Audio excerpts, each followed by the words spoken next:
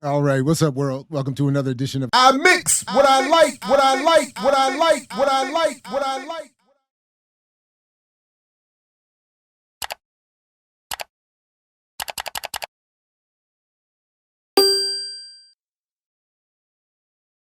And I'm Jared Ball, very happy to be your host and very happy to be getting into this first of a series of weeks of chapter breakdowns uh, of The Myth and Propaganda of Black Buying Power, second edition. And of course, all praise and shout out to Sister Renee for the suggestion.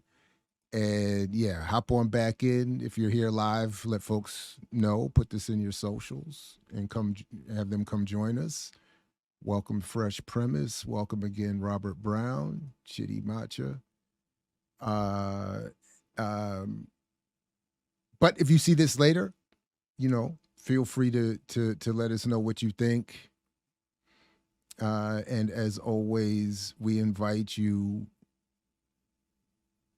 to Put it in the comments. All right. So, but that said, let's go because, your man got classes. No, but I am very excited and of course, honored to be able to do this and that there's some interest in it. And so let's go ahead and do it. Like, share, subscribe, join our Patreon as well. And thanks. Okay. So what I thought I would do is I will in a moment share the Kindle version, but talk about it from the hard copy where all my notes are. And start off by saying that in another shout out to the Barter and Build Collective, and a few others who have made this point, and something I'm going to be doing even starting today in a different context, but for similar reasons. In my class, I've written up a lecture or a presentation of sorts to give an oversimplified summary of what capitalism is and how it works.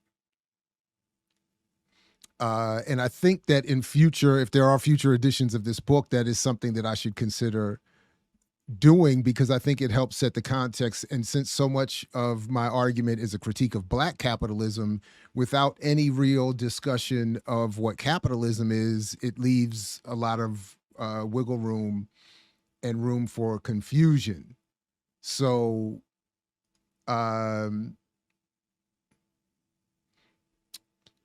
just riffing just for a moment off of and something that I'll happily come back to. And by the way, if you all have comments or questions or criticisms, hold on to them. And before too long, I will address them. And if you want, we can even put the link in the chat, and folks can jump on and voice whatever it is that they have to say. But and certainly of course, go to imixwhatilike.org is the easiest way to find where to get your copy if you don't have a copy already. And the Patreon, if you want to learn how, go to our Patreon in the discussion there. If you want to learn how to perhaps get a signed copy and a reduced price copy. So if you go to the second book launch that's on Patreon,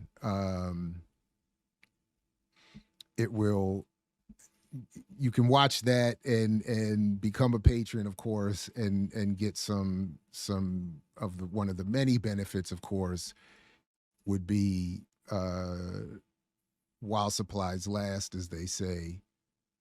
So if you go to our Patreon here, you scroll down, you can get, of course, this discussion of the early warning of the Bob Marley video of movie that's coming. You get the Hate Awards, you get some after parties of the remix. But if you go to the launch part 2, you will be able to learn how to get a signed and or reduced price copy of the book. All right. Okay. All right. So this issue of capitalism, I think, is again something that I wanted to address. So it's just some from the notes that I have to talk about today in my class, and eventually maybe organize better into sort of another future introduction or preface or chapter of the book. And I'd be interested actually in hearing, particularly in not just in the chat, but in comments that are sometimes easier to find, and or if you jump up or send me an email later, what would you point to as a good source for a good summary of how you understand capitalism?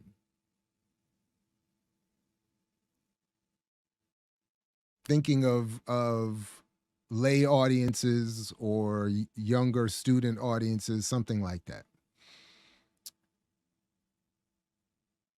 So just to develop a working definition of capitalism for my class, or for maybe a future edition of the book, it would be something around that it's a socio-economic system. It's social and economic.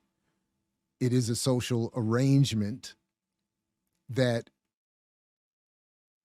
allows for private ownership of property and the private accumulation of wealth from that the society, or the private ownership of the accumulated wealth that society produces. And as Kwame Ture had used to say, there's only two ways of having an economic system. One is capitalism, one is socialism. Those are the only two ways of doing it. Would talk a little bit about, as will be discussed a little bit in this chapter actually, or referenced, the stages and the primitive accumulation aspect of it. So when I come back in a moment to the Jay-Z Dumbo reference, it's sort of a microcosm of the problem of what happens after primitive accumulation, or sort of the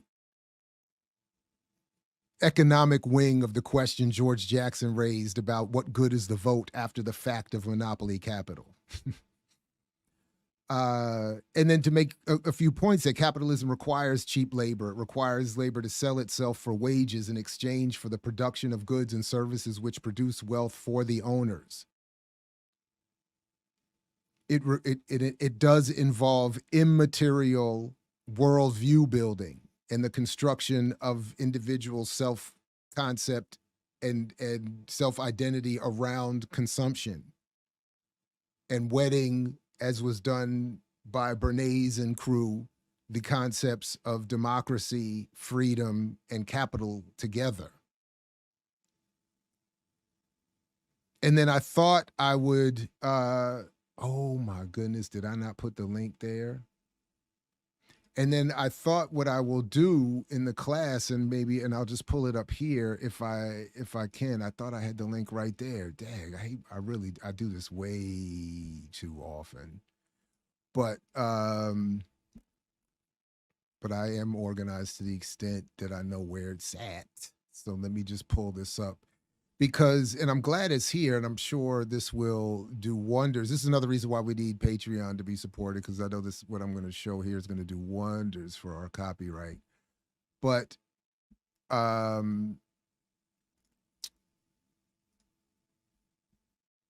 in the film I Am Virgo, we get, and I think I'm going to show this today. But just quickly, this right here, you get. So one of the reasons why I like that scene, and there's many, but one of the reasons why I like that scene, and to the point I was getting at, is that it speaks to the social nature of capitalism. That it speaks to the impact on our behavior that material conditions has. And then if we add in, as is the case with the class that I'm teaching, oh no, that's not today. This is anyway, but this is the hip hop class, but it's more or less the same thing. That when you add in the discussion of media, its focus, its purpose, which I get to a little bit in this book later, and that context, it makes a little bit more sense that messaging and the management of public opinion plays a huge role. So even from that clip, it's public opinion that determines what is crime, how is crime addressed, defined, who are criminals, the punishment, the length of the terms, the levels of all of that. So is at least impacted by messaging and media. So all of which is to drive and justify the exploitation, the extraction, the creation of a 1/10 of 1%. So, but again, the point being, even I would want to have a little bit more of a discussion about, although I did as much as I could try to avoid it for this book, I would probably, as much as I would want to, leave out any more of a discussion than about colonialism or internal colonialism or colonization or settler colonialism. Because I'm admitting, and this is something that keeps coming up, and it came up in the barter and build group. It comes up in almost every discussion as it will come up when we talk about the final chapter, the conclusion and solutions, why they're insufficient, or even as was politely, I think, brought up the other night, my argument here is soft. That's my language. It is a politically, I think, soft, because I want people just to focus as much as possible on the myth. That's my reasoning for intentionally trying to, and again, as I said elsewhere, that's why I like the sort of unspoken pun that is the discussion of Jay-Z, because he himself said in his own lyrics, he intentionally slowed down his cadence, dumbed down his lyrics so that he could do numbers unlike the Roots and unlike Talib Kweli and Common. And in some way, I'm doing the same thing, not dumbing down per se, but suppressing some of the political argument, because it has been my experience that becomes a distraction, but it's a contradiction from something else that came up last night, which is my argument that I'm also attempting what I agree with always, even on our work here, the Glenn Ford method of journalism. That is Glenn Ford of the late Glenn Ford of Black Agenda Report was clear that his goal was not to reach the masses with his journalism. It was to make arguments for those already committed to activism, organization, journalism, academia, on behalf of Black people, on behalf of struggle. That's who he was looking to talk to. And that's ultimately who I'm looking to talk to here. I am not in some way, in ways, even fantasizing about reaching the masses. I'm trying to inform those engaged in activism, because it's in those spaces that I first started hearing about this mythology, or paying attention to this mythology, because it kept coming up in those spaces. And if we collectively are the activist, I don't want to say vanguard, but if we are those who have already consciously committed to organizing and movement building on behalf of Black people and beyond, then we have to, I think, be the most clear on what are economic mythologies. So I'm contradicting myself. I get it, and I'm here for all of. But that's so anyway. But my point is, because so much of the focus in the book is on Black capitalism as a specific critique, I think I need to do something more at the beginning of the book about capitalism specifically, what I understand it to be, how I understand it to be working. So at least some of what I just said there would be the basis of that. It would also make more sense when we come back to end up talking about the evolution of Black capitalism, that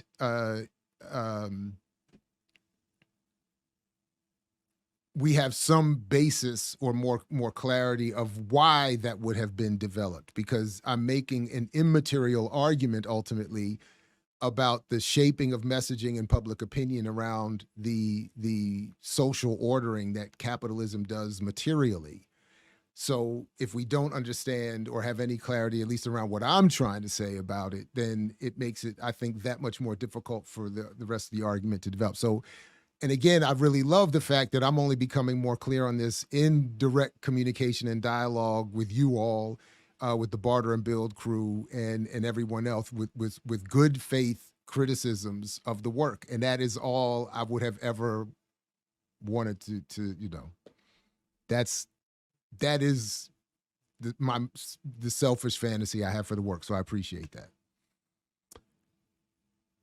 It would also allow, as this, by the way, I Am Virgo does at some point, probably not in another edition of the book, but in classrooms for sure, when as you heard him on with, I don't know what that glitch was, on with Tonda Sizwe and Root Work, Boots Riley does a brilliant job of simplifying communism is the democratic control of the wealth we create. I don't know if he invented that particular phrasing or if just his way of delivering lyrics makes it that much more clear. But that's the point. What is communism? The democratic control of the wealth we create. It almost feels like what Kwame Ture how he would have said, I just want power. That's it. I just want power. I don't want fame. I don't want celebrity. I just want power. So, all right. So that's sort of my preamble in terms of what I think I would like to have done before we even get into the book here. All right. So that said, I'm just going to pull up here, and again, I'm going to go through a couple of points, and then when you all, I'll jump into the chat, and if you all want, you can jump up here with me. And again, I'm just showing the Kindle version, but when I talk about page numbers, it will be from the hard copy. So forgive that level of confusion, but and I did actually want to come back here to the preface of the second edition real quick because let's see. Because there's a quick, by the way, also, I don't know to what extent it became clear, but this was sort of my way of talking about political prisoners without saying political prisoners. Again, I'm here for the criticism, but I was just thinking about, I wanted to be honest with my dedication in the book, but I wanted to try to, as best I could, suppress certain symbols, linguistic symbols that seem, in my experience, to constantly distract from the argument. And it has been my experience that reference to political prisoners gets me in trouble with some of the crowds I'm trying to reach. Although, as I said, and again, this ongoing contradiction, that ultimately, at least in terms of this media work, maybe not so much with this book, I am often on that, trying to be on that Glenn Ford approach by not trying to convert, so to speak. But anyway, so that's the space I'm stuck in, and that's something maybe to think about as you think about how to interpret or even criticize the work. But I'm saying here that the book remains humbly dedicated to various insurgent intellectual and political movements, most notably those focused on laborers, the colonized, and with special thanks and praise to those whose continued incarceration for participation in those struggles is most decidedly political. So I threw in my, colonialism, I threw in political prisoners, albeit differently worded, and but that is ultimately, it is that, anyway, that's what I'm saying. A couple pages later, I'm going to let Derek Hamilton's words just be on their own. I again appreciate that he did this, and I've said elsewhere what I think about all of it, and the sort of anyway, the contradictions there, the appreciation there. I reference his work throughout the text, so it's and I just appreciate that he did that, and accept the contradictions for that as well. But one of the points, anyway, so the point I wanted to get to in terms of this second edition preface is that in the first sentence here, I was reminded, just preparing for today, that this is what I'm ultimately wanting us to focus on. And that the point of this, again, simply for me, is that if we don't understand certain things about the economy, if we don't understand certain things about our media system, if we continue to base certain or entire elements or projects or analyses on flawed foundations, we won't go anywhere. It will continue to confuse, or as Fred Hampton said, lead to conclusions that don't conclude and answers that don't answer. So I'm ultimately interested in not visibility, but power, genuine power, and the ability to define phenomena and have it act in a desired manner, quoting Huey Newton. And then that's why I found it interesting and make reference to it here, this Guardian newspaper story about England acknowledging that they were attempting to destroy Kwame Ture because he was quite decidedly defining Black power appropriately along the lines of internationalism, pan-Africanism, socialism, etc., and not towards the form of Black capitalism that Nixon would later define it, and as I talk about later in the book.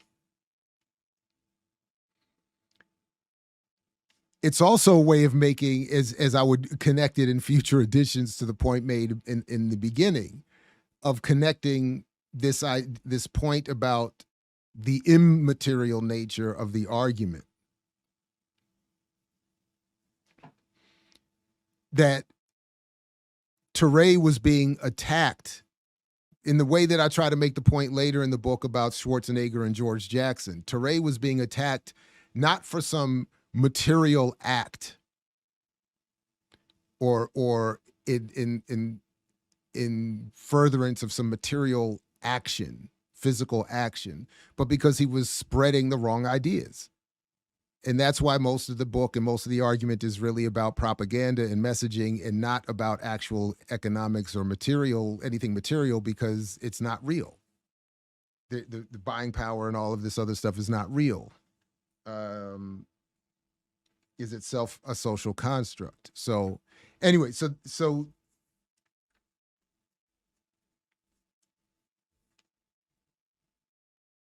that was the point there. So just on to chapter 1, which is the introduction. And again, this is sort of, I just even caught this again in the abstract. Right out of the gate, I'm talking here about Black capitalism, but I have not said anything about what capitalism is. And I'm thinking if I'm talking to a lay reader or someone whose expertise is elsewhere or not familiar with this particular argument, to be starting right out the gate with Black capitalism and references to Black capitalism without explaining what capitalism is I think a flaw.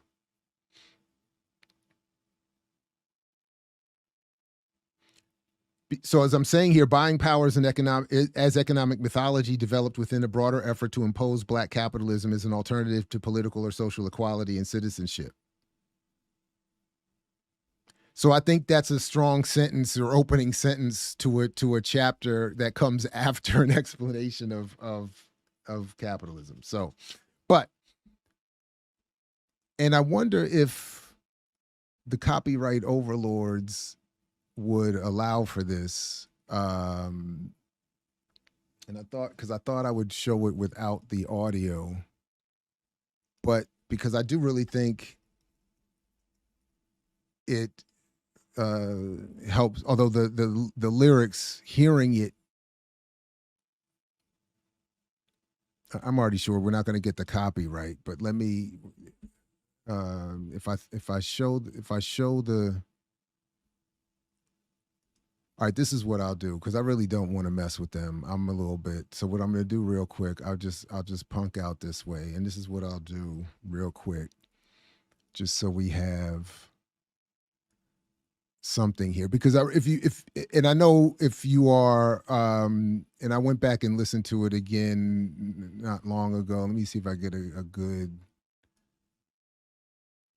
But if you go back, and particularly if you're of a certain age, or if you ever go back and look at any of the YouTube videos about the history of Disney and cartoons, and maybe we should get Dr. Burrows back on here because I know this is another area of his a particular area of expertise for him.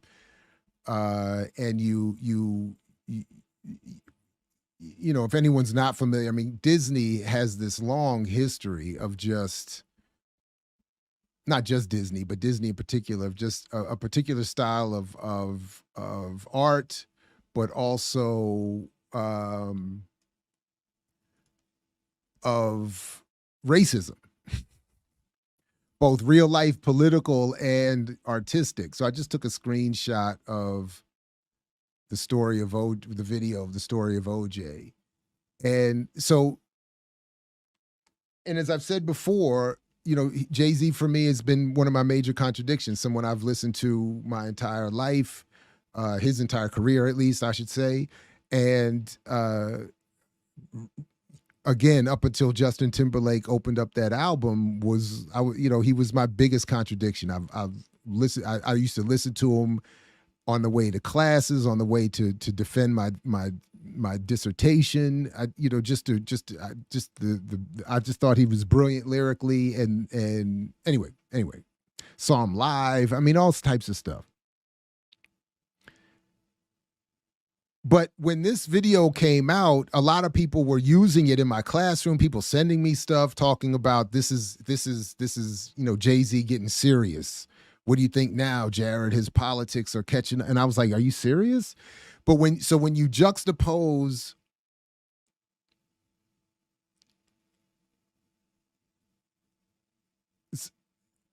So as I just said here, the juxtaposition of visuals depicting a national oppression with lyrics largely framing that oppression as resulting today from financial illiteracy beautifully demonstrates so many of the contradictions discussed below. So when you watch this video, I mean, he's saying the lyrics are talking basically about how Black people, himself included, are ignorant financially, and that's why they're in this horrific, unequal position depicted in this video as would have been done in any of those early racist cartoons.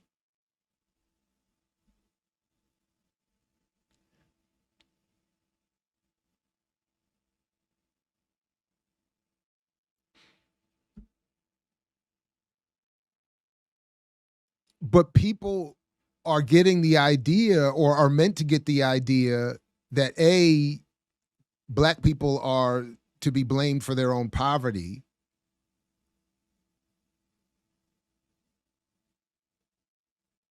and that this analysis is somehow some radical response to the racist history of the past. So later on page 2, when I make reference, and I'm very glad to have made this correction from the first edition, although I didn't go far enough. So for instance, when it came up in Barter and Build, how much of the Dumbo section of Brooklyn does David Walentis currently own? I don't have that in here. I should actually have that in here.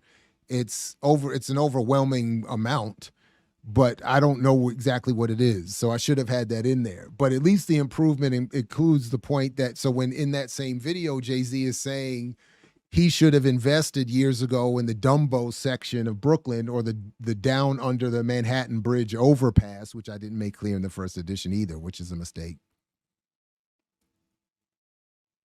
Jay-Z is saying, if had I invested in that back in the day, by now that it's a hotspot, I would have been a billionaire.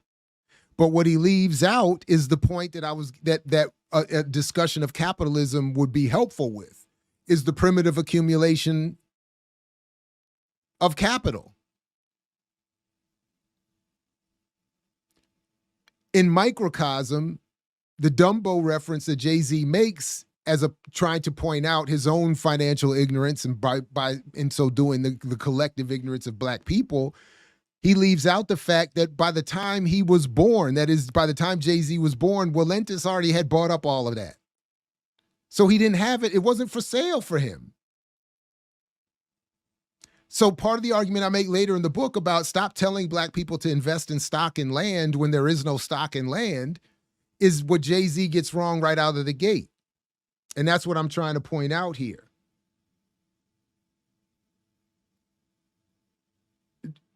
What George Jackson was asking that I'm not talking about here in what good is the vote after the fact of a monopoly capital is if we're supposed to be voting for power and the distribution of resources, but they're already divided up and captured by a handful of people, then what are we talking about here? George, of course, we've discussed elsewhere, has his own solutions for that. But and whatever we think of them, they're definitely better than what Jay-Z is saying here, because what Jay-Z is saying is a complete fantasy that is baked into the mythology of buying power, black capitalism, capitalism itself. Because again, Marx was talking about primitive accumulation when he's talking about Europe and just white folks.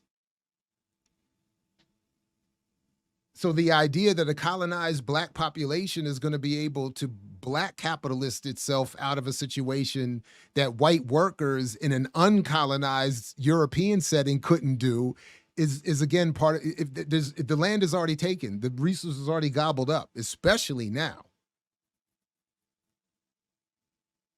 So then Jay-Z, and then this is again why, oh man, this is now, as I'm doing this now, this is becoming in my mind a growing error.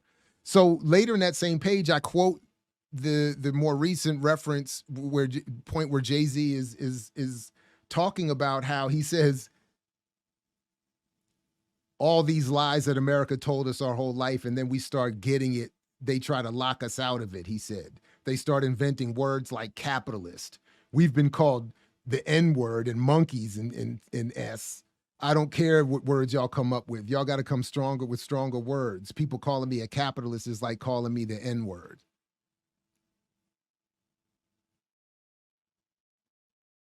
But I don't really go into the depths of the flaw of that, and would it be helpful to do that through an explanation of what capitalism is? Because yes, if you are a capitalist, then the rest of us who are locked out of capital and are by definition not really capitalists, but are themselves selling ourselves to capitalists, then yeah, we would be looking at, then it would be meant in the same, in the same realm of offense of any other slur. And to the extent that slurs are ever appropriate, it would be appropriate. You're a filthy capitalist. But if I haven't explained what capitalism is, I've done my own argument a disservice, because me even making reference to this really good point, I'm doing a good job making a good point, but I've undercut the value of my own good point by not showing how deeply twisted Jay-Z actually is being here.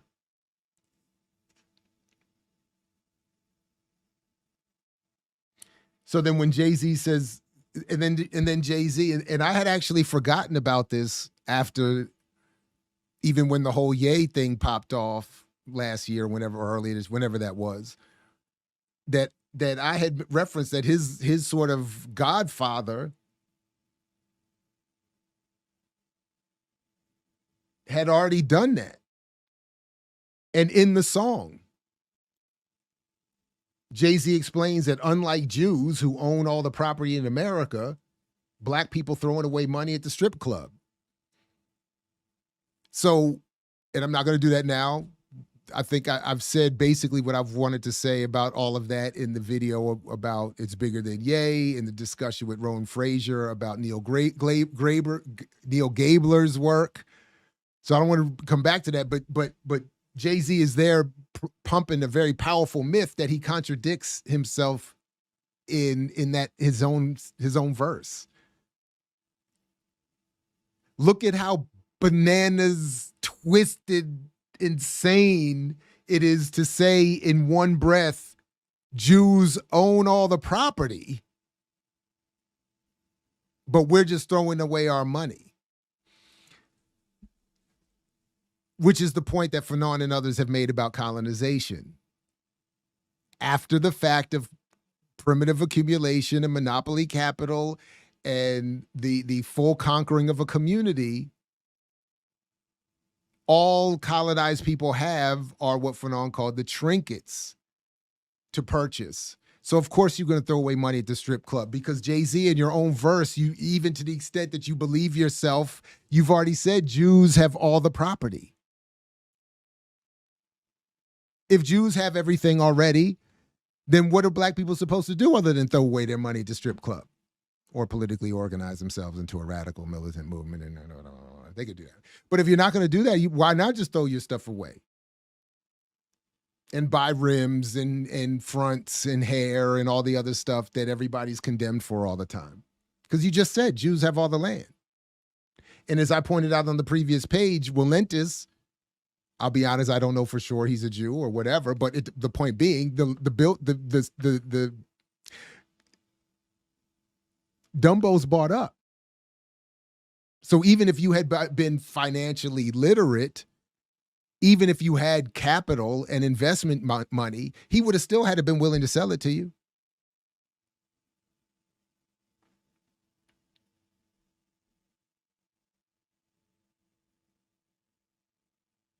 So then when he says financial freedom is my only hope, what he's saying is financial literacy is my only hope, and it is hope. And that's because it's the result of a pessimism, as I'm writing in my notes here, around political organization. So don't tell me I'm the one being pessimistic and I'm the one hating on the fantasy of financial inclusion and equanimity. That is the pessimistic argument that I try to trace its origins in terms of its being imposed, but that's the argument that's pessimistic because the only optimism is in organization.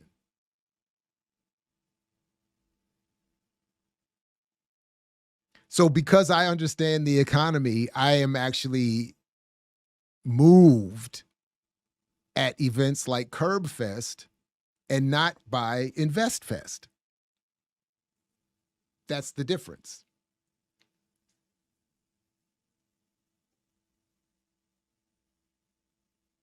So that's why I'm saying here that I'm trying to point out here that Jay-Z is claiming to have a plan, and what he's really doing is eschewing a plan for political power. He's saying I have a plan. Y'all don't have a plan. And no, you're just getting rid of our plan. You don't like our plan. You're scared of our plan.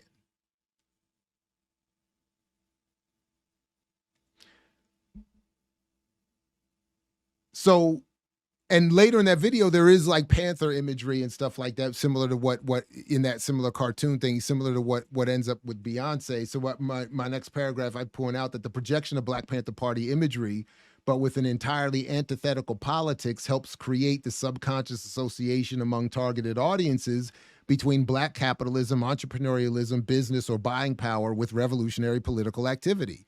And that's why a lot of people really do believe. They're not, I don't think, all hustlers. A lot of people really do believe if I get my money right, if we can get our money right, then we can have this revolution. And that's why the December 4th, 1969 date, I point out, it to me becomes that important because, or symbolically important, because Jay-Z is born the night or day that Hampton and Clark are assassinated. And one is advocating for radical organization around socialism. The other is a militant advocate for Black capitalism and entrepreneurialism.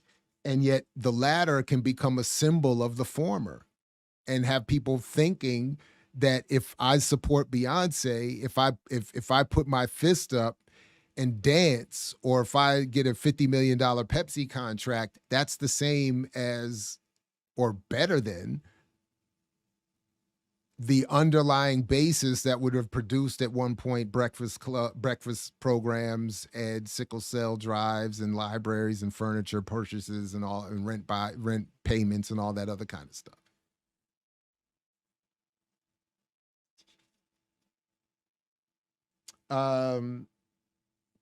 So then I talk a little bit about some of the basis of this, that I think some of the work that this work is directly looking to connect itself to and stand and extend and in honor.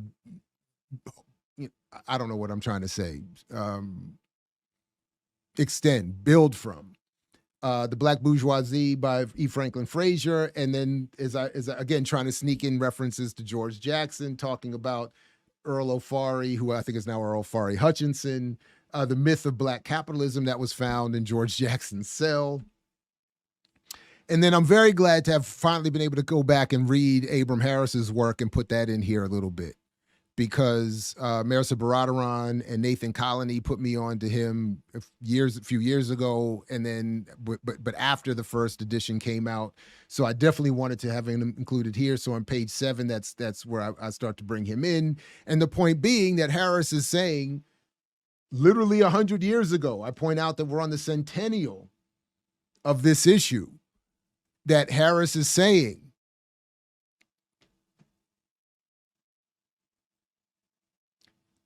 Black people don't have any money. Black businesses targeting Black people that don't have any money means that you can't build a business and expect it to grow when its consumer base has no money. And if you don't have investment and outside capital, you can't grow. And then if you do, you're not a Black business anymore.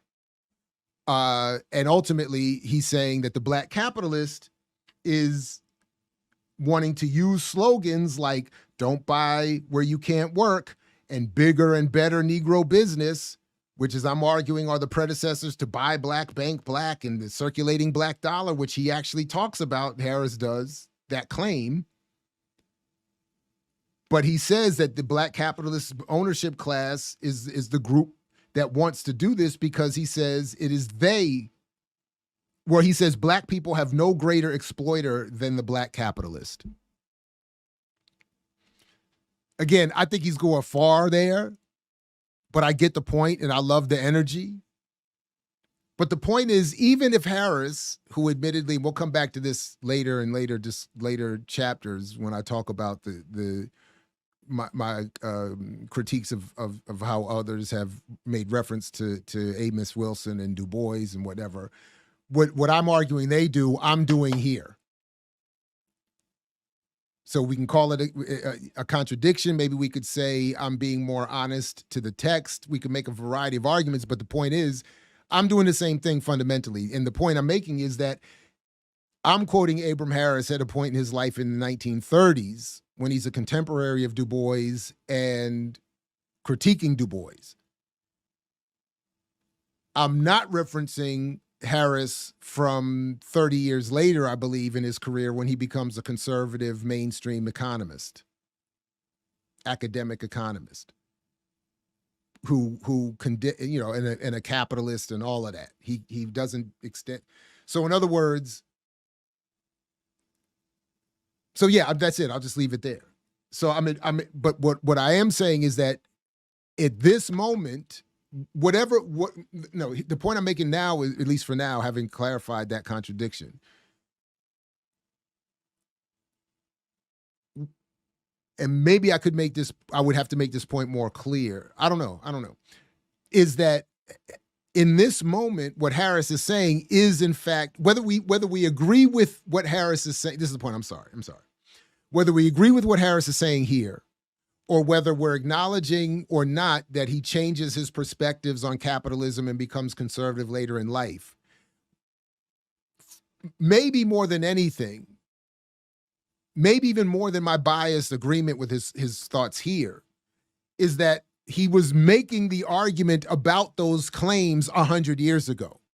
That is still an objective fact, and one that is in and of itself important, because 100 years later, we're still getting the same slogans being discussed, perpetrated, in some cases, at least spaces like this, debated and critiqued. And I'm still here saying 100 years, whether he is or not, I'm still here 100 years later saying maybe not the greatest exploiter of black people, but certainly an exploiter of black people is the black capitalist and this class of entrepreneurs and media, commercial media folks that want to perpetuate these mythologies so they can get their own little bag and not be worried about the rest of the community. All right, so I hope that point makes sense. Okay.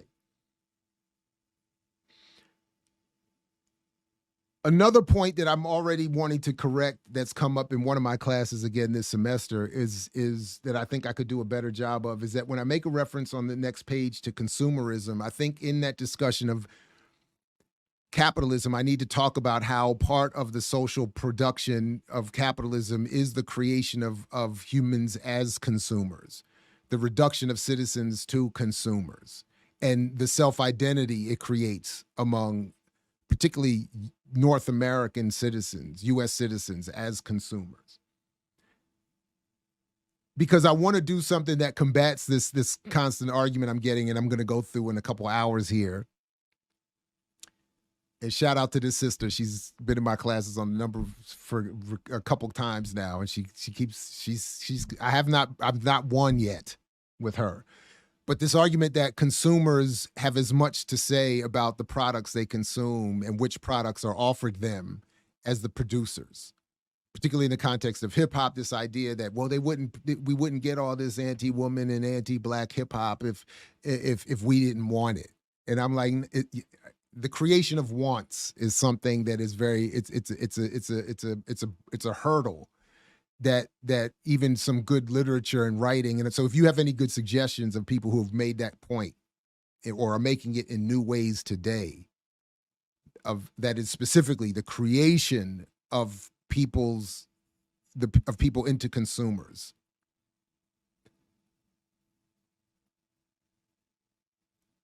Because anyway, that I would like to build on that a little bit more than because I do make the point here that consumerism and spending habits, good or bad, do not determine collective wealth or economic strength.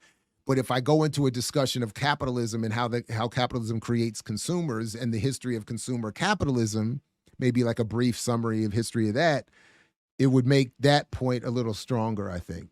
Because ultimately, as I'm getting here to conclude this introduction, is that I want to address this issue maybe more than anything, or of all the other attendant issues, is that poor people, black poor people in particular, are not poor because of their decision making. There is no choice here.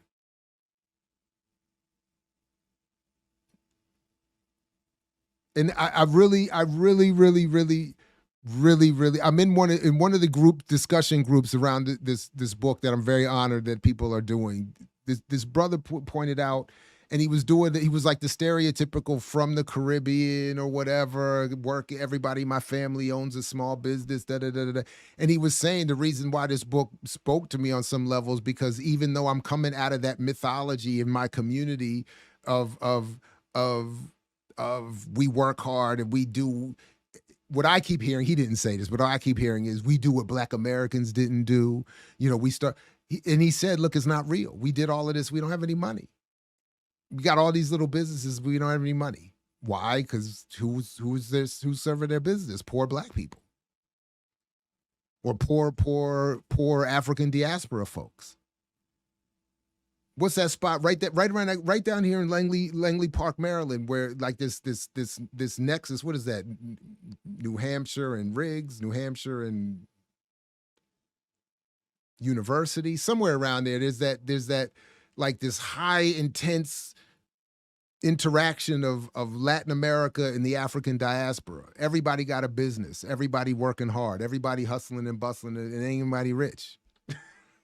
Except for the white folks that probably own all the land and the property they're renting their business houses out of. I mix what I like, what I like, what I like, what I like, what I like.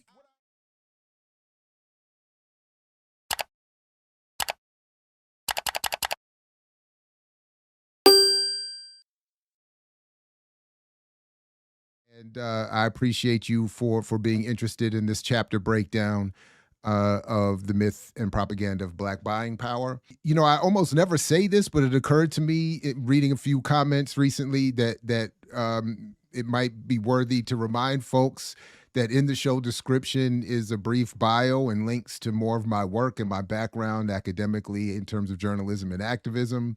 I get the sneaking suspicion there's a handful of people that pass through here and don't look and make certain assumptions about why I'm here, what I'm doing, and how I've reached my conclusion. So if you do want more, or if it's not made clear enough in the particular video that you're watching, or this one maybe, go ahead and check that out. All right. Not only because I definitely want to make way for the 12 o'clock episode of Confronting Contradictions with Coco, but also I don't think that this chapter, it will take us particularly long unless there's a conversation you all want to have afterwards. So I'm going to leave the chat for now and just go through a couple of things. And if you have comments, questions, critiques, queries, conundrums, catechisms, cacophony, calumny, consternation, contemplation, condemnation, I'll be back to check for it. And if you're not live and you have any of that, by all means, either send me an email or perhaps better yet, simply put it in the comments. And we might be able to engage there as well. So, okay, so what I am going to do this time, because I think I did not hold, I'm going to just pull up the Kindle copy here and go through a couple of things. Okay, let me see if that worked. Okay. And chapter 2 is me just trying to give an overview that again, listening to some of the criticism might need to in future editions get moved up earlier in the book. If I come back to it, if we continue this adventure. In addition to some of the other constructive criticisms I've gotten, this is, I think, a good one that I need to move up some of what's in this chapter to make the point earlier. Though, at the same time, I understand why I didn't do it that way, and in part, it's because I wanted to just address the basics of the myth before getting into some of these details, but I understand why it might be better to just go ahead and start out the gate with some of what's in here, because the as it says in the chapter, the point is that just starting right off the top here, the issue in confronting the myth of Black buying power is that it's more propaganda than it is economics. And I'm starting to think that what happened to all of my notes? This is twice now they've all been erased from my Kindle copy. I have them elsewhere, but essentially that was one of the points I wanted to highlight. This first line here, that the issue is more propaganda than economics. The economics of it are more or less, I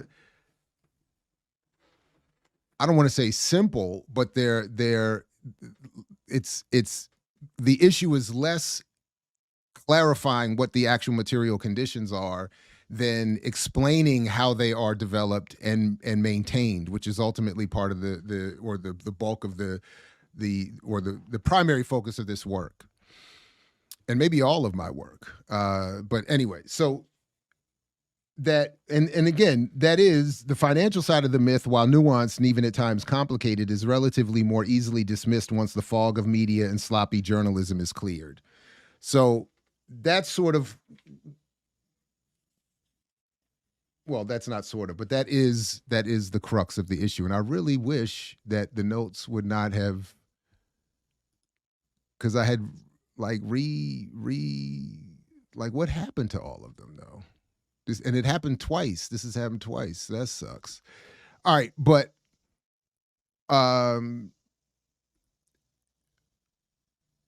so as I said, I'll come back in chapter 4 to talk a little bit more about the Bureau of Labor Statistics and some of how the reports around buying power are constructed. But essentially what I'm just trying to point out here is that Black people don't have any money. So whether it's looking at and that this is sort of the crux, Black people are impoverished, made to be poor as part of the proper functioning of a capitalist economy. And then to protect against that and to justify that, that's where the messaging and the propaganda and the confusion is encouraged. So the median income for Black America was reported in 2018 as $40,258. And then I just simply tried to do some basic math and said that if there are roughly 40 million African Americans in the United States, for there to be this popularly mythologized $1 trillion in buying power, it would mean that each and every Black person would have to spend at least every single penny earned. Because if you multiply this median income by the 40 million, 40 million times 40,000 is 1.6 trillion. So essentially what the number, this buying power number is an assessment of the total, and we'll come back to this when we look at the BLS reports, is a reporting, the $1 trillion comes from a reporting of what all Black working people earn in a year. And then from the perspective of advertisers, marketers, corporations, they want every penny of it. So that's why they're saying, from their perspective, this is the power of the Black worker, the ability to take every penny they earn and give it right back to us. It is not an economic strength, and as I get into in this chapter, it is not income, it is not wealth, it is not a measurement of stocks, it is not a measurement of anything. That is the concept of buying power. It is not wedded to any real metric for the measurement of or an assessment of the economic strength of an individual or a community. So I did add this stat that I learned after the first edition was published in my work, in really not my work, but my working with Diedrich Muhammad, Jamie Buell, and others with the NCRC. And this stat, I keep talking about it, it to me says everything, that from 1992 to 2012, Black people created more than 2 million businesses, but their capture of national sales revenue went down from what was already just a mere 1% to 0.5%. And what that means, again, is, as a measurement of national sales revenue, what they're saying is that not only do Black people not have any money, but because Black businesses, which we're often encouraged to develop as a response to Black material inequality, target themselves Black communities that don't have any money, the fact of the establishment of Black businesses does nothing to accumulate more of the sales revenue nationally spent on what is bought. Because if you're measuring what all consumers in the country spend and what they spend it on, Black people having less to spend, Black people being the primary consumers of Black-owned products and businesses, don't have any money to bring to those businesses. So this idea, so the establishment, the more Black businesses Black people create, of course and it was only 1% before. It's down to 0.5% in terms of what is spent on those businesses nationally every year. And it makes sense. The more you develop in this context, the less you're going to be able to attract, in part because there's more competition for that little bit of Black consumption, and of course there isn't much Black consumption, relatively speaking, to attract. Buying power numbers do not reflect income inequality for the fact that as of the first quarter of 2022, the median white worker made 27% more than the typical Black worker and around 333% more than the median Latinx worker, which is wild. Similarly, as I point out in this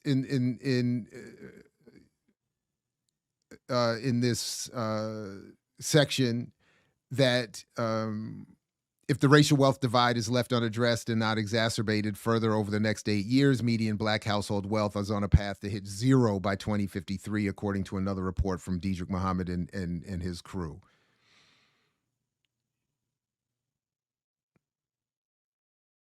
And then, as is pointed out, and I've been talking about with others for a long time now, that even though this country is headed to being a majority minority, so-called, where white people are going to be the minority population, they still have all of the wealth. So we're just ending up in headed towards an apartheid situation that would match economically and materially what others, as I've referenced for years, have pointed out already exists in our media landscape in terms of white ownership of media targeting a population that is increasingly non-white.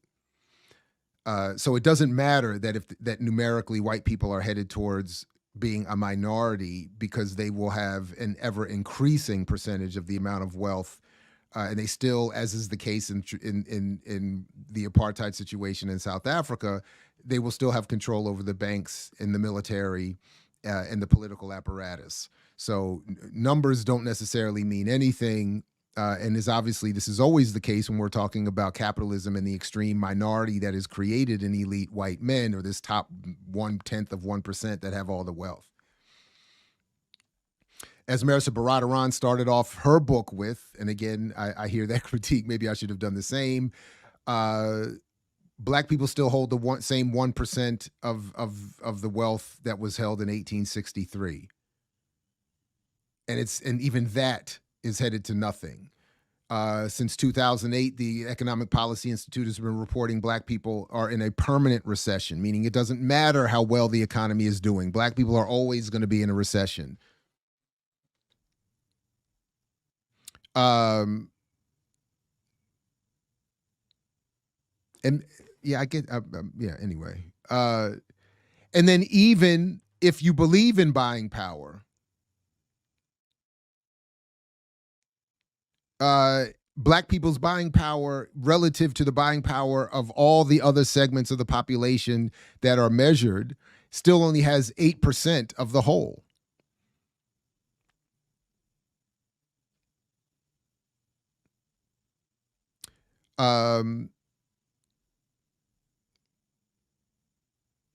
And then, as Algernon Alston of the Economic Policy Institute talked about some years ago, there is this, and others have talked about, obviously, but I like the way he did this with this the blackness, the debit card of blackness, and the cost of blackness. That the immaterial cost of blackness. Never mind. So after all of the already covered inequality in terms of income and wealth and all of that, is the immaterial cost of blackness that involves incarceration, police violence, surveillance, media-related trauma, healthcare, and more. And then my favorite quote that I've referenced all the time ever since I first read it in the classic 1999 book, Strangers and Neighbors, which is a collection of essays about the relationship of Black people to Jews. Derek Bell has this incredibly powerful quote: "If the nation's policies towards Blacks were revised to require weekly random roundups of several hundred Blacks who were then taken to a secluded place and shot, that policy would be more dramatic, but hardly different in result than the policies now in effect, which most of us feel powerless to change." And having had the chance to meet Bell briefly and ask him specifically about this, because when I first read this quote in 1999, given what I thought I knew of Derek Bell at the time and his stature within academia, I couldn't believe that someone like him would say something like this. So a couple of years later, when I got to meet him and ask him, and he just kind of looked up over his eyeglasses at me and looked up at me and said, "Well, it's true, ain't it?" And I was like, "Yeah, I'm just saying I can't believe you wrote it, though. Like, the truth of it is irrelevant. We all know truths get unspoken all the time. But you and all your stature wrote it." And I just thought that was, and in a book specifically to point out the cavernous differences, important differences in terms of the experiences of Black people to Jews in this country. But for me, again, in terms of the context of this work, it's important because ultimately, as we get to when I conclude, I'm saying we need a public policy. We need to address ourselves to public policy as an expression of the political power I ultimately want us to have, which is the ability to define phenomena and have it act in the desired manner. So, but the point being that it's also to say that this incessant focus that is again imposed on us, that we have to do it strictly through business development and circulating dollars and all this is part of is the nonsense that I love that this quote addresses by saying, no, this is a public policy issue, and the public policy that redirects resources, that determines everything from pay to definitions of crime to who will be punished to how wealth is defined and redistributed. All of that is a policy issue.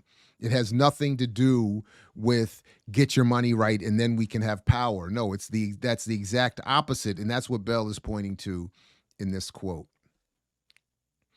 Let me get back to my notes since the highlights are gone. I would have wanted to include, which I've made reference to more in terms of the discussion of the wealth issue, is that report that we covered here from the National Bureau of Economic Research that talked about the Darencourt report paper that talked about the fact that because of the beginnings of enslavement, Black people can never hope for anything better than basically what we have now, which is a 6-to-1 ratio of wealth to whites, or a 1-to-6 ratio of wealth vis-a-vis whites.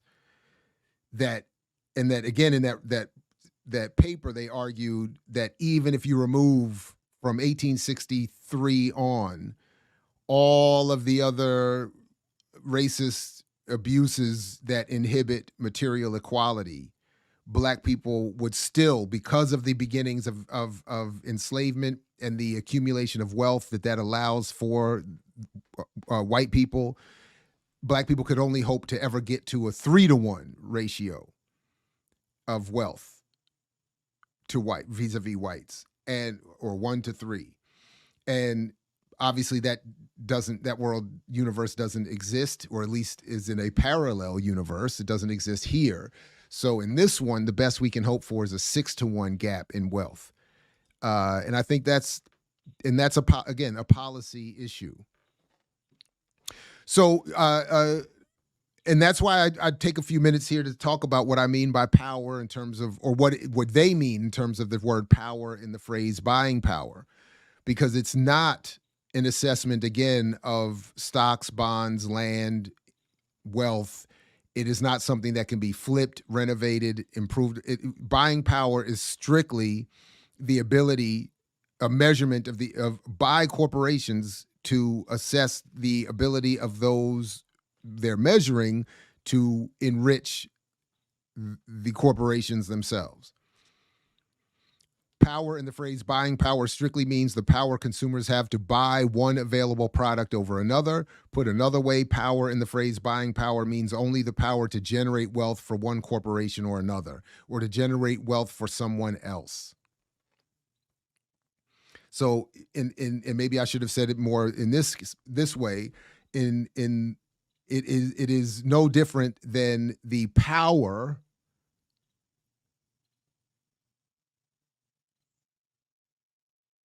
a traditional colony would have had to enrich its colonizer. That's all that buying power means in that phrase. And then, as I say here, it's primarily through the practice of popular journalism and commentary that allow the word power in the phrase buying power to lose all of its meaning. The term power is redefined to mean shopping, but works to confuse potentially powerful communities and energies into what advertisers want most, which are consumers, whose acts of generating wealth for others are magically redefined into a concept of individual and collective political, economic, or social power.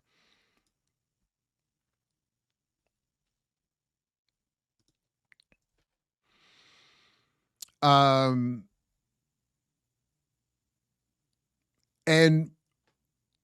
part of what protects this, as I'll come back to later in the book, is this apparatus of, that I've just sort of represented here in these names, but this is the media environment that over decades and to today has helped create this echo chamber, starting with John H. Johnson, who we'll talk more about later in the book, who developing this perspective that movement into the black middle class and the capture of and the attraction of ad revenue and marketing revenue from corporations to black-owned media. This was the power, or the black participation, or the black complicitness with the state's desire to rebrand black power and civil and human rights struggles as black middle class, black capitalism. Then, of course, it's picked up through the NNPA, the National Newspaper Publishers Association, which is the largest array of black press, sort of the umbrella organization of the black press. Roland Martin, Earn Your Leisure, $1 Million Worth of Game, Ian Dunlap, all the, and going back some years, Tavis Smiley, Tom Joyner, Karen Hunter, Hill Harper, who's now running for Senate, Steve Harvey, Dr. Julianne Malveaux, and others have been, Urban League. They've all been running the buying power mythology and helping promote it for a long time. I do introduce a little bit here how the journalism side works in this, particularly the black press, with an example here from Philadelphia journalist Michael Cord, again talking about that black buying power and in this case was raised in defense of reparations. It's and this call to build another Black Wall Street, saying that buying black reinforces efforts from civil rights, and then reduces black struggle to a focus on black capitalism.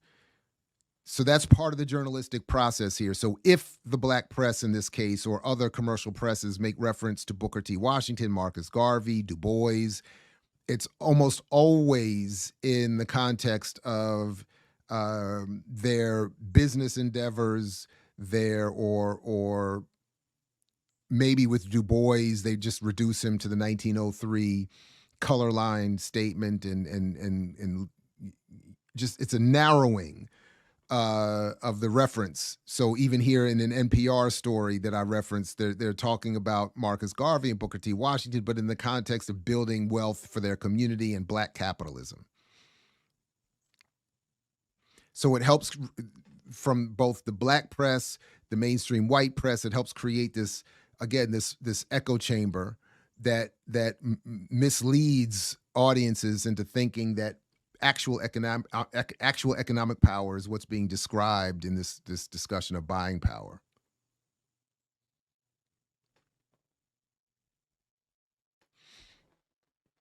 And what Earl O'Farrill described in The Myth of Black Capitalism as economic nationalism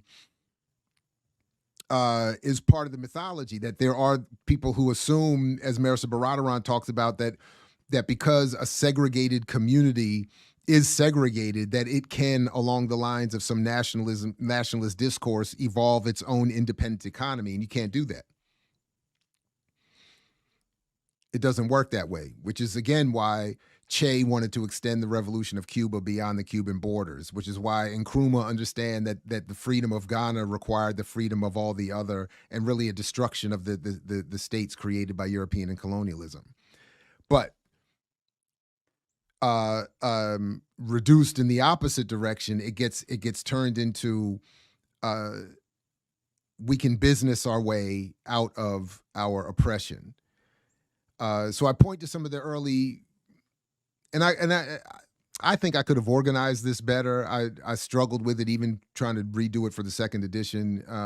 There's some reorganization that occurs that I think helps, but I in general struggle with it, which is connected to this other issue of where in the book should I put the stats and all of this. I've always struggled with organizing my thoughts and having them clearly arrayed and aligned in print. But So I was trying to point to this turn of the century, 20th century moment just very quickly, where I come back to in another chapter to talk more about the cost of living surveys, but to point out that this concept of economic nationalism, buying power, et cetera, has a very old history, going back to the first Black woman law professor, who in 1897 is talking about the degradation of Black buying power and a need for Black consumers and businesses to be more respected.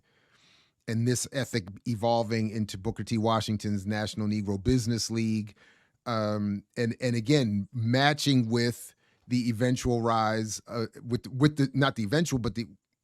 really the concomitant rise of state-sponsored cost of living surveys, which themselves have a very, again, political goal of assessing the pressure point, the breaking point for labor. At what point are they paid too little to be able to function within the economy and to not rebel?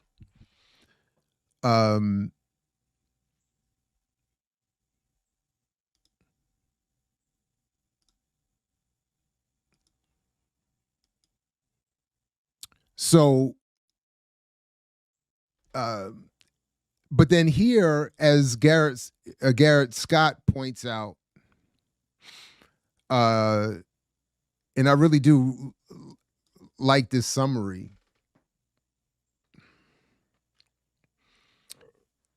because I'm talking about this turn of the 20th century moment, this early 1900s moment, and then as they summarize here, by the end of World War I, two clear variants of how to achieve an independent Black economic nation dominated the historiography. The first focused on African-American business development and entrepreneurial leadership, and the second on leveraging African-American consumer buying power as grassroots leadership. In practice, however, the two strains often overlapped. People spent their money and participated in separate group economy in ways that crossed such intellectual categories. But the point is, just as is the case today, so again, I'm just trying to quickly trace the history of why people think the way they think today, and then fill in the gaps in terms of the media messaging and the propaganda and some of the political interests involved, how that message became this way. So we're well over 100 years now of the dominant narrative of how to achieve Black economic independence, not political independence, not liberation, is by leveraging consumer buying power. And it's a fundamental misunderstanding of the economy and how it works that is, again, imposed and encouraged, because at no point has it ever been encouraged that Black people actually achieve political independence, power, sovereignty, etc. So when people tell me, as just happened literally within the last, I think, 72 hours, but it happens all the time, we don't need your argument, Jared, because we've tried all of that. What we haven't tried is getting our business da-da-da-da-da-da-da-da. So we need to get our buying power together. And I'm saying, no, your argument is the tired old argument that has been imposed on the more effective work of liberation.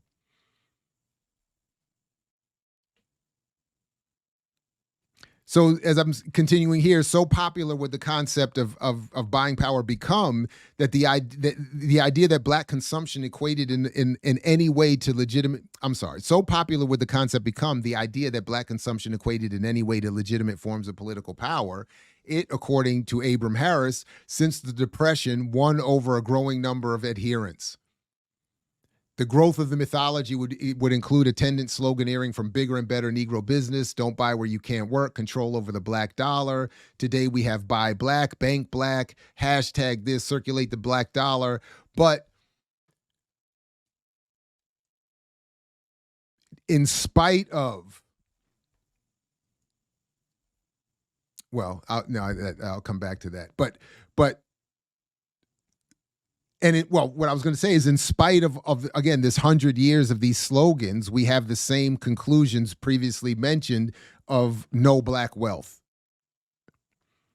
So again, this is the old tired argument that doesn't work. Not those of us who call for different forms of struggle.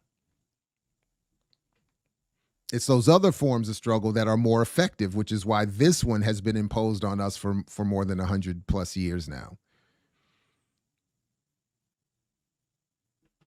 And why I still think it's funny that Garvey in the middle of his back and forth with Du Bois and their real petty back and forth childishness, Garvey and his pettiness, that's why you can't front him. I'm just Jared.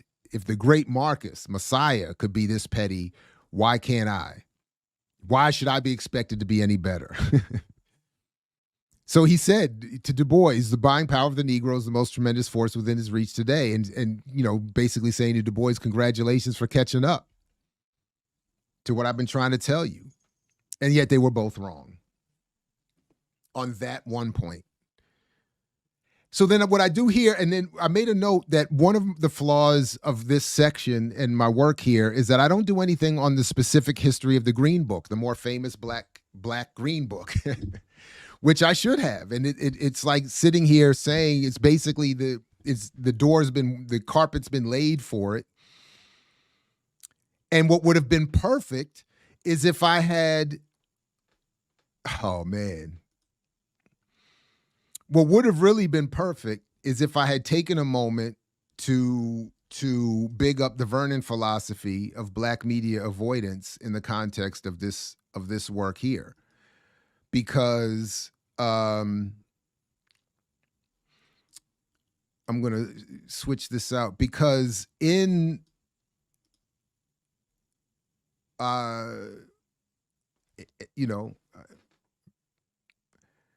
I talked about the film The Green Book in the context of the Vernon philosophy of black media avoidance, and the point being that Mahershala Ali, I keep messing up his name, but Ali had to apologize to the family of Don Shirley because the version that he had gotten of the story that's depicted in the Green Book is entirely false. And it would have been a good chance to make a point about the Vernon philosophy of black media avoidance, talk about the way the Green Book history is often mythologized in terms of this case of Hollywood, but also among some black historians and believers in black economic nationalism or black capitalism, and put it in the context of what I end up saying a word or two about.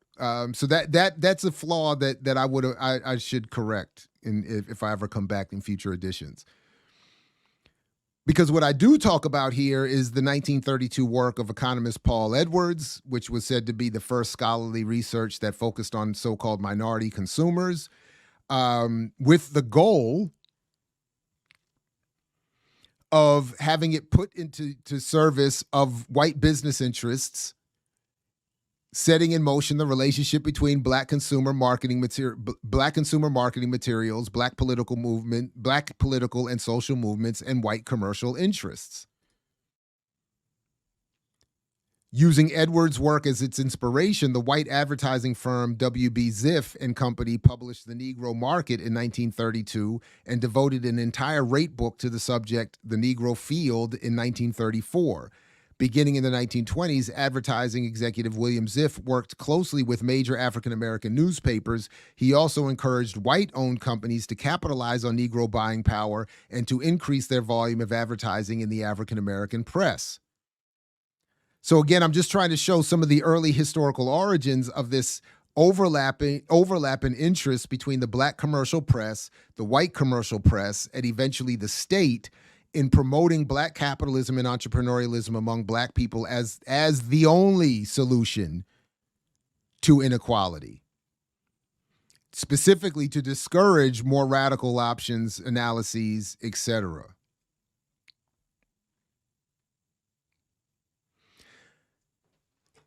And in some way, as Earl Ofari points out here, is that Without the proper understanding of the American economic order, Black analyses and actions cannot be more meaningful. And that's the point that I'm trying to get at simply with this point here, and why conversations with me are often frustrating when it comes to the subject being solutions.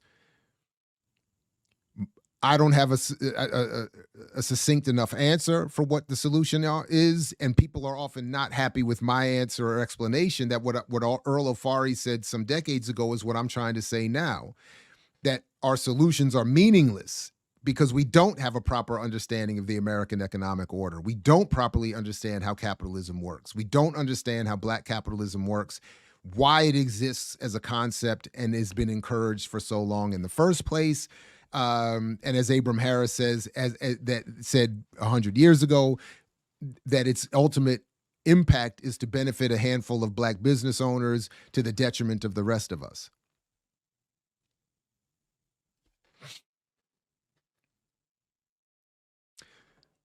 And that's where I'm saying this issue of propaganda or the comes into play, and why I really love that I found this quote from Nancy Snow, a longtime leading scholar on the history of propaganda.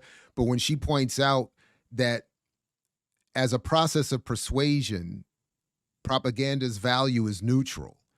It is the intention behind the propaganda that demands scrutiny. And it is the intention which begs value judgments, not the propaganda itself.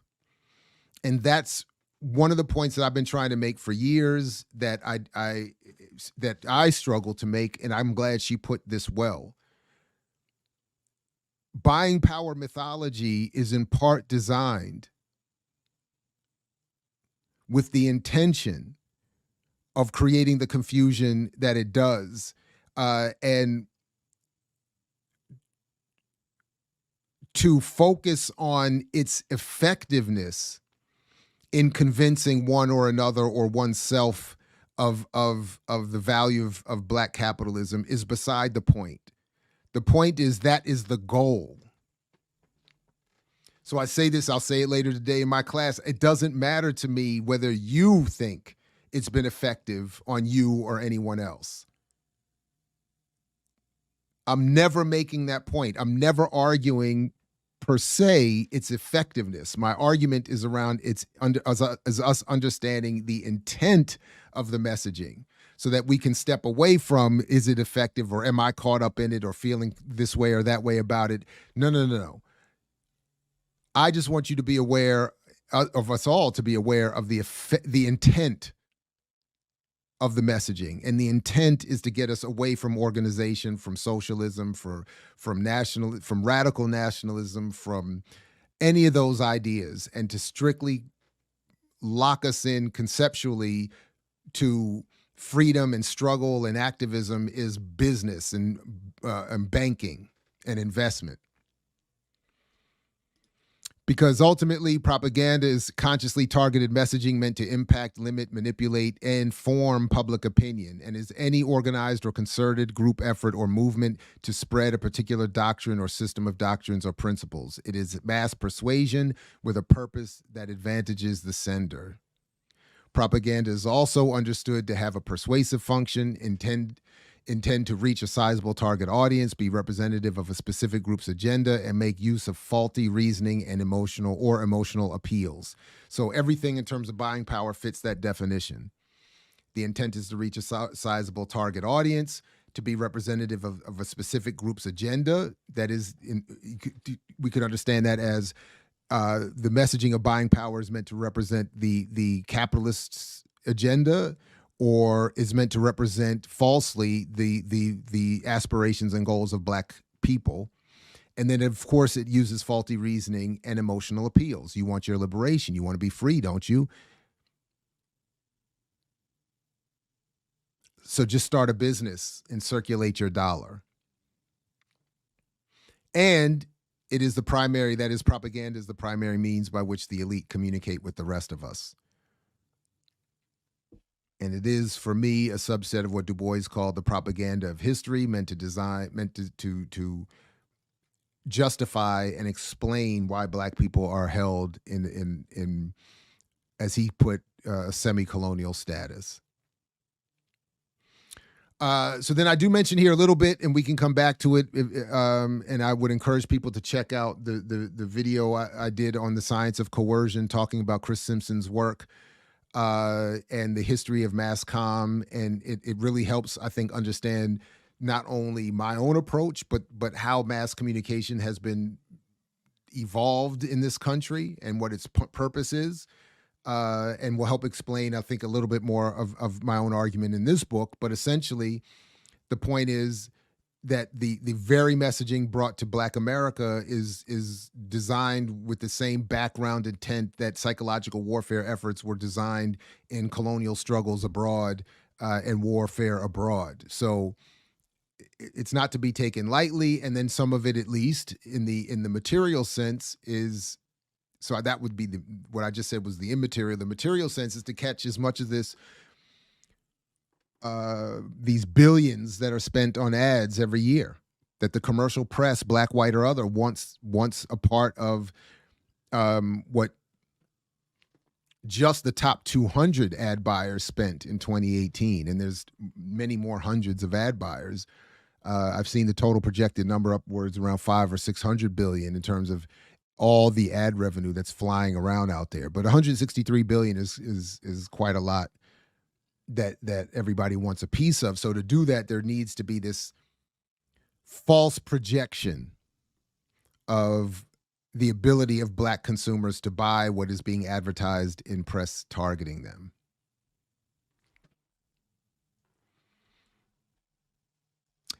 And that's it. That's essentially it for that chapter.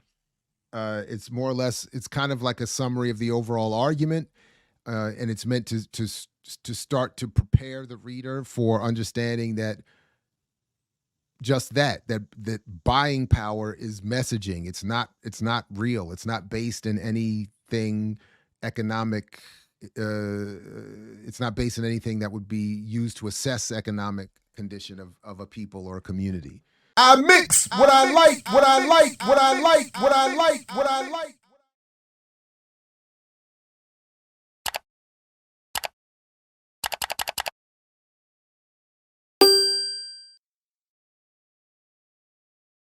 But chapter 3, buying power, not protest. The myth prevents unrest. And this is, I think this is, my favorite part, because I remember, doing some of the research to find out some of these things, and was always enjoyed this part of the research, maybe more than anything. It's sort of more up the various lanes that I want to be in intellectually at this point. So, but just simply put, as it starts off here, the chapter, it's a fascinating paradox that buying power as a concept originates in late 19th century tensions between U.S. workers wanting to compel honest and accurate government assessment of their conditions, and the government wanting to use that research to alleviate those concerns in an effort to prevent rebellion.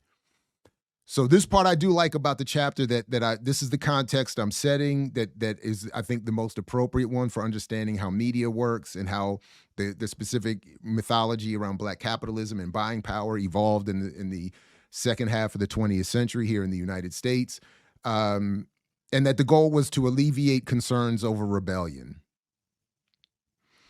Now, what I would, and I don't know if this would actually fit in subsequent editions, or if I were to maybe expand this book beyond the encouraged parameters that Paul gave, if I could maybe convince them to let me expand the book. There are several areas that could use expansion, and I think one would be something for me to say more here about the labor movement. I think this would be a good time to say a word or two about where the labor movement was vis-a-vis or versus where it is today, because sort of quietly, one of the points I am making or wanting to make is that, and I think I even say it at some point, but it's an extension of this sentence here. Today, the concept of buying power is largely used against and advancing working class consciousness with an effect that is primarily to falsely convince audiences of an economic reality which simply does not exist. And the point that I'm getting here that I think should be fleshed out, or could be, or would be good to flesh out, or maybe even in subsequent discussions on this platform, just what was the condition? Because the labor movement was more, I'm arguing, and the way I think I understand, at least I think I understand it, the labor movement was even more vibrant and organized and threatening at the turn of the 20th century than it is now. Maybe that's starting to change, hopefully. But there was a greater concern, or less, maybe not a greater concern, because I think the concern is consistent, but there was maybe a less organized superstructural response to the potential threat of working people than there is today. They hadn't quite figured it out yet. They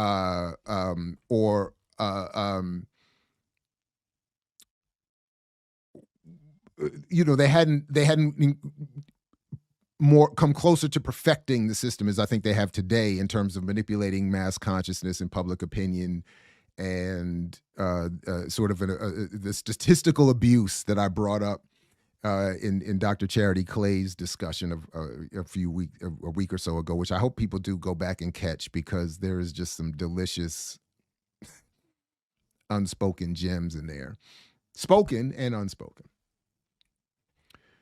So anyway, so I a couple years ago when doing the first edition, I went and contacted. I looked up some of the history of this time, and then I looked up some of the history specific to the creation of the buying power mythology, and looking at the reports from the Selig Center, they would make reference to the Bureau of Labor Statistics. The Bureau of Labor Statistics has a particular interesting history as it relates to the production of these kinds of reports meant to, I'm arguing, ultimately reduce or prepare those in power for potential rebellion of working people. And particularly for the second edition, in communication with BLS representatives, they without saying much, it didn't require much, but added a little more flesh, so to speak, to this condemnation of how BLS reports are abused, how the statistical abuse occurs in the process of producing this buying power mythology. So, as I said here, the concept of buying power comes originally from the government statistics generated by the Bureau of Labor Statistics. In fact, the definitive history of the Bureau, the first 100 years of the Bureau of Labor Statistics, quite serendipitously has as its literal opening line, and I was happily blown away by this. This volume reports the first century of a government agency whose founders hoped that by publishing facts about economic conditions, the agency would help end strife between capital and labor. And I think you got to know where we're going with this. It almost deserves them both, because it is both a message and also, of course. Now listen, that's called my boy. You know nothing about that. Just out the gate. Capital and labor. This is what they're interested in mollifying, the hostilities between the two. And then the BLS is itself an extension of a bill signed by the 21st president of the United States, Chester A. Arthur, which I didn't even remember was a president of the United States. I had to look that up, which established the Bureau of Labor within the Department of the Interior in June of 1884. And the goal was to address increased class disparities, because what was happening at the turn of the 20th century is you had increased technology, which allowed for more exploitation of existing labor, greater production of goods and services, and then which also need people who can pay for those goods and services. And if you're paying working people too low, to increase your profits, then they can't buy the products that you're producing, and then you end up hurting the cycle, the vicious and ignoble capital cycle. And the economy collapses if people can't buy the products. So you have to pay them enough that they will continue to go to work, but then also be able to spend that money back on what produces wealth for the ruling elite. Because as I quote here from the BLS report or book, The History, with the emergence of the industrial worker, unemployment, slum conditions, and labor unrest were all on the rise. An increase in disparity creates tension. So in talking a little bit about the cost of living surveys, which produced the buying power reports or the purchasing power reports, which was really, again, just a measurement of what working people what was available for purchase that and made available by intention and design for working people to buy. And then this is the true definition of buying power, a measurement of how much working people can buy with the money they earn from their work. And that the very purpose of taking the initial measurement was to gauge how much working people earned. That was it. So I mentioned here that the first report in 1904 claimed that the previous decade had seen a wage increase outpace increases in the prices of food, increasing the purchasing power of the hourly wage to 5.4%. And then immediately there were sharp reactions as many raised concerns over the method, politics, and set of rosy outcomes that did not match the lived realities of those facing. And this is exactly what's happening now. That's wild, 120 some odd years later, and these reports are still, but they're not causing, and this is sort of the point I'm getting at here, instead of causing sharp reactions, those reports have successfully taken over the analysis and the interpretation of their target audience, making people believe that the reports are themselves true, when back in the early 1900s, working people said, we know that it's bull. We know we don't have this increase in purchasing power doesn't mean anything because everything is kept in line. We only make enough to buy what you want to sell us. That doesn't help us improve our condition. It doesn't help us have better working conditions, have more salary, have more time off, have more working right. It doesn't help with any of that. It doesn't help us understand the disparities in wealth and income. It doesn't do any of that. And that's why I'm arguing that there's been, and that what they were showing is that if you look at everything honestly, the purchasing power of had been reduced, causing a panic of 1903. So that's sort of the point that these reports are trying to prevent.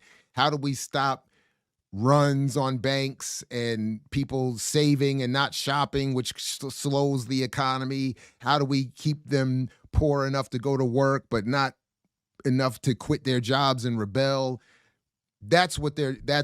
And then initially those reports didn't seem to work. It took, maybe I'm oversimplifying, but it took, and this is why I think it's important to understand the process and the history a little bit and respect it, because it took 120 years. It took 100 years of propaganda in addition to other forms of violence and hostility to reduce a population to accepting these reports as having any realism in them. So that's what I try to do in this chapter. How then do we get from working people initially and correctly identifying the emptiness of a claim of power associated with consumption to a point today where not only are these critiques largely disappeared, but, and particularly within Black America, there's an outright and vigorously defended acceptance of these claims that buying power is real and an essential component of a nearly and always potential collective rise.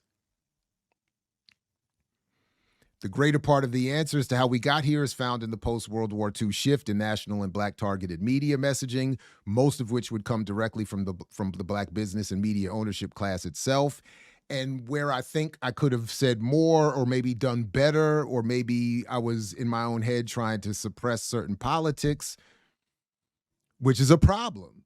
But in terms of the overall value of the work, God, man, I'm really conflicted on that. Anyway, conflicted on what I thought my goal was in presenting this book with what I would hope for the impact. And then if I'm disappointed in the impact, maybe it has something to do with the way I presented the book. Damn, I don't know. I'll just keep that going in my head forever, probably. But the point I'm getting at is that what I always condemn or criticize in other people's work, I kind of do here. Because yes, I'm right about this media messaging shift, but I do what other people always do. I leave out the other forms of violence or specific, because it's not just the Black targeted media messaging that does this. It's the parallel levels of violence. It's the lynching. It's the police brutality. It's the economic violence. It's the imposition of poverty and ghettos and assassination of leaders and imprisonment of political imprisonment and other forms of incarceration. All of this is conspiring to support the messaging. And I think I should have said a little more here on that point and been a little more clear on that. Because the messaging is intended, and I do mention, I come to that a little bit, is always intended to be a parallel weapon to other forms of violence. Anyway, so then I do talk a little bit about the post-World War II moment. I focus on John H. Johnson, famously of Ebony and Jet magazines, and highlight the 1954 Secret of Selling the Negro as a sort of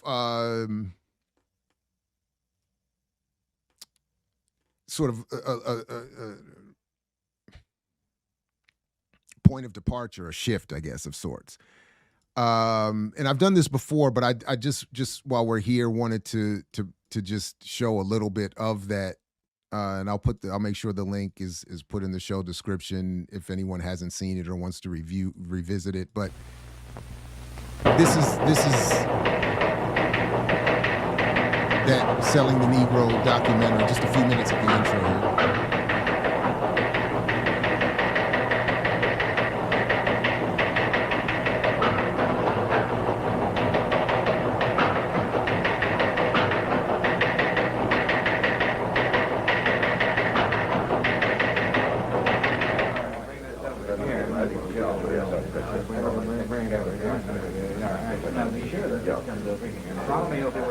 Well, move that over there. Why don't you do this?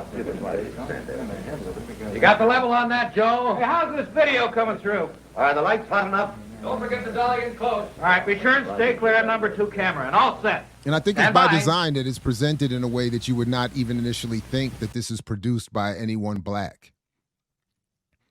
I think the whole, from the people you see on screen to the whole presentation, it's meant to look like this is produced and designed by a very white world, or a very white a world accepted by whites.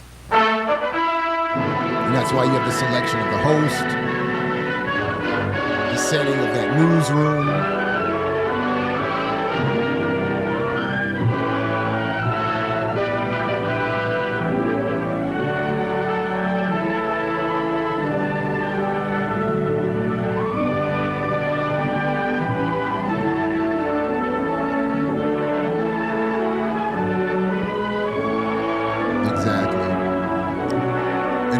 And Josh sets the context here personally. Thanks, Josh. Not personally, perfectly. This is the context that I'm talking about, and I forgot the intro was this long. Sorry about that. Let me move this ahead when they put the credits at the beginning. Got a story here that I think is Here we go.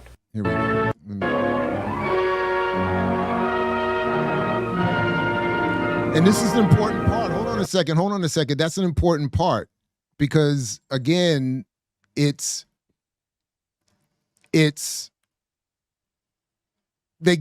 saying in the credit, but I think actually I didn't really think of it this way until just now, because I think I am right.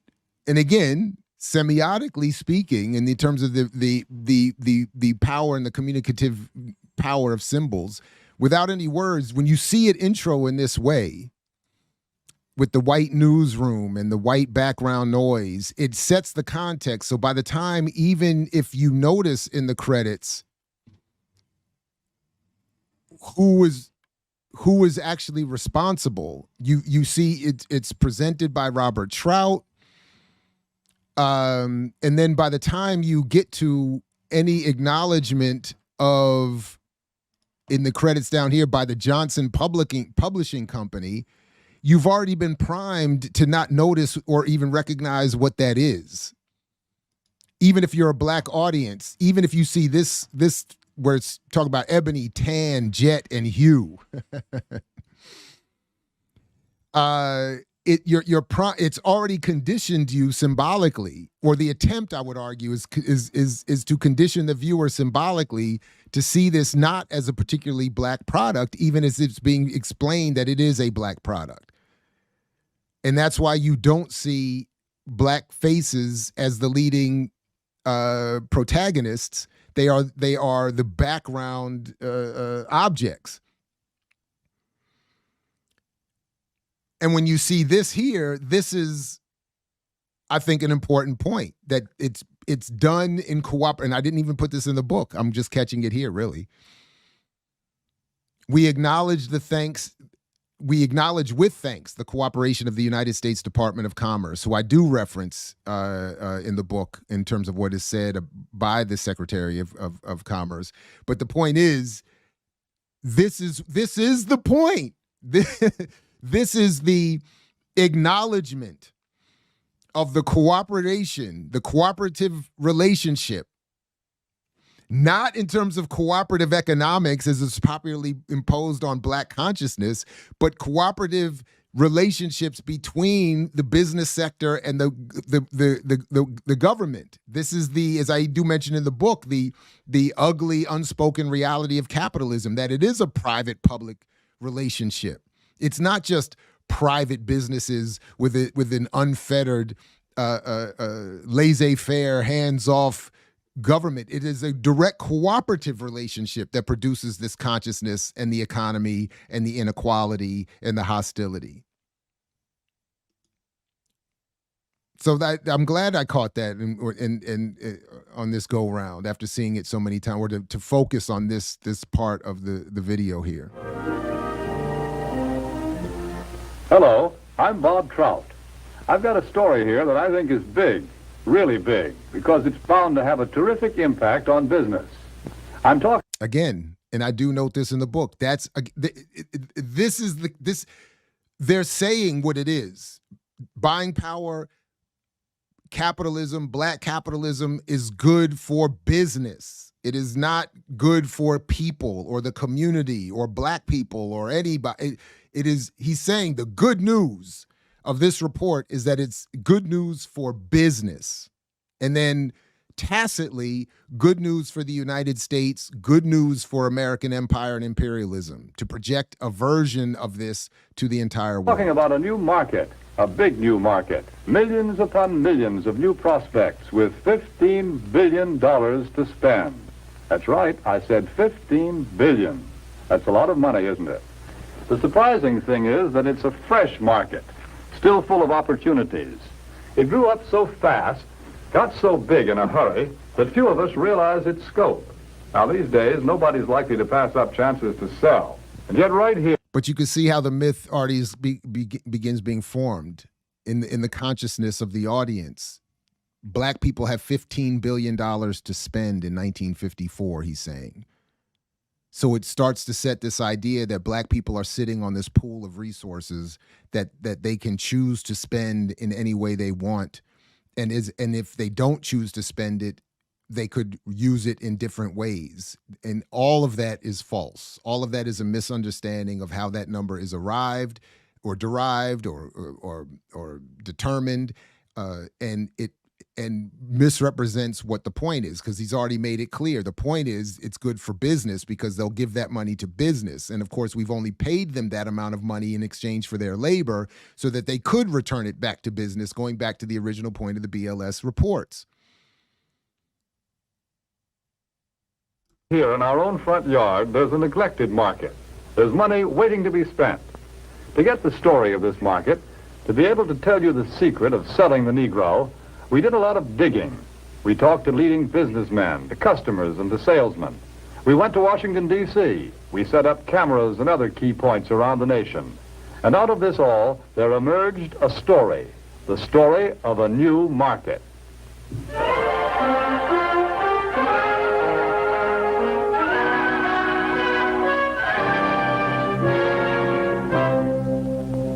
Yes, this is the market we're talking about, the new Negro family. Their name is Wells or Wilson, Smith or Brown or Alexander or Breen. They live in Chicago, in Atlanta or New York, in Detroit, St. Louis, Los Angeles, any one of 1,000 cities and towns. All over the country, families such as this are enjoying new prosperity. They have new interests, new standards of living, a buying power they've never enjoyed before. And there it was. I just wanted to let it run to that point. You all can watch the rest on your own, but that was the point that I noted, was the moment that buying power was voiced or forced into the consciousness in a new way, for a new purpose and a new meaning, and with new mass and negative effect. And I think also tacitly there, when he's saying new ideas and attitudes, what he's saying is what is, I think, meant to be conveyed is not socialist, not pan-Africanist, not anti-colonial, not, in other words, these are the new ideas we want to encourage and make sure become dominant, not only here in the United States regarding Black Americans and the colonized population here, but something to be projected globally as a mechanism of expanding U.S. empire. Because if the formerly enslaved and colonized African here can do well,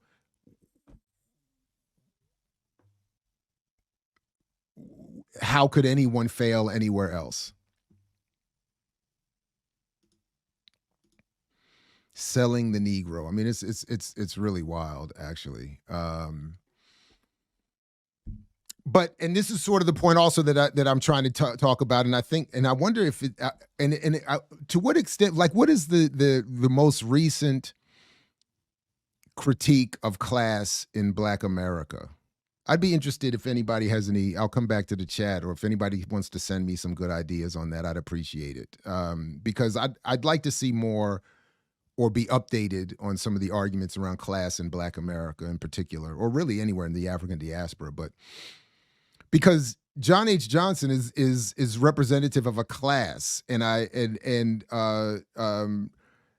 class interests, and as Jonathan Fenderson writes in his book about Johnson, but it's really about Hoyt Fuller and more, that for Johnson, racism was not a problem that was endemic to American society.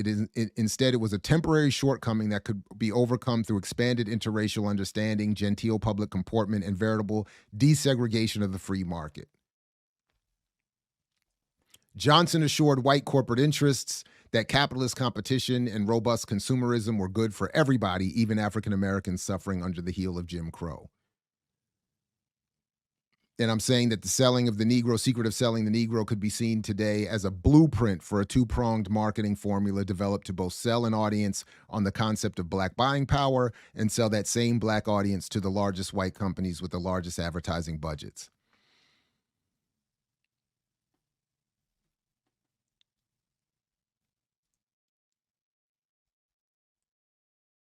And I'm going to put the link in the show description, but a couple months or year, I don't remember when I did it, but in response to something Roland Martin had done on his show, I brought back a little bit of a discussion of Gerald Horne's work on the Black press, which I similarly should probably have said more about here, because I already had all the notes and all the outlines and already had done, but essentially in talking about other areas of the Black press, Gerald Horne makes the same point, that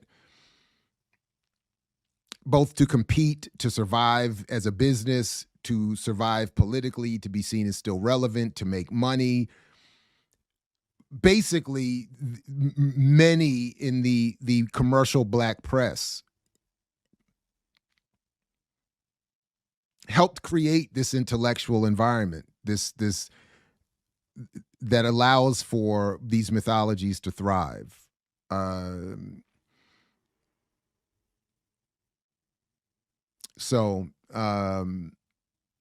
then I quote the video and talking about Department of Commerce Secretary Sinclair Weeks and his claim that $15 billion buying power was tremendous, and that much like today, despite the claims of fancy stats and reporting, is about measuring the income of the Black community and then saying that from the perspective of the white commercial elite, we want all of it. And that's the power you have.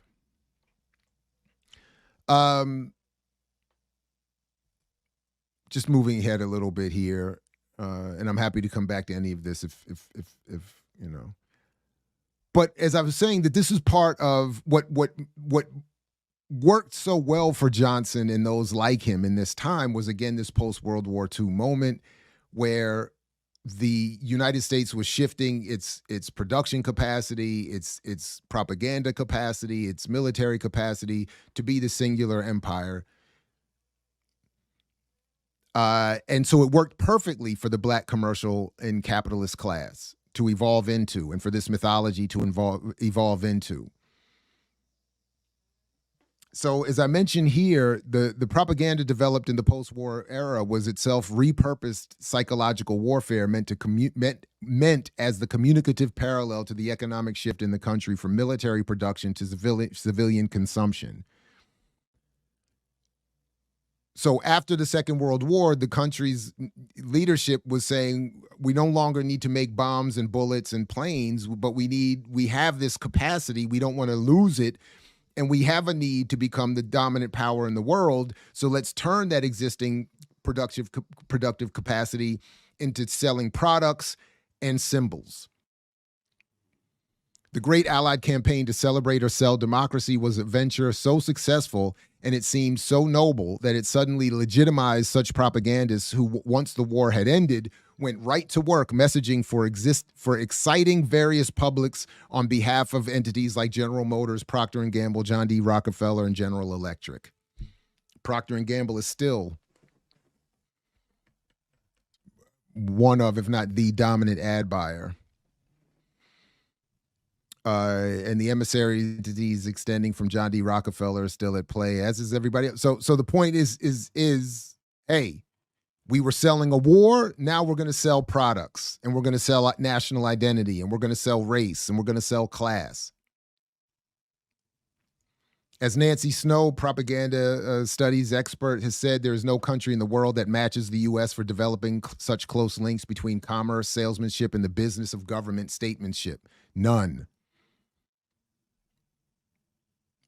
That was the point. This country, maybe more than any other, had evolved this process, this blend of propaganda and business and militarity. So I talk a little bit about the creation of Democracy and this Edward Bernays-led effort, or this PR-led effort to wed concepts of freedom to capitalism and democracy, to capitalism to concretize this idea that if we go shopping, we're performing freedom, and how this would allow for a ruling elite to manipulate the rest of us. The conscious and intelligent manipulation of the organized habits and opinions of the masses is an important element in democratic society. Those who manipulate this unseen mechanism of society constitute an invisible government, which is the true ruling power of our country. That's Edward Bernays.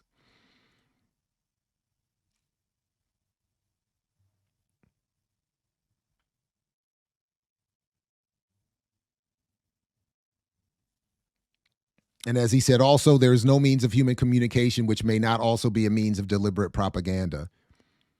So this is why I keep saying, when people, this is at least in part why, when people say it's just a movie, it's just a song, they're missing the point. Any form of communication, any form of human communication is a means of deliberate propaganda. And it's Chris Simpson. If you see the Science of Coercion video I did, or if you read his work, he's saying the same thing about the founders of the field of mass communication were very clear about communication being weaponry, being about warfare from the perspective of those in power. It doesn't matter if we think it's effective or if we agree with it. It's important that we understand that that's how they see it.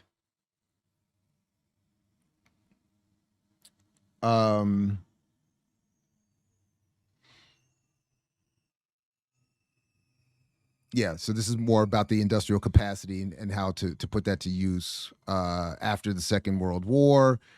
And then here's where it becomes more clear, I think. Like I'm critical, obviously, but I like what I ultimately like what I was able to do in this chapter of bringing all of these elements in, and I think in a very short period of time, making a pretty good argument, or making the argument pretty well, that this is about an incestuous relationship between empire, power, capital exploitation, and a promotion of a false sense of freedom for everybody. That is wedding the concept of democracy to freedom for everybody, with purchasing power, buying power, and black capitalism being the specific subset targeted to black people.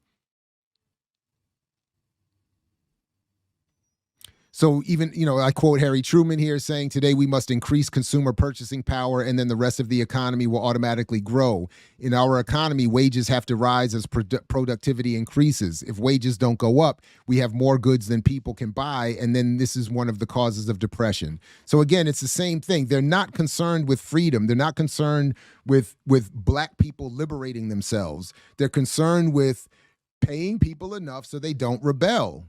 Or paying people enough so that they can themselves buy the products that enrich the corporations and the people that own them and who own the country.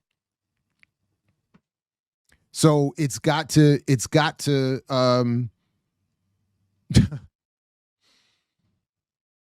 hold up. I just gotta hold up a second. Hold up a second. Skip Coon, I just got your text. I'm going to be in touch shortly. Come through my class. Anyway, Truman's concerns about the potential depressive effects of capital over labor at home were more than matched by his concerns of an apparent encroaching international red menace.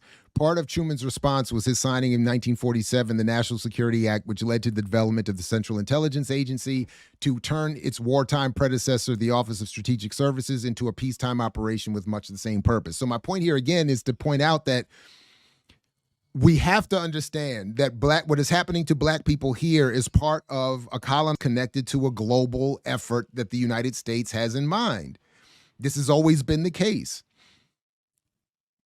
Of course, plantation enslavement and colonization were part of allowing for a U.S.-based ruling elite to have rulership and domain over a greater part of the world.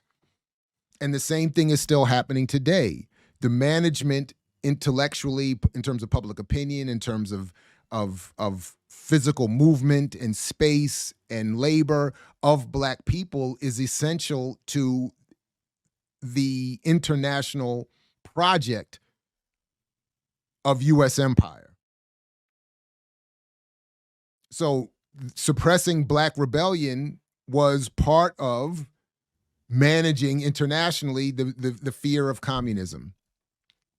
And part of what was done to target black America with the concept of black capitalism and buying power was to move black people as much as possible away from the idea of communism, socialism, et cetera, and into the safe confines of capitalism. And here's where I make reference indirectly to Simpson's work. So I do encourage people to check out the video I did on Chris, or the videos I've done with and about Chris Simpson and his work on the history of mass communication. But that's the point here, that it's the civilian commercial application of propaganda and psychological warfare, much of which became the study of which and the preparation for the deployment of which became the centerpiece to the development of communication studies and mass public opinion research. Without request, explanation, or even acknowledgement, Black America was to be projected internationally as an image of an expanding and free United States. So I talk a little bit about the Francis Stoner Saunders and the cultural Cold War and the American way of distributing these symbols, and the placement of Black celebrity and entertainers in films and performances to promote the United States as a free and democratic society, all under the banner of capitalism. So the use of Marian Anderson, Dorothy Maynor, of course, later on it would be Louis Armstrong, and then today we've talked about recently the use of hip hop and rap to do the same thing. It is all part of a process that needs to be somewhat understood if even my argument about buying power is to really make full sense. So then I talk a little bit about, more about the role that the CIA played even in creating scripts and films and the placement of Negroes in pictures to make sure that the world saw Black people as doing better.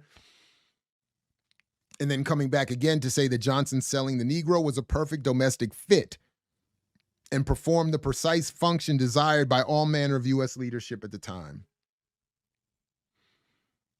In other words, the concept of buying power initially developed to help the federal government manage social unrest created by an inequality between labor and ownership by literally keeping the gap smaller between what workers earned and the cost of what they could buy would become, especially when directed at Black America, a mythologized claim that all that is spent by Black people on goods and services could be used differently to lift them out of inequality and into genuine power.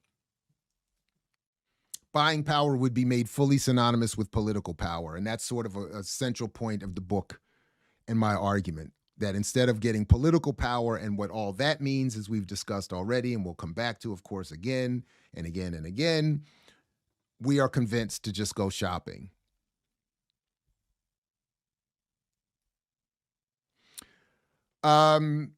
Again, I talk a little bit about the history. I show some of the history and the development of the popularity of the phrase or the notion of buying power. And I talk about the successful marketing that eventually would involve the NAACP, Congress of Racial Equality, National Urban League, all looking to capture ad revenue, or even as I mentioned here, I mean,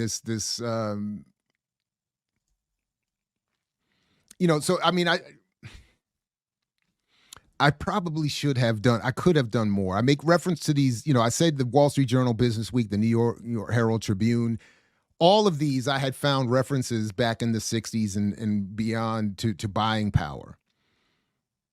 So I was just trying to quickly point out that there has been this emergent, and I probably should have made those specific references or fleshed that out a little bit more.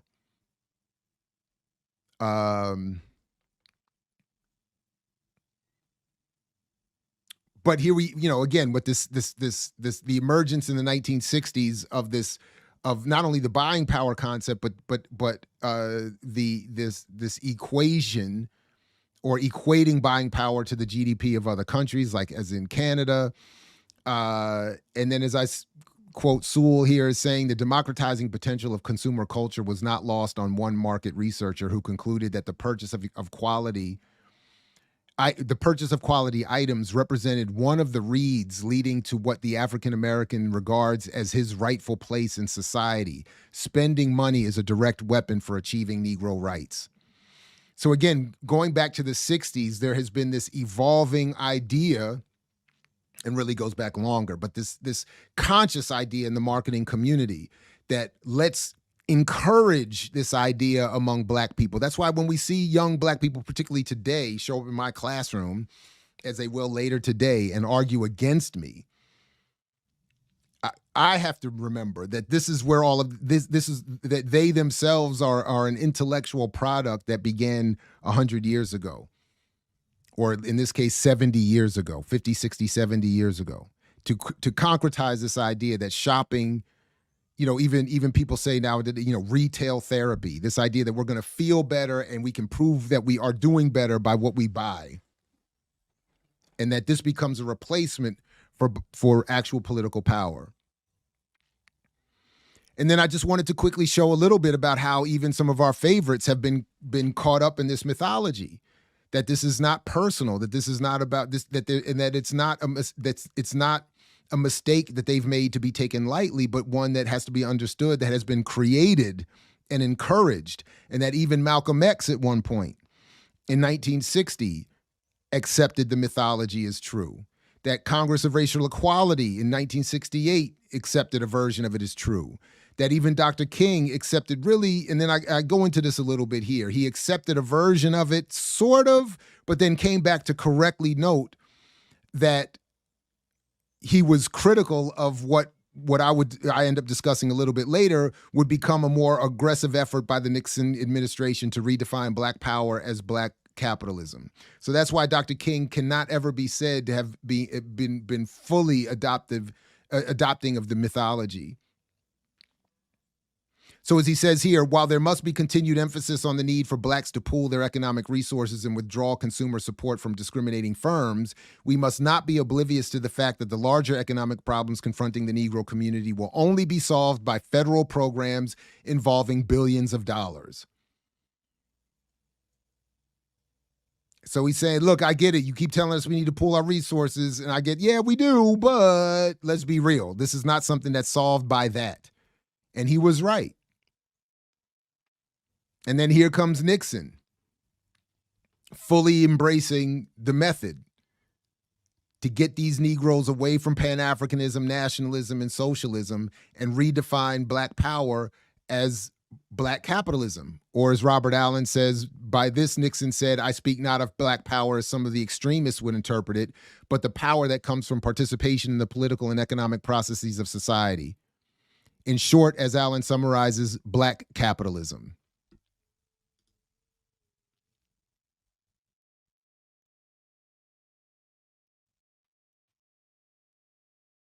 They want to have Black businesses and not just go to the white businesses. And they should have.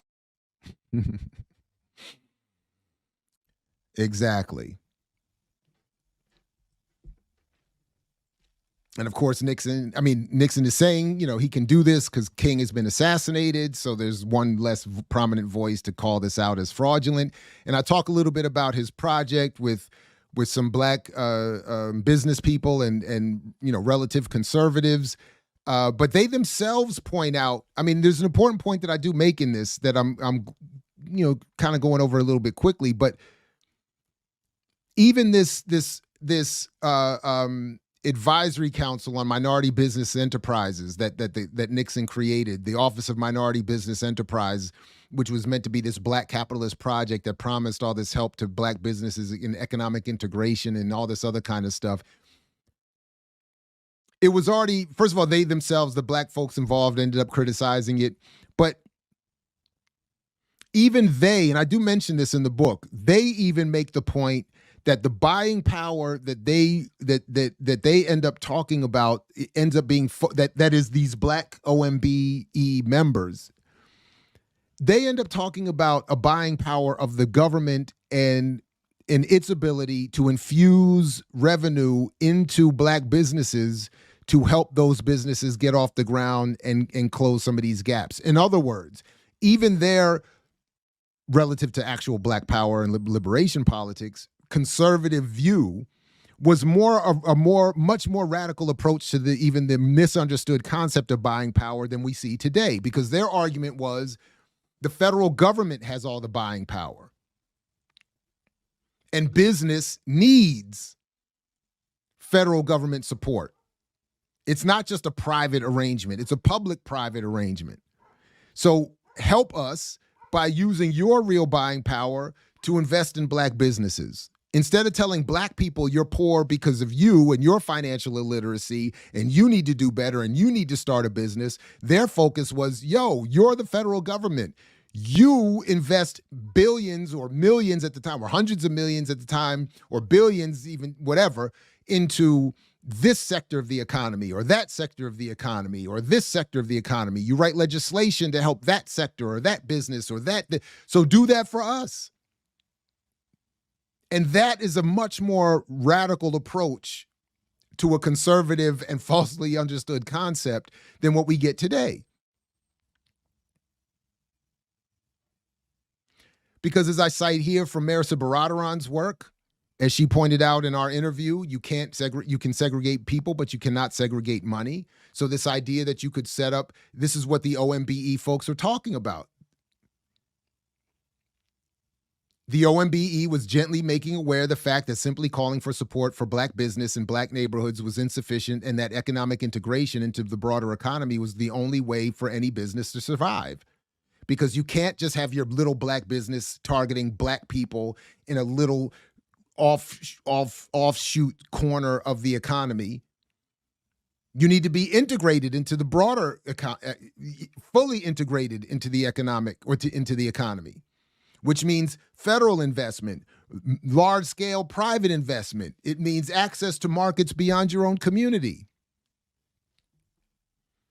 As Baradaran explained, wealth cannot be generated in this way because A, wealth is created by investments in the broader national and global economies, not by circulation within one's isolated group or economy. And most relevant here, black people do not have enough money to generate, support, and sustain enough businesses who themselves can satisfy the consumer needs and wants of an entire black community.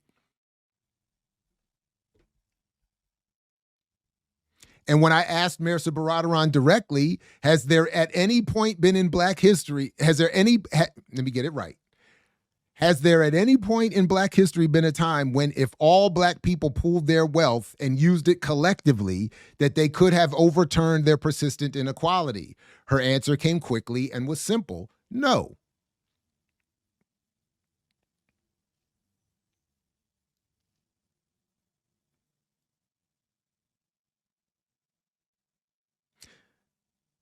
So, by the way, I just remind, to the extent that people want to refer to Marisa Baradaran as an expert, that's what she said.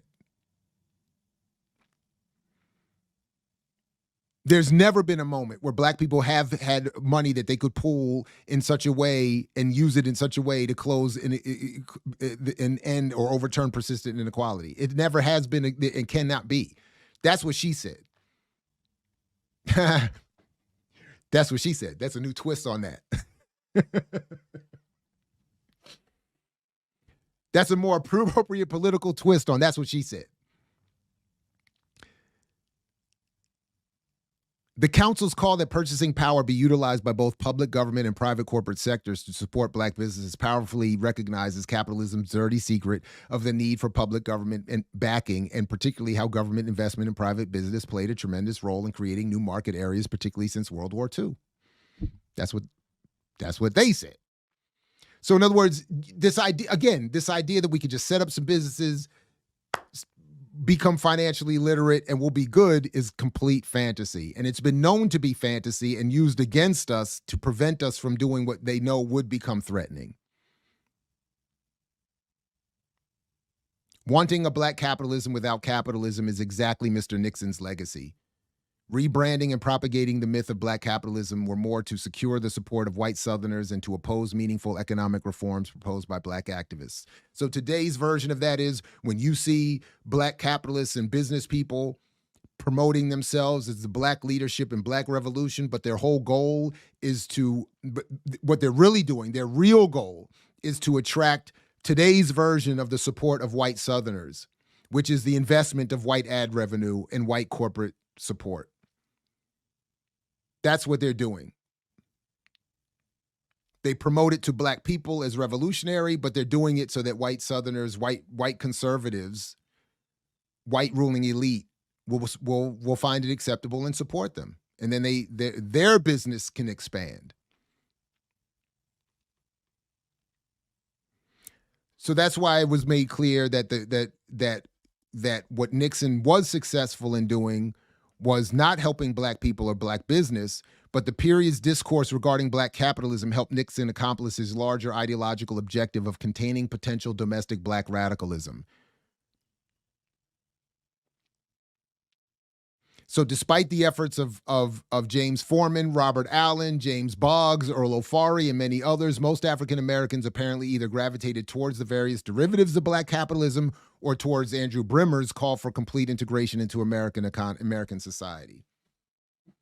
It's an encouraged and induced response is the point I'm trying to get here. Black people are not operating in a vacuum, and they're not operating on some autonomous, independent wave of thought.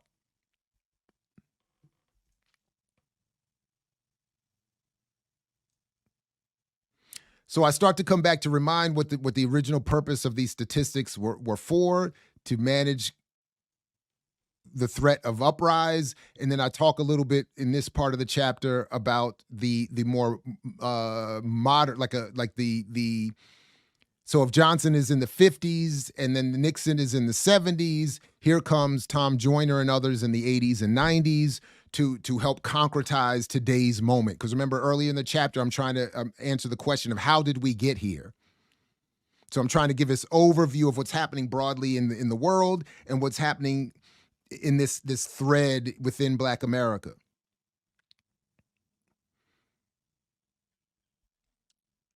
So I talk about John H. Johnson. Now I move to talk about no relation Robert Johnson, BET, the more modern and digitizing media environment, but all doing the same thing.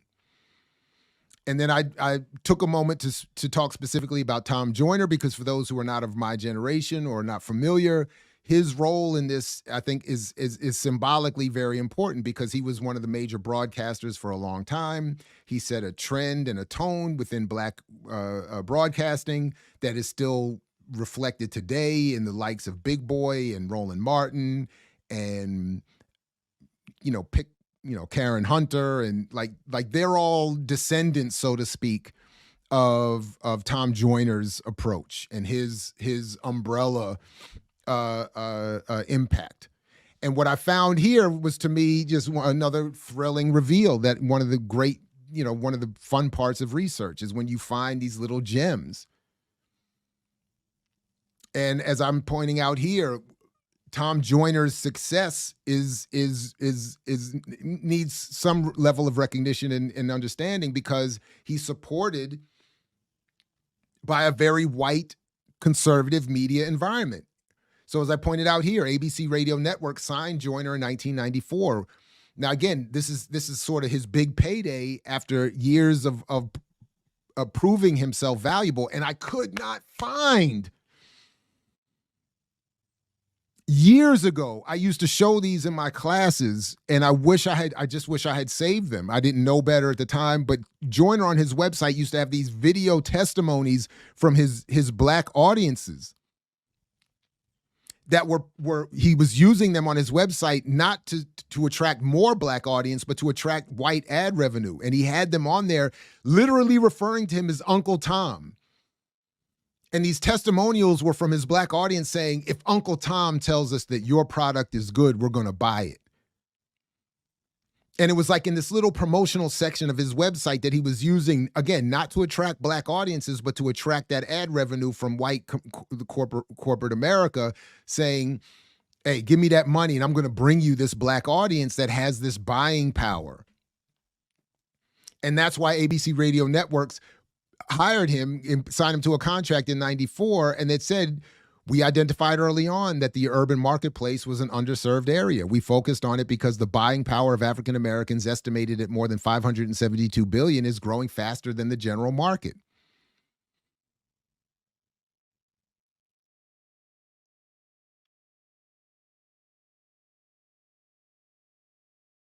And then she talks about the waiting list to advertise on his show, saying that he's shown a flashlight on the ugly little secrets of our business. He's pulled the cover back. There are still marketers that don't understand the unique position of this segment and are always going to think that they can use mass media to capture African-American consumer. And what they're saying is, if you think you can get the Black consumer without paying Black hosts, you're making a mistake. So they're saying we paid for him. We gave him this, I think it's like a $14 million a year contract or something he was making at the height, because he will deliver us this buying power. Again, because buying power only means something to the people that own the economy. It does not mean anything to understanding the condition of black people. It is for them. And then this was an article, this Leonardo article that I've highlighted here from 2008 is really, really deep. And it's a brilliant critique of people like me. I think I qualify to be critiqued because the article's basic point was, you highfalutin scholars with your theories and your this is and that, what you don't do is pay attention to what is being broadcast to the black working class. So this is where I kind of get to my point about my self-criticism is only somewhat accurate, because so much of my work is with the black working class in mind, maybe not styled appropriately enough for that class or for that community or that audience. I don't know. But anyway, somewhere in there, I deserve some criticism. I'm here for it on this one, because the article points out that Tom Joyner, despite not getting a lot of, so on the one hand, I'm right, because I found the article because I am being critical of Tom Joyner and have been critical of Tom Joyner and his content for years. But on the other hand, I've not made enough of a focus, as this article is arguing, on. Maybe I don't know. I don't think I have. But I just love the argument that that if you don't focus on what is actually being said to these audiences, and you're talking about these audiences as if you're not connected to them or understanding how they've reached. By the way, this is the one area that where for instance, like Diallo and I disagree. In fact, just the other day I was watching this show, and if Coco's in the audience, I meant to ask her about this too, because Coco on his show Monday morning was in his chat and asked him, where's my note? I wrote a whole thing about it. And asked Diallo about if the Bible was a lie. So I got a whole response to that. I want to get into at some point. But my point is that his show, Diallo was making the point, as I interpreted it, that the black community is not thoughtful enough in understanding that it's neither the ballot or the bullet.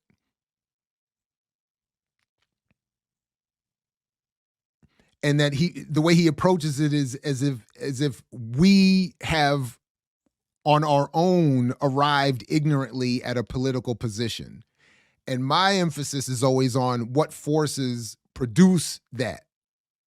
So I hope that distinction is clear, but because this is what I'm getting at here, and what I think the Leonardo argument is getting at. If you're only assessing from the top down or from a distance what you see the black working class doing or not doing, or the black community doing or not doing, and not recognizing the process that produced their consciousness and their behavior, that's where we're for. So that's how I interpreted Leonardo's argument, and that's my own. Though often ignored by scholars and activists due to its largely older working class black audiences who are its base, the Tom Joyner Morning Show was enormously popular and commercially well supported. At its peak, Joyner said he was pulling in $14 million a year. And I didn't deal with it too much, but the article goes into, like, it does a really good job of Leonardo really was listening to the show. And actually I can't remember what the gender of Leonardo is, so I'm just going to say Leonardo did a really good job of pulling out statements from the audience and showing their class position, showing their politics, and then raising, if I remember correctly, this same critique. Like, what is the TJMS promoting or creating or generating as its audience's consciousness. And if we understand it as an emissary, as a well-supported, accepted emissary of ABC radio, we get to better understand, I think, what is going on here, especially in the context I think I'm putting together relatively well in this chapter. Maybe. I don't know. I haven't been in the chat yet. I talk a little bit about Kathy Hughes, same kind of thing, and her teaming up with Reach Media and Tom Joyner and more. I mean, it's all this black commercial capitalist class that works together with these PR companies and other media outlets to produce this marketing consortium that is all meant to attract ad revenue, as they said in this press release, that is looking to capture the buying power of the black community and demonstrate its value to advertisers to get more ad revenue for these black commercial outlets. That's what's really going on. So this becomes the backwards, incestuous, treacherous even relationship between the black commercial press, the white corporate world, and the black audience that is often misunderstanding by design this buying power concept. How can you be a powerful community if everything about your power is related to spending that power and giving that power away to companies on products you don't own, don't benefit from, don't produce? But to my previous point, it's the logical conclusion would have to be the backward analyses that we struggle against so much on this platform that are produced by this very well-organized and funded process to destroy our capacity to understand the situation. And then it trickles down beyond, because from the black commercial press becomes something I didn't deal with enough, I think, preachers, pundits, journalists, economists, activists, even enormously popular scholars and activists, from Malcolm X to Louis Farrakhan to Claude Anderson, Jawanza Kunjufu, the Urban League, NAACP, and then to conclude this chapter, sort of the godfather of Afrocentricity of the modern age himself, Dr. Amos Wilson. And this has been, for me, one of the biggest points of contention and misunderstanding in for years now, even before the book came out, where many nationalists, understandably in the defense of Amos Wilson, misunderstand my argument to think that I'm condemning or criticizing Wilson in total, when I'm only trying to point out that because he was so concerned about black people, because he did such heavy research across a wide variety of fields and topics, in this one area, and I think maybe one more that we could talk about, he's mistaken. But that's not to say that because I think someone made a mistake on this issue that they are bad or negative or all wrong. And it doesn't mean that I'm somehow promoting myself as better. Quite the opposite. I'm humbly simply saying, if you investigate the situation here, this argument is flawed, and therefore arguments based on it have to be seen as flawed.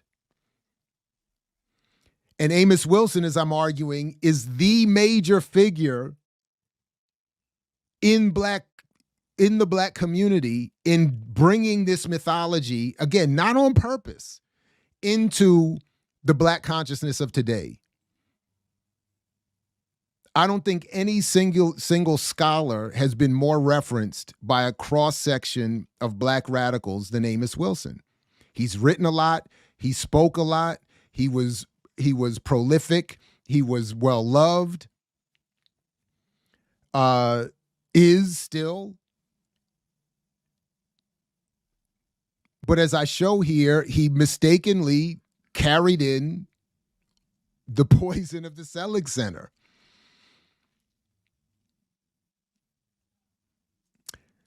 So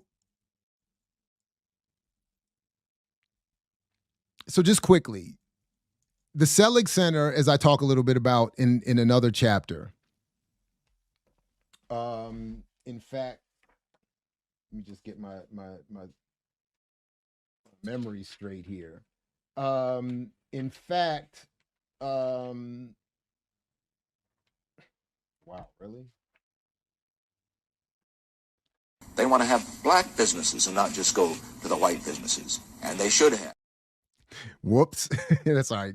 You can never get enough of Nixon. In fact, right, in the next chapter, in chapter 4, I go much more into the Selig Center and its history. But for here, the Selig Center, who becomes the dominant source in the 1990s, beginning in the early 1990s of promoting and producing this buying power mythology, has their first report picked up by Amos Wilson, who connects it with, I think, is his misreading of Du Bois's work to make the argument that, again, if we use our buying power and pool it appropriately within a more pan-African, African-centered consciousness, we can do things with it that we haven't been able previously to do.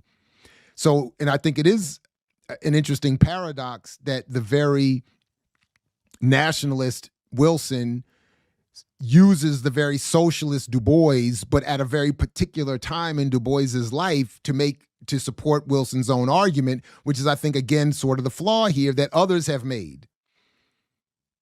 I've mentioned, I think Jessica Gordon Emhard makes this mistake. I think others have made this mistake. Again, this is not disrespectful. I just think it's a mistake. Du Bois in 1940, when he's cited here by Wilson, much like Nemhard and others, is cited for a time in his life when he was considering buying power and considering pooling of resources and cooperatives as a mechanism of change. They ignore, that is Nemhard, and in this case Wilson, Du Bois's later in life public realization and condemnation of that plan.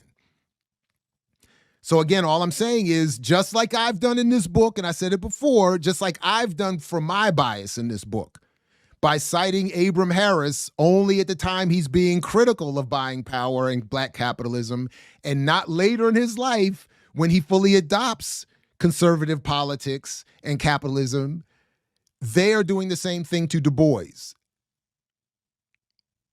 So I'm here for the hypocrisy or the whatever, but we just have to be clear what's happening here. Now, ultimately, I think I'm more right in this sense that Harris's later in life shift was wrong, and he was right earlier on, whereas Du Bois, as he acknowledged in his own life, was wrong earlier on and right later when he's not referenced. The point still remains, our biases are at play here. So I just think that's important here, that Wilson only references Du Bois in this time period and does not make, not even to explain or to disagree with. He doesn't mention any of the other arguments of Du Bois later in life. So then Wilson comes back to then say to us, the Selig Center, Wilson wrote, demonstrates the growing importance of black consumers whose spending can make the difference between business success and failure.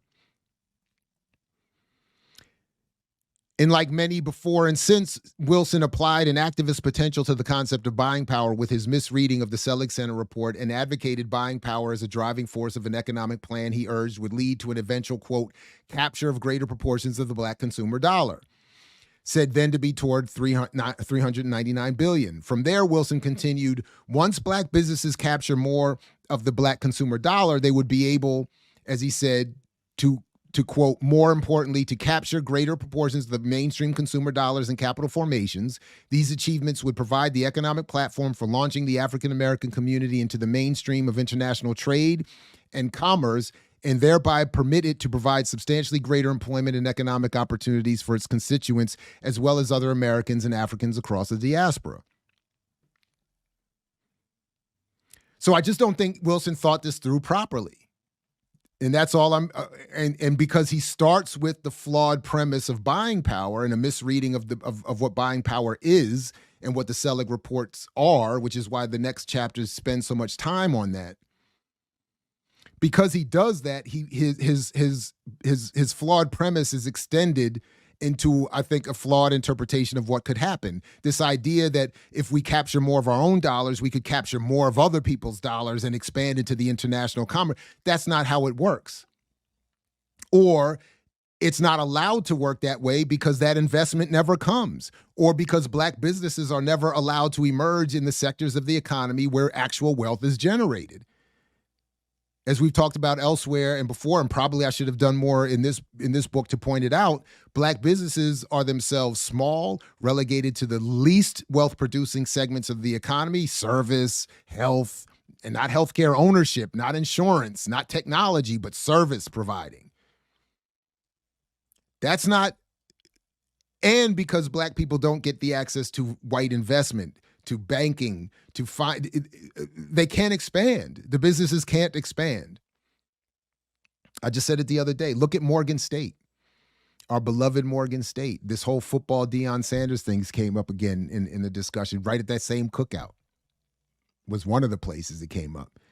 And I'm saying you can't expect Morgan State to do what even the University of Maryland does in terms of sports, because it is in itself not prepared or set in relation to the economy to do that. For instance, for Morgan State football to be better, to become a bigger player in the scene, someone would have to invest in a bigger stadium. Just out the gate, a 10,000-seat stadium is not going to get you on no TV.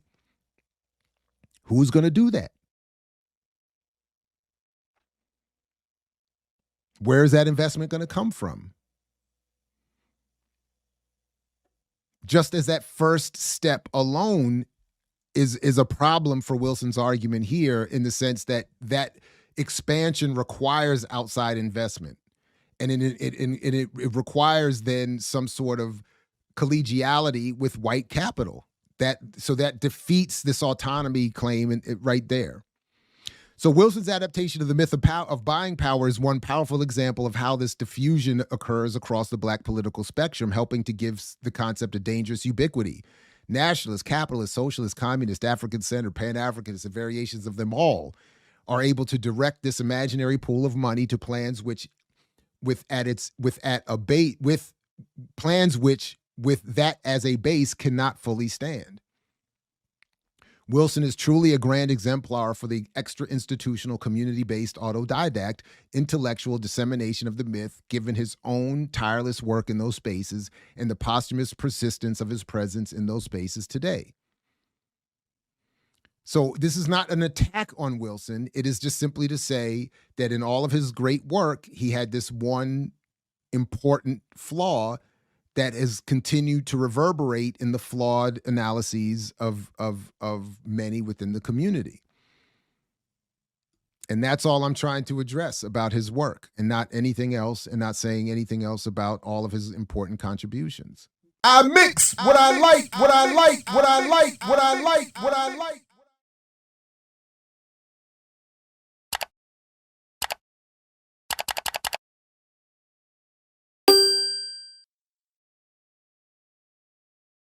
This chapter for me is probably the one I struggled with the most, and even in trying to make some adjustments for the second edition,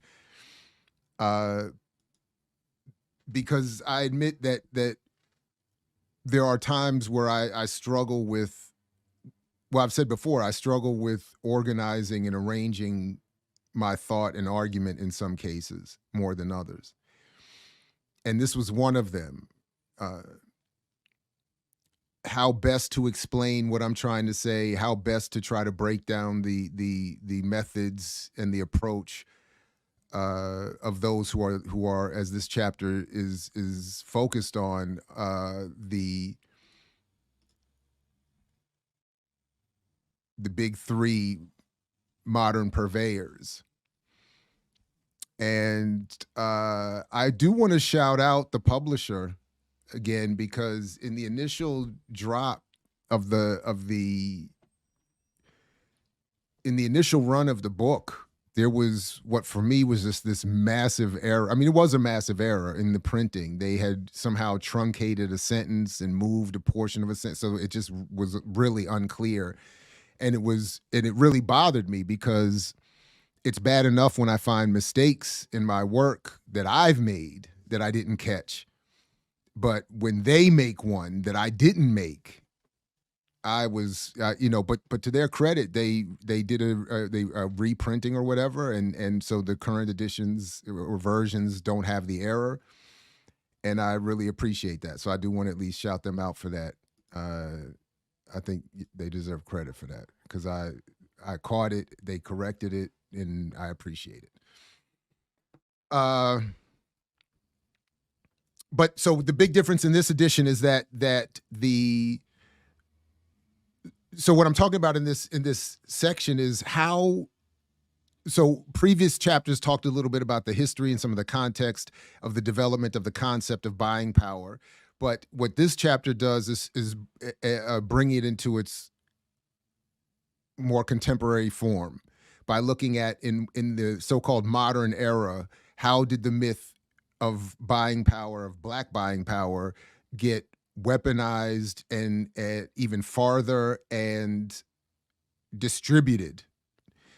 And it was, I really am still a little bit shocked all these years later that when I first started doing this research, I couldn't believe how routine it was that if there was a source given for the claim of buying power in a given article or news story, every single one of them went back to the Selig Center. If you peeled back enough layers, I remember at one point I was on a Chicago radio show years ago, and I did not do well. It was early on in my research, and I had been focused on what is, I don't think it exists anymore because the founder passed away, but the Black Target Market News, which functioned much like I talk about in this chapter, some of these other black press functionaries to promote the myth of buying power as a mechanism of attracting ad revenue. And I remember looking at their reports, and because they initially would get a lot of the references, a lot of black, this would have been in the early 2000s at this point, I think, when I started really beginning to look at this in any kind of way. And there would be all these references to Target Market News, and then I would look at Target Market News. Where were they getting it? Target Market News. Where are they getting it? Peel back, and then even the Selig Center. With a little bit of help from Nielsen, and then now the McKinsey group. And something tells me, now that I'm looking at it here, this should be a capital K, right? Yeah. Is that a capital K? I don't think that's capital. That's not a capital K. That should be capitalized. So there's another error. That's going to bother me. Now that I didn't even notice it till just now. That's going to bother me forever. Anyway. But McKinsey is and company is the new, I'm noticing increasing source. But as we talk about, or as I try to talk about in this chapter, we'll talk about a little bit today, they have the same flawed methodology. They're not bringing anything new methodologically. They're just bringing a new level maybe of emphasis or a renewed level of emphasis. And adding themselves as a source has made it more difficult, I think, for the myth to be challenged.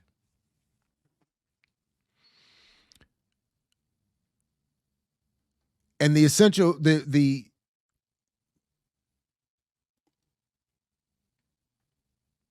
well, and essentially what I could say, I'll just say here, is that the way they all work is that the Selig Center, McKinsey and Company, and Nielsen are all in different ways, not exactly the same way, but they all exist in their various niches to assist business, to assist corporations, to assist advertising agencies, to assist intelligence agencies even, specifically in terms of McKinsey.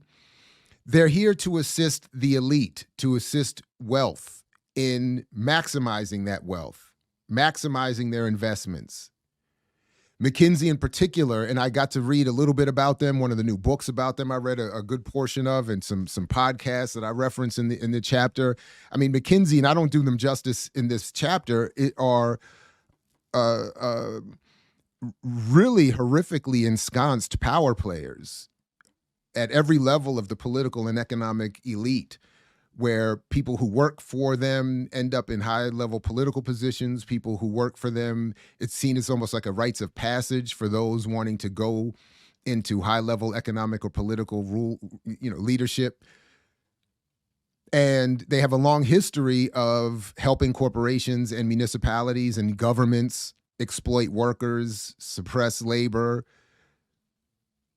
destroy economies, prop up other economies. It's so it shouldn't be taken lightly. And I don't think I do enough to drive the point home in this chapter that when McKinsey gets involved, or to the extent that they get involved and they now have their own whole wing dedicated to a focus on race and wealth, we should take note. We should have another level of, or perhaps another alarm or flag should go up, because this is, from what I can tell, is a more powerful and vicious entity than the Selig Center, that has, it could be argued, a wider reach globally, nationally, a more penetrative reach in terms of influence and access. So when they're carrying the mythology, it's going to have even a more pernicious and negative and harmful effect. And I don't think, again, in just sort of preparing for today, I'm noting that I didn't do enough in this chapter to make that point clear. So glad to have the opportunity to do it here. So then what I just sort of go through some of the history starting, and this is largely a continuation from the first edition, that again, the Selig Center in the Selig Center for Economic Growth at the Terry College of Business, housed in the Bank of America Financial Center in Athens, Georgia. I always think it's hilarious to point that out.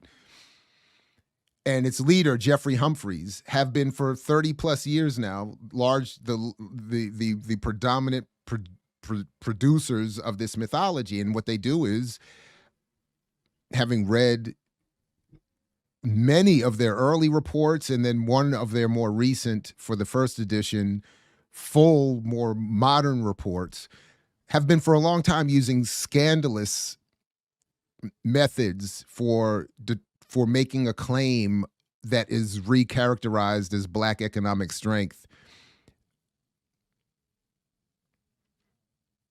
One of my favorites from back in the day was that in their earlier renditions of the myth was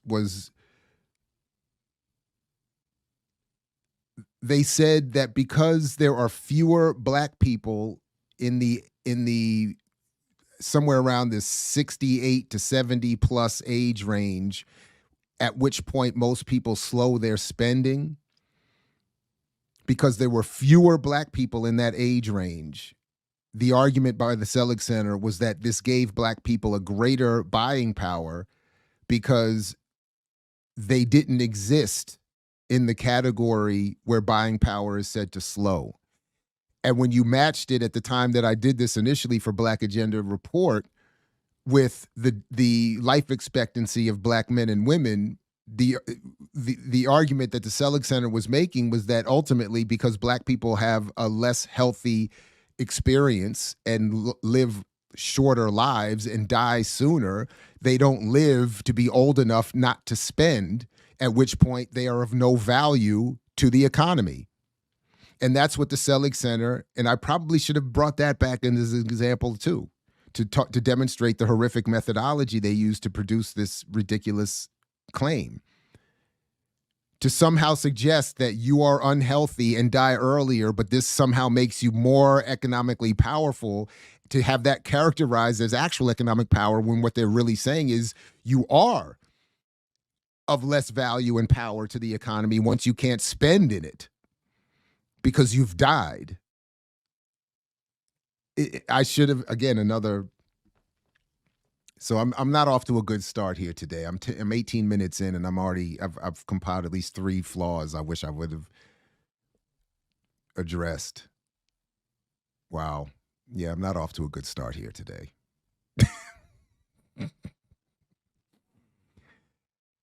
Nonetheless, there it is.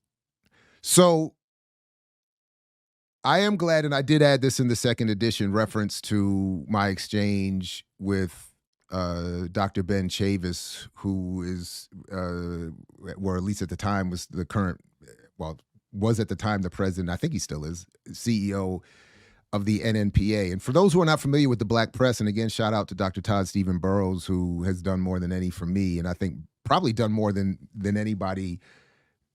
Let me wheel that back, just because we boys. But he's done more for me than anybody in helping me learn and understand the history and the role of the Black press, going back to his dissertation at the University of Maryland and his endless amounts of columns and books and articles, et cetera. So,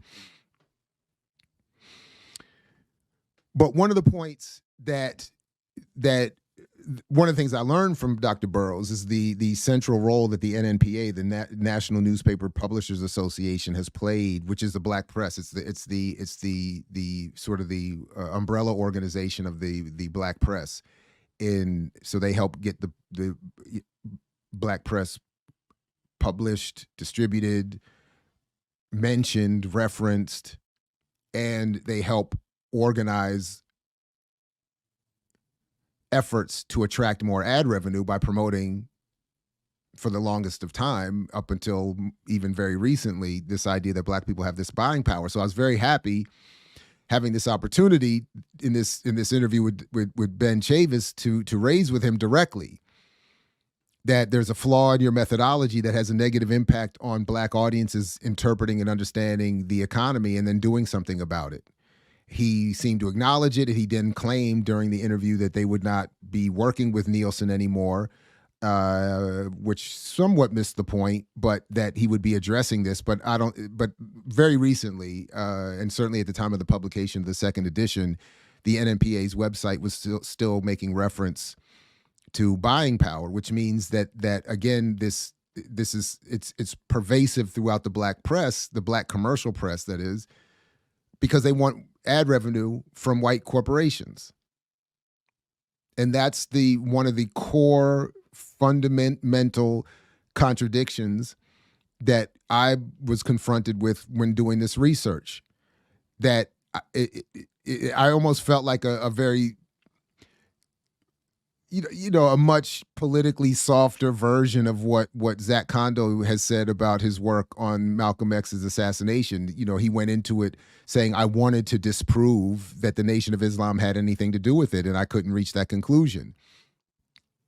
I almost felt the same way in this sense, that I wanted to go into this to prove that there are no complicit Black forces involved in promoting this mythology, and unfortunately I could not reach that conclusion. The commercial Black press is inextricably, I think at this point, wrapped up in promoting this mythology because they have to. And what I would have loved, I'll say it again, I would have loved to have been able to find those old videos from Tom Joyner's website where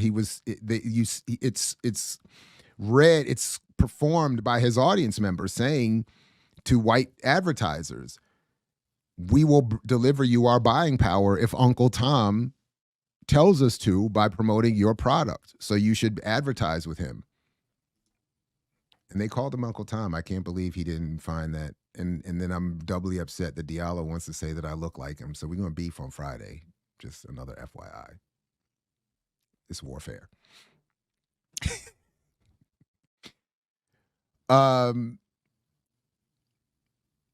then this is just an example that I try to show here, and that actually comes from the December 31st, 2022 front page of the NNPA website, where they continue to say that the buying power of African-American community is $1.3 trillion, according to Nielsen Media Research and NNPA Research Services. And then when you look it up, as I talk about in this chapter, all of the methodology is flawed. It has nothing to do with understanding the actual economic condition of a community, and has everything to do with trying to help advertisers direct their revenue, their ad revenue, so that it gets the most return. But it is this uncritical circulation of buying power mythology that encourages pundits and activists alike to accept and appropriate the myth for their own purposes. So there's at least these three things that I wanted to emphasize in this chapter, that not everyone cites a source for their reference to buying power, but all who do cite one of these big three, with Selig Center leading the way since the early 1990s. So, I've never found an exception to this. I'm sure there has to be one, but I've never seen one. That is, every reference either doesn't exist or goes back to one of these three, with Selig being the leading one. Each of the big three use roughly the same methodology in making their buying power claims, which may be acceptable for attracting and allocating advertising revenue, but is illogical when explaining the actual economic condition of any community. And three, and almost imperceptibly few pundits or journalists bother to check this methodology, its accuracy in design, or the accuracy of its claimed outcomes. Again, I am still a little shocked that I've never found anyone else who looked into this.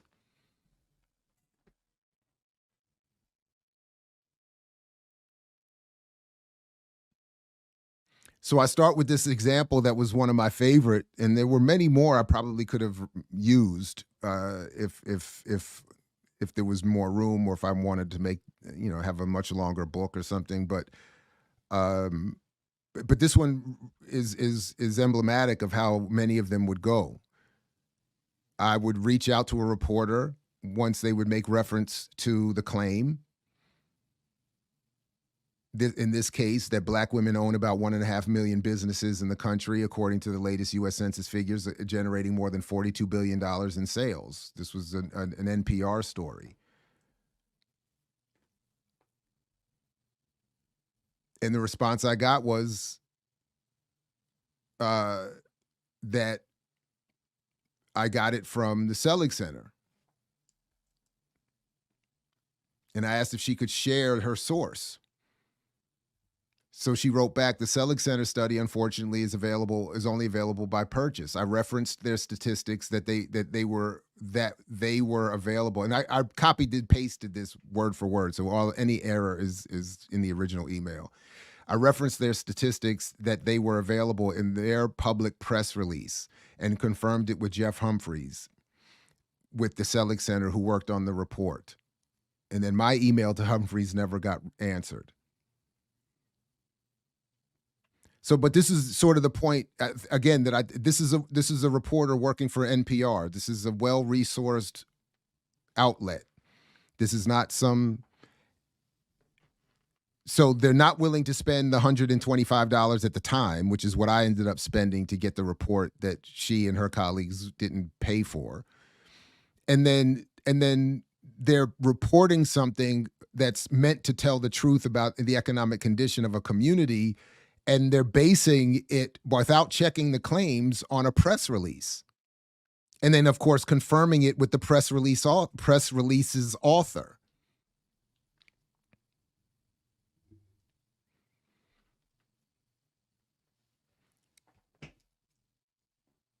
So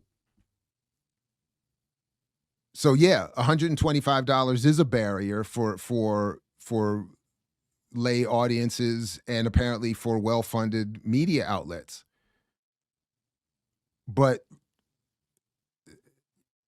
fools like myself kick in the money, pay for it, read it, and are disturbed and realize you've charged money because you want to discourage people from looking at it and buying it and looking at it. Because it's methodologically a mess. So, and they claim in the report that the goal is to raise the economic intelligence of the country. That is the NPR outlet Marketplace. Which I had been interviewed on for a while. I'd been interviewed a number of times on that program for just these kinds of, and in each case there was some kind of flaw. And in one point, did I talk about it? I don't think I talked about it. By the way, I should do a Patreon story. I don't know if I've shared this or how often I've shared it on this platform. I mentioned Ben Chavis a minute ago. I should share with Patreon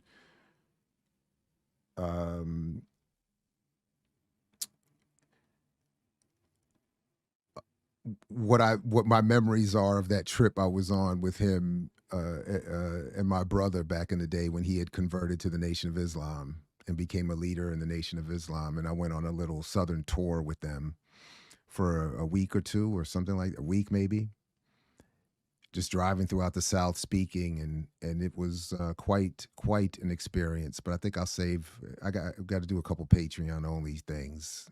That was that was an experience. So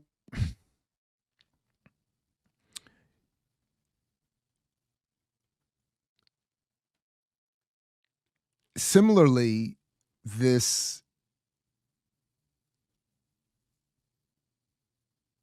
on Marketplace, I'm trying to remember, there was this one time I think it was with Marketplace, because a few times I've reached back out to people, because before the interview I would say to them, one of the concerns I have is that either through editing or misunderstanding, the context I'm trying to provide or the argument I'm making gets cut or misunderstood, misrepresented. And there were a couple times I would reach back out after the fact to say, see, you did what I said was going to happen, or what I was concerned about happening. So in other words, there's a real problem with the reporting. There's a real problem with journalism just in general that ends up being magnified when applied to something like this, because it's one thing if the bad journalism is misleading people on something about something less directly impacting their overall analysis of their condition than economics. But when it's done this way to Black people, I think it has another level of. So one of the things that's often confused is just what is buying power. So here I'm trying to show how Selig Center defines it in that paywalled, expensive report, where they start off by saying, simply defined, buying power is the total personal income of residents that is available after taxes for spending on virtually everything that they buy, but it does not include dollars that are borrowed or that were saved in previous years. For a long time, I wanted to ask Humphreys about that line, because on the one hand, the total expenditures that they claim Black people are making are reflective of expenditures involving credit. But here they're saying they're not counting dollars that were borrowed in previous years. So if you're carrying over debt from one year to the next, are you saying that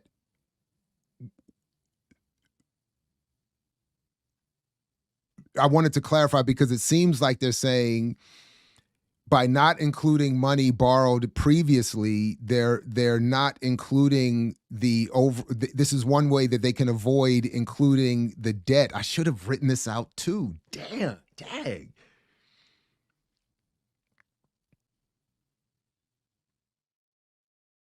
Because I don't make this point in the chapter. I should have.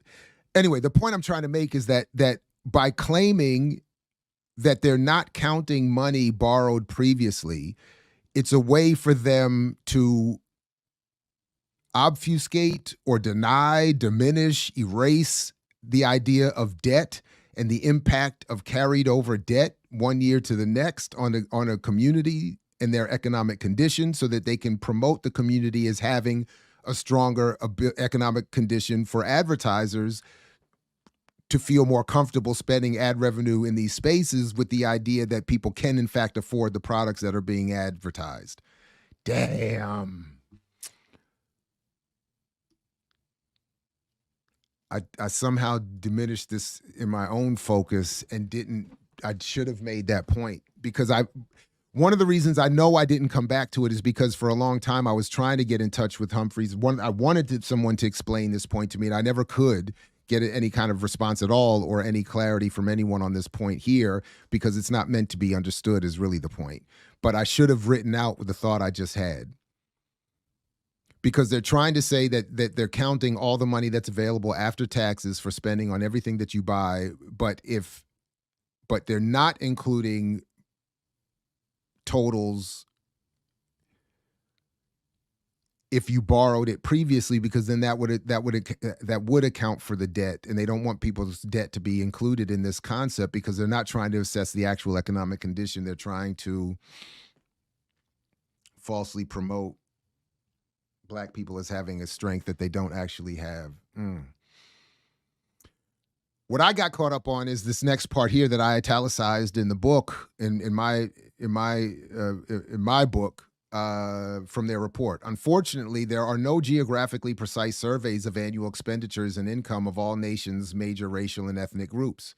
Even estimates of expenditures by race or ethnicity are difficult to find, especially for individual states.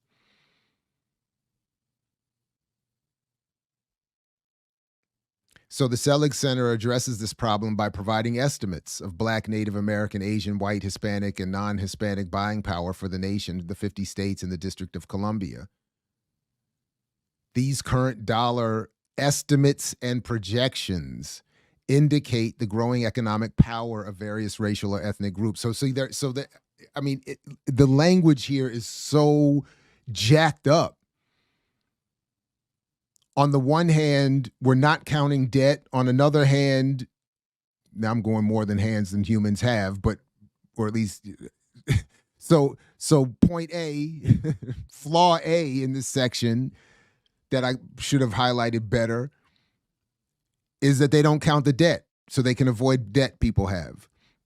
Flaw B, there are no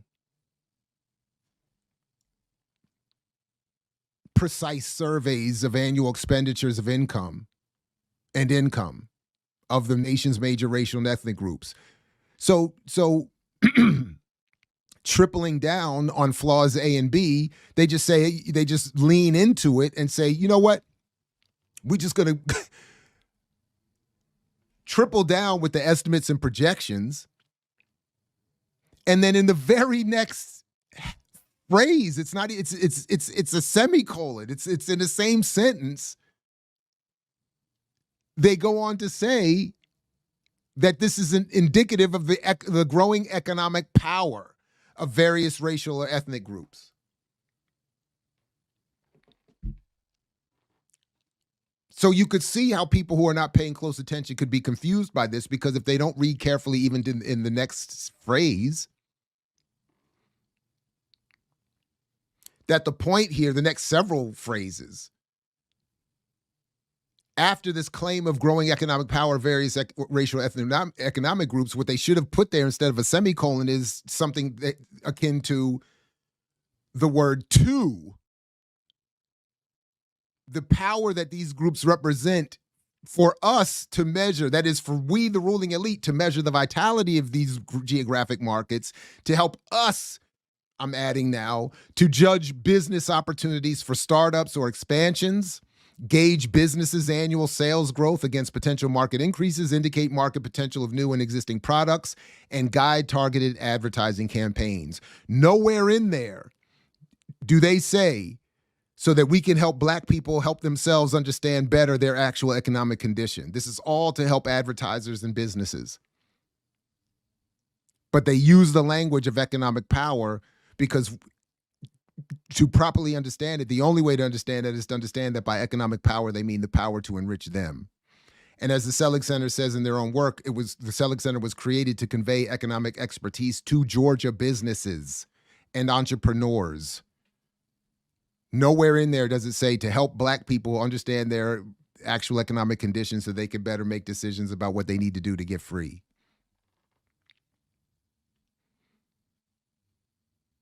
And then I actually just trace here how the methodology devolves, because in the initial selling the Negro video, Secretary Weeks, the Commerce Secretary Weeks, directly ties buying power to the actual income of the Black community. By now, we're reduced to estimates, projections that are not based on anything that could be considered precise data, and that are tied to extrapolations based on surveys of what people bought, not on what they actually earn, what they actually have, or what they could actually do with that money.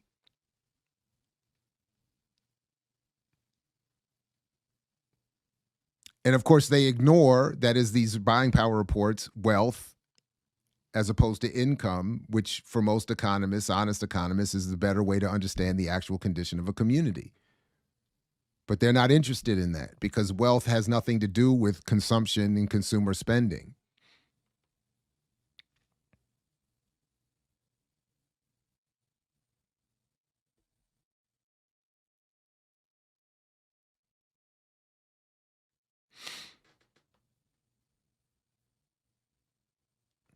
And then this, I just struggled a little bit, I think, with this chapter in terms of how best to organize and explain how where these numbers are coming from and how they're using them.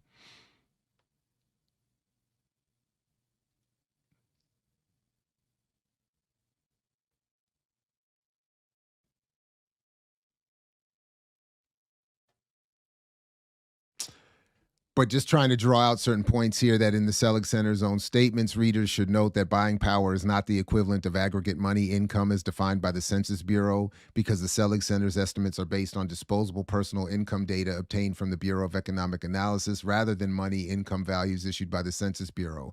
The result is significantly higher estimates. The result is significantly higher estimates of buying power.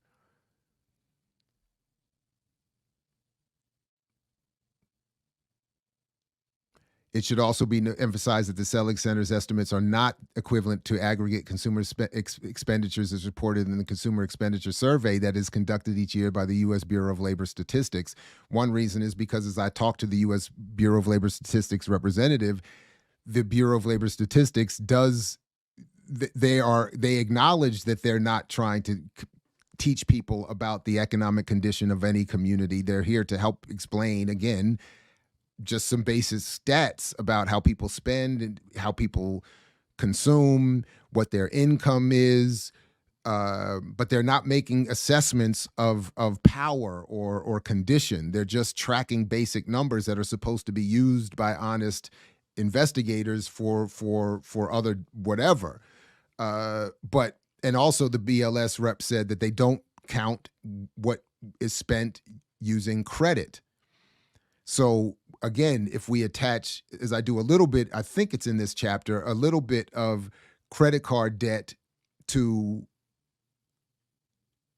consumption, and if consumption dollars that are being assessed by Selig and others for these buying power totals are, it again confuses everything and makes it seem like black people have more, which is one reason I think, in addition to what was said here, that the buying power numbers come out bigger. The estimates are larger because they're reflective of extrapolations and estimates based on surveys of what a handful of black consumers are said to have spent and on what they've spent that money on. And then somehow including in the overall spending totals, because the numbers the details are not investigated, what was spent on credit and not actually on what someone earned or had in their bank account. And when you do it that way, it does make it seem like people have more, because of course they do, if the more means more to spend on products they don't own or control or benefit from in terms of the wealth that's created. I hope that makes sense, but this is part of the problem that I have in trying to organize and break this down, even in writing.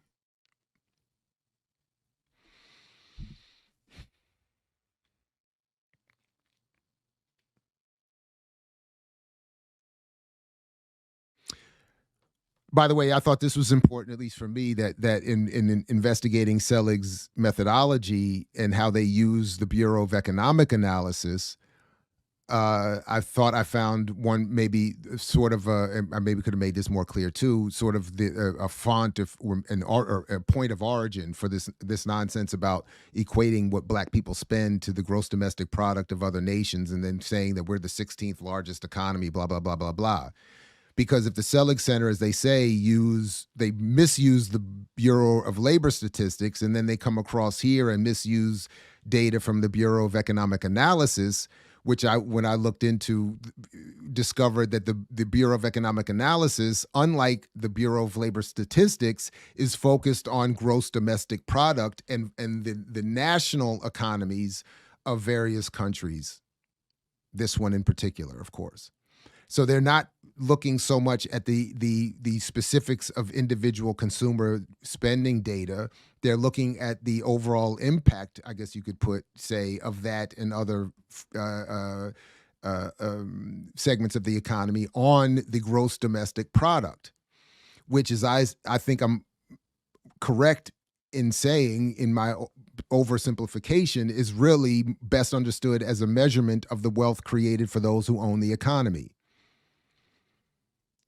But GDP, as I do talk about in this chapter, is not to ever be confused with how you measure the condition of people in the community. And no honest economist ever does use GDP to assess inequality within a community, because GDP does not assess. GDP is a measurement of the wealth created, all the money spent on all the goods and services and products in a given year in a given society. That's all it is. It is not a measurement of who has how much and who benefits and how much from that. GDP does not capture the distribution of growth, and as a result cannot reflect inequality.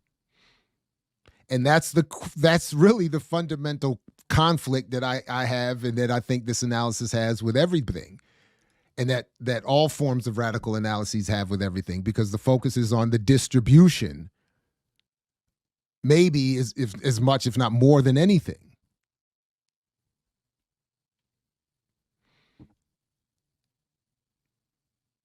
So then I go through and show a little bit about how the Black press has worked with Nielsen and the NNPA,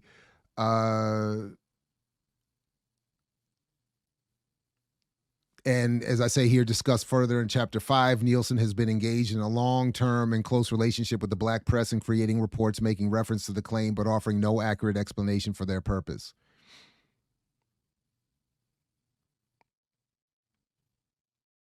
Unfortunately, the commercial Black press continues to largely ignore the flawed methodology and uncritically falsely report the claims of buying power to a wide and unwitting audience.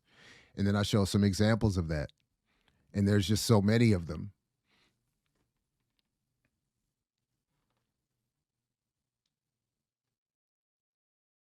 The reports, quoting here from Nielsen, have become widely respected industry chronicles touted for their exclusive insights, data, trends, and perspective that better prepare marketers. Oh, that's what that should say. Wow.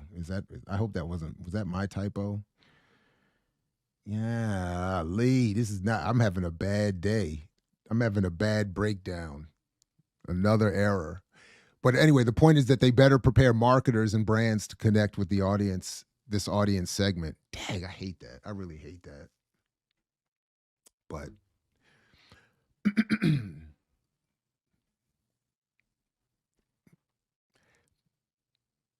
by concurrently sharing the report with millions of readers around the country, we have helped create conscious consumers who are aware now more than ever of how their economic power has a direct impact on the marketplace overall. Conscious consumers, by which they talk, by the way, they talk about that in terms of Black people just wanting to see some symbolic reference to their culture when they go shopping.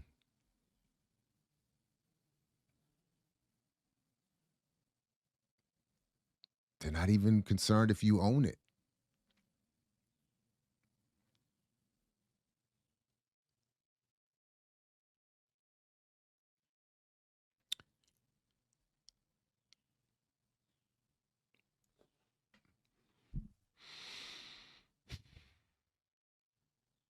So I do add, so the second edition adds more, again, as I said, about McKinsey and their increased involvement in all of this. For instance, in true to form, a recent report from McKinsey began Black consumers' collective economic power is set to expand dramatically from about $910 billion in consumption in 2019 to $1.7 trillion in nominal dollars, equal to the projected GDP of Mexico in 2030. So there's McKinsey right there making that ridiculous, false equation that is not appropriate to an actual economic analysis. GDP, again, does not measure inequality, so you don't know within society where, given in this case, GDP doesn't tell you the distribution of income or wealth, racially, ethnically, gender, cross-gender, et cetera, so forth. And it doesn't say anything in terms of this issue of comparison to national economies. Well, what is the relationship of Mexico's economy to the broader economy? Can Mexico be said to be some independent, autonomous, sovereign, liberated economy? Or is it more or less colonized and dependent on so-called first world support, investment, defense?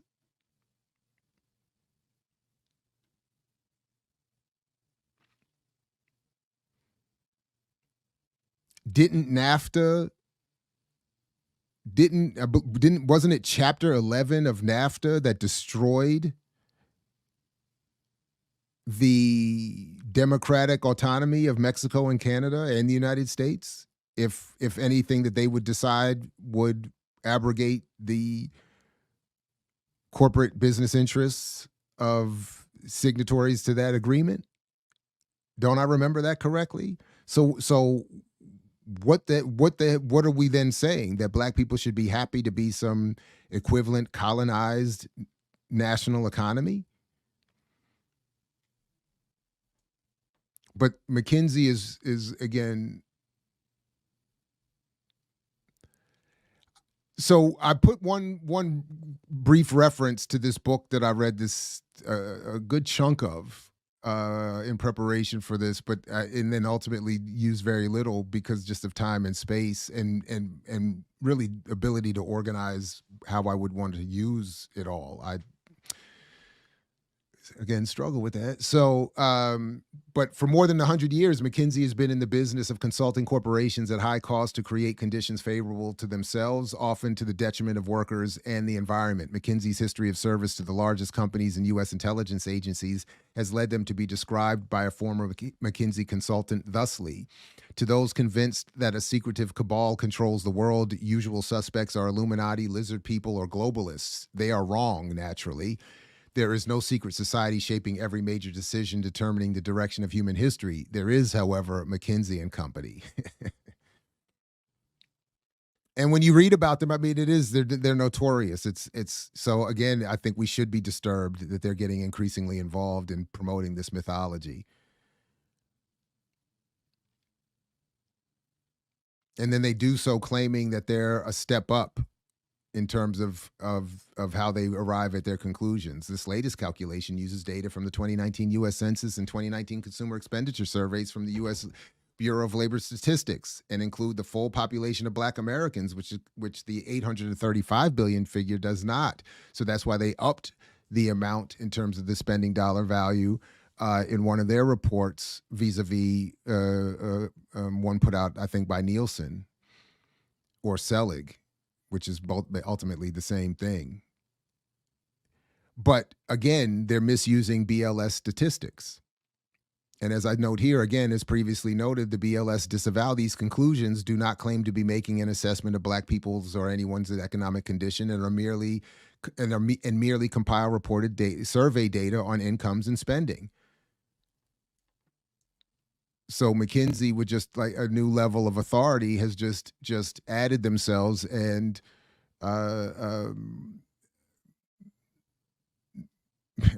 in short, just made things worse.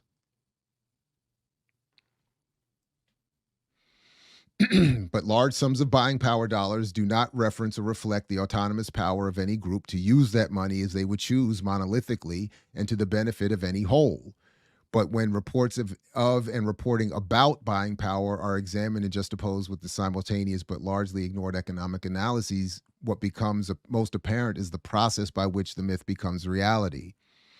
And then in the chapter 5, I talk about the media environment that is so welcoming of this level of propaganda. So,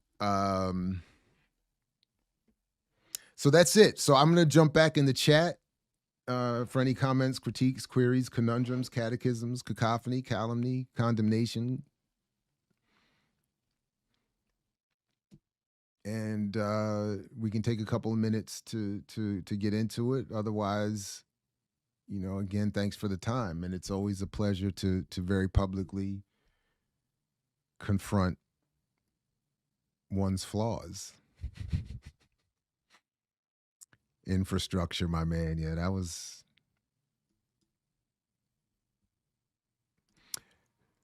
No, I have not. Have I ever done a power mapping study? I have not. I have not.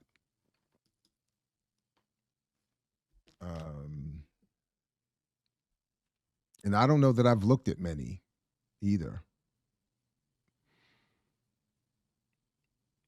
You know, right, there you go. Optimistically. I don't know. We'll see.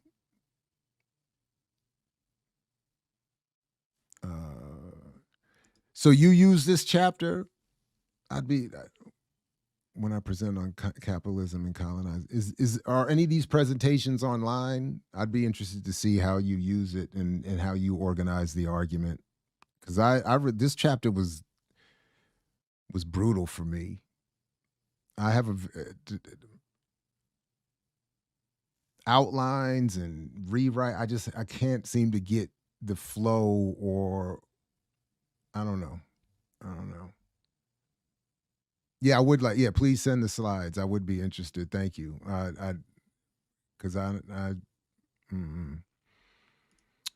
I did. Did you see the interview with Breakthrough News? Did McKinsey whistleblower? In fact, I did, and in fact, I have it. Where are my notes? I think I meant to look at it today with you all, but yeah, it's right here. I did.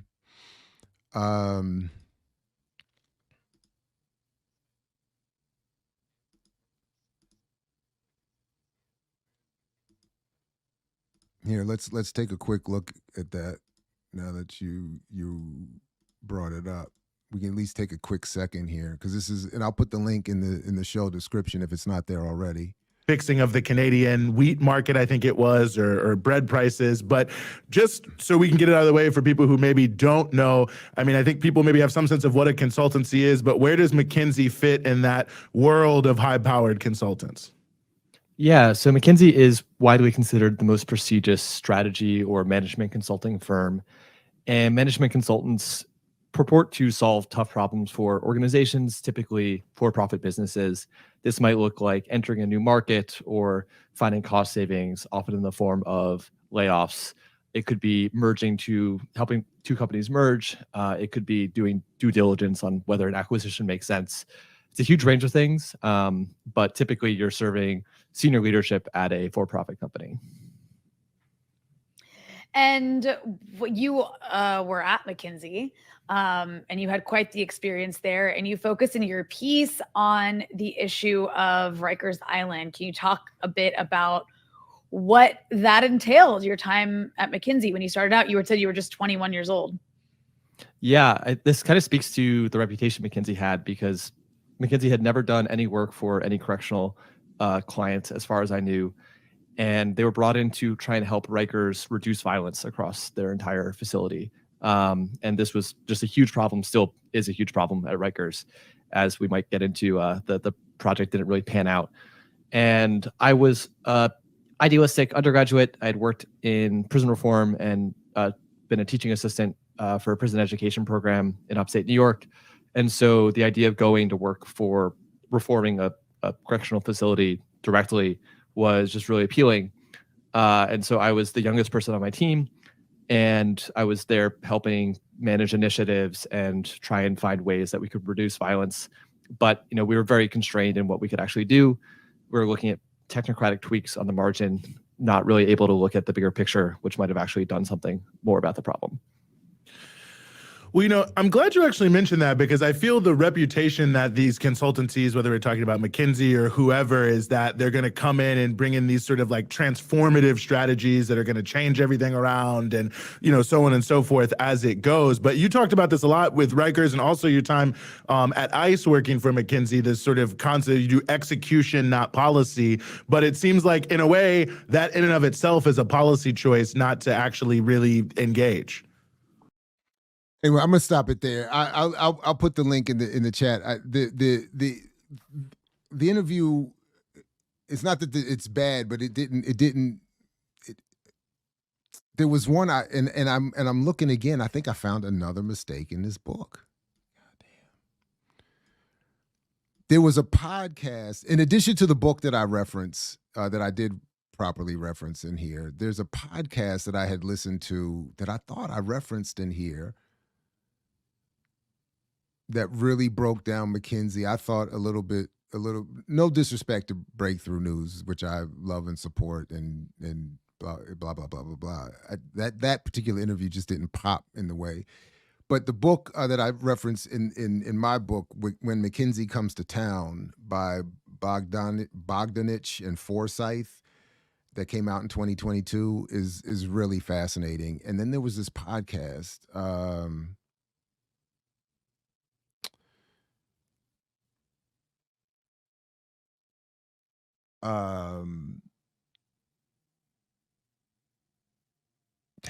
where did I reference it though? Because I'm not seeing it in the footnotes here. So I'll have to try to find that. It was.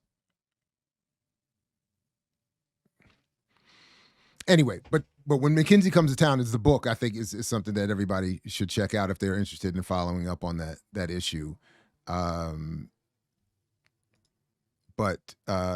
But one of the points, that's what I wanted to get at, that in the breakthrough piece that I'm reminded of is, again, just like Mayor Pete and others, they come through McKinsey on their way to power. So they're not there to help assess the situation. They're there to help get to the next level so they can benefit from the situation. Is there a relationship between the National Newspaper Publishers Association and the National Association of Black Journalists? I don't know to what extent it's official, but there's absolutely one, in the sense that they're all intermingled. So almost everybody that would be in the NNPA or affiliated with the NNPA would be part of NABJ, because one of the problems that I used to have with NABJ, with all due respect, was that it was largely, to me, a gathering of people wanting to get jobs in the commercial press. They weren't there to change commercial media. They weren't there to challenge or to radicalize. They were mostly there to get jobs within. So it lost some of the, for me, the I think maybe at one point hopeful luster that existed. So that's the extent of what I would know about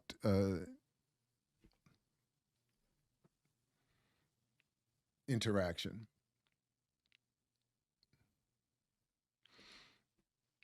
Yeah, Fab Socialist is, I'm sure, who you're talking about. A lot of people must have much watched her work, because a lot of people sent that to me, and I actually interacted with. I saw it myself, thanked her for it. She's mentioned my book a couple of times actually on her show, so I appreciate that, and obviously appreciate that. But anyway, so just to wrap it up, chapter 4, again, I think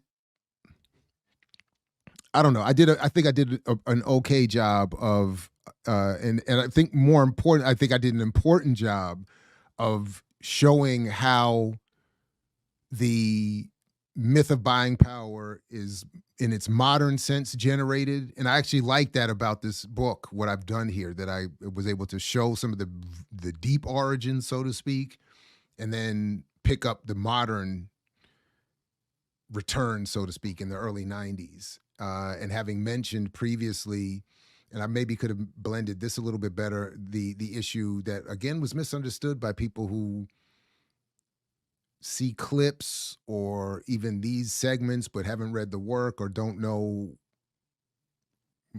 the work in the context of my work, or who misunderstand what I'm saying about Dr. Amos Wilson and others. But the point is that I think I did a good job of showing how the myth was created in its infancy, and then picked up in the 80s or the 90s by the Selig Center, and then Amos Wilson, and just as an example of how I think it got popularized within certain segments of the Black community, really all segments, and which was really I'm saying Wilson made a mistake, but I'm also recognizing his hard work and his contribution and his centrality to Black radical thought. So it's not, anyway.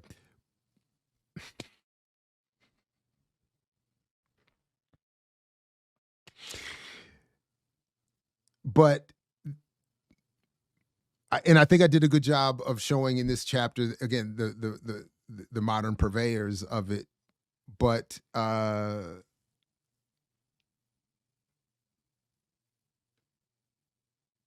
and I just lost my thought. And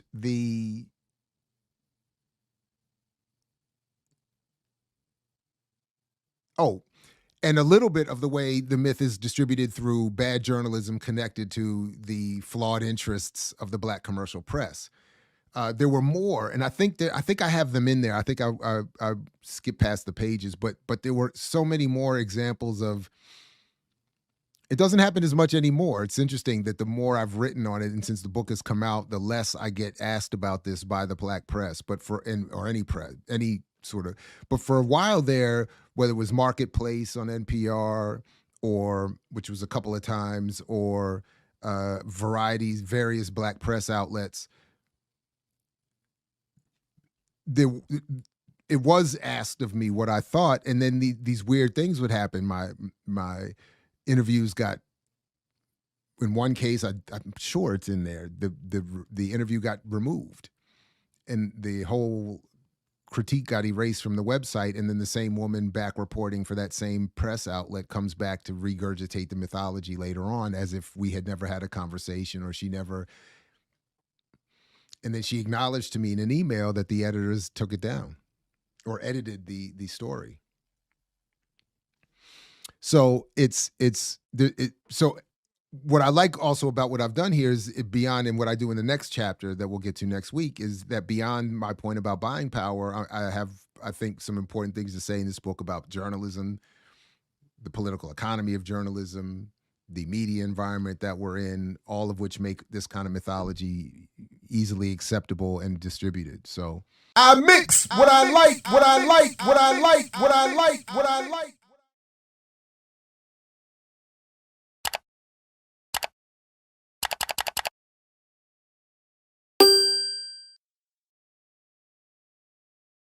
What I like about this chapter is that I think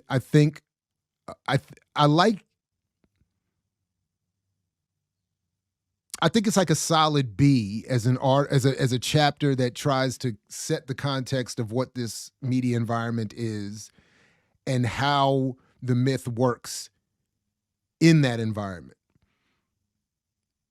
As usual, I'm not thrilled with the way I've organized the chapter. I think I always struggle with,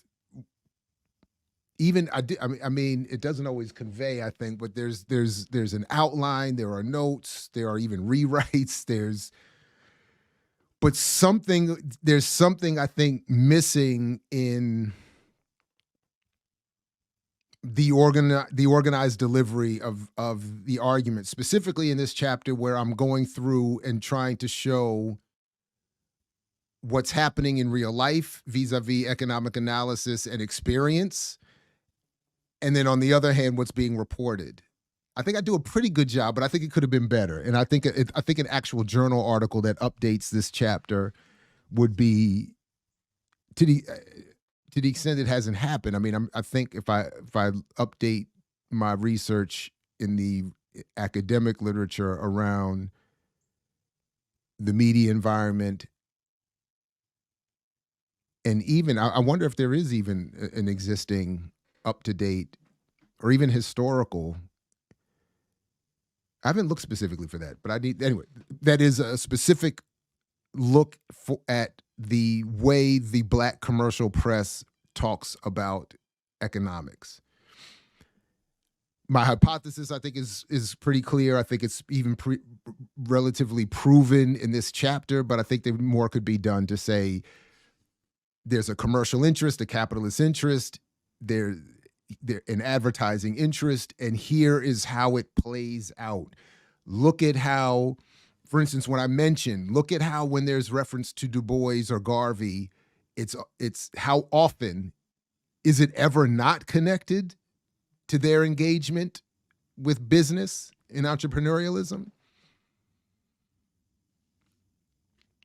Even when Garvey is referenced for his pan-africanism and red, black, and green and the symbolism and the uniform and the pride, almost always, and I think always, but I haven't done the work, connected to this narrative of business. And the point, as this chapter talks about the conscious consumer developed by Nielsen, but conceived in the mind, the political mind's eye of the Black community as symbolic reference to a pride in Africanity, is turned almost, I think, without exception, but into a funnel for shopping, for consumption. That is, be proud of yourself, and as evidence of your pride, consume.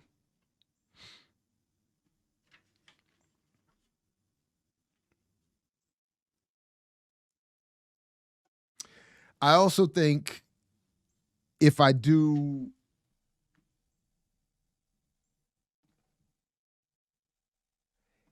like another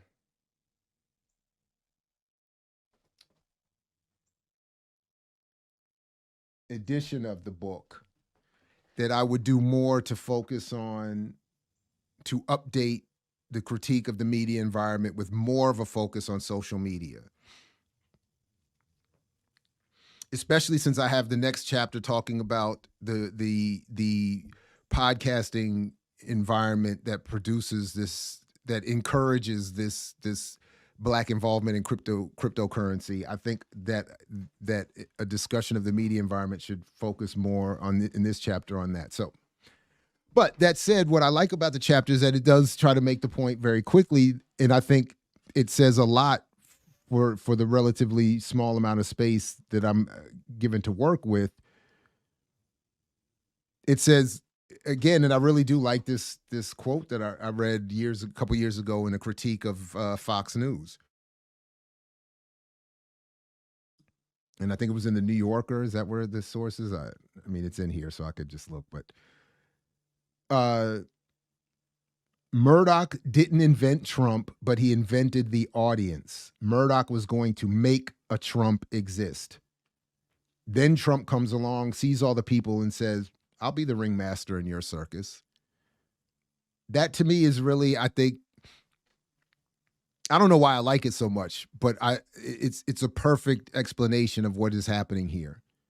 Because it also helps, it works very well, by the way, in the classroom in making the point. Because again, I'm not trying to say, because students in particular are, I think, very defensive initially when asked to confront consciously the levels to which they are impacted by media. I think humans in general, I think particularly U.S. American citizens, maybe more than others, are propagandized into this exceptional belief in an ability to overcome these things. And then I also think just in general, young people who are born into this, who really are the fish that McLuhan said do not discover water because an all-pervasive environment is beyond perception. These students, many of them, again, my unscientific, slightly better than anecdotal after all these years of experience, but again, no numbers, no data, no science put to this. Or maybe I should do that too. They are very resistant, at least initially, many of them, to this idea that they could be impacted. That's why I keep coming back to, I don't want you to worry about, are you being impacted? I want you to focus on the intent.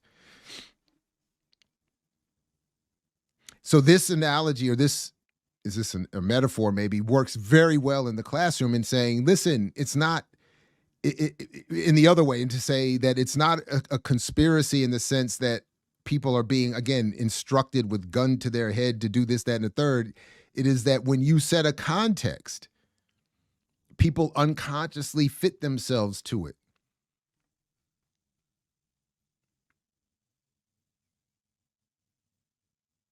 So when I'm saying that, I'm thinking this, so years ago I was, oh man, things did not go well. Sorry for this side. Things did not go well. I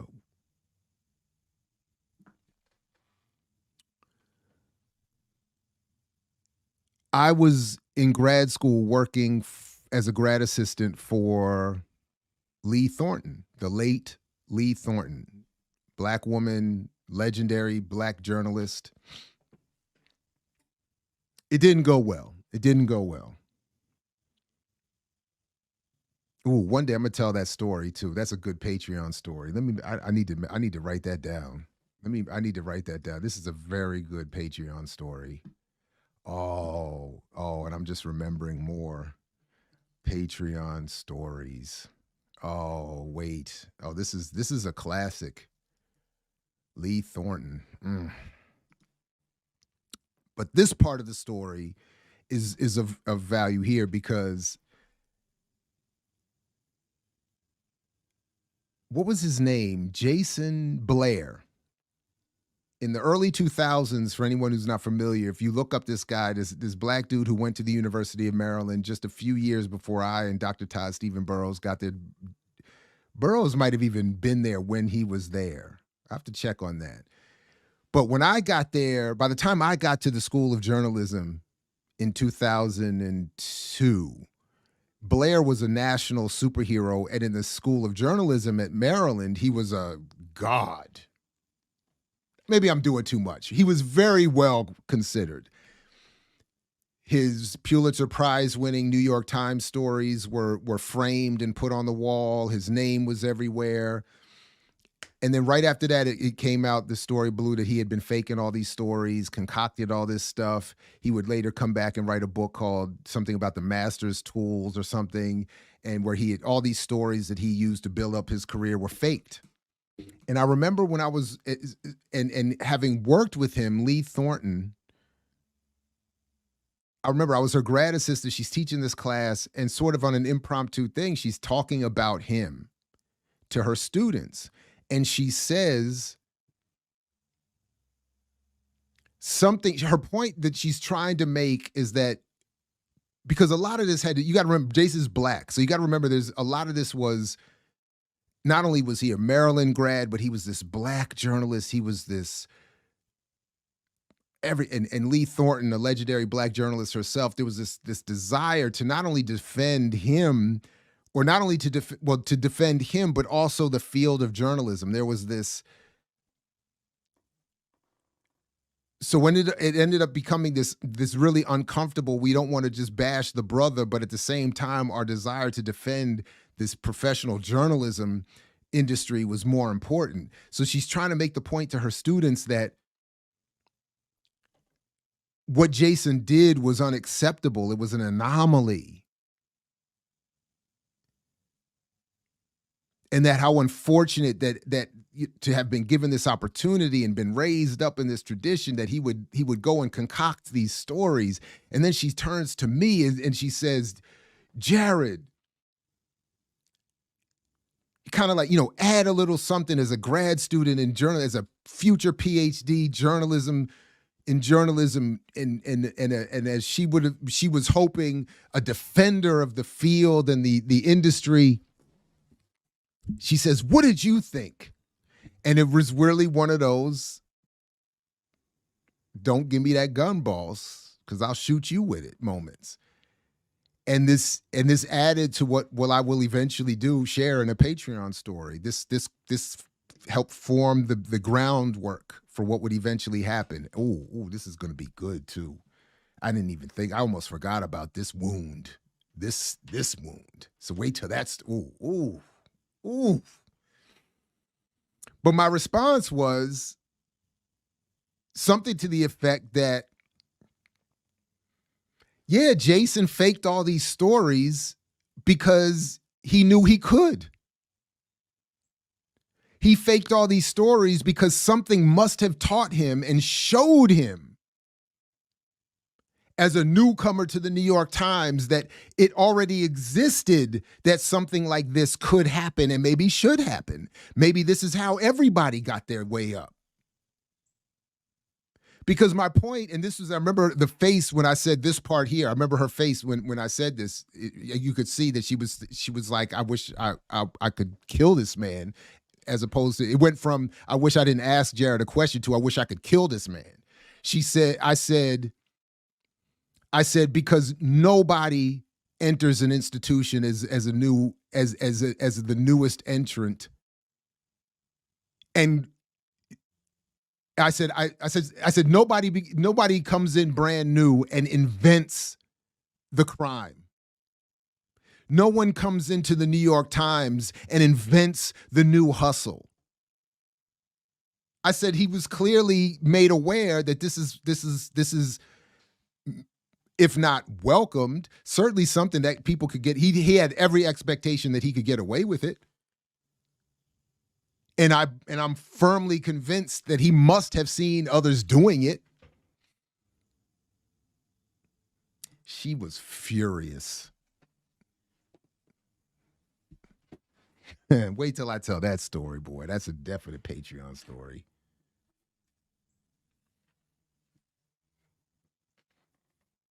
I'm a little irritated at what happened after that. But that was my thought, and that's still what I think, and that's the point I'm getting at here. So that's what I love about this quote. Zero chance.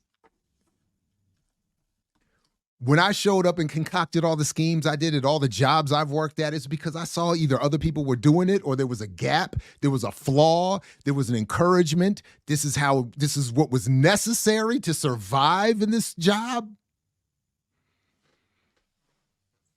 But no, we're supposed to believe that this young black kid comes out of college and invents, he walks into the bastion, the paper of record, and invents out of whole cloth the new scheme, the new hustle. Never before. I was like, get out of here. Get out of here. Yeah, he's guilty because he knew he could be guilty. He had every thought. I mean, come on.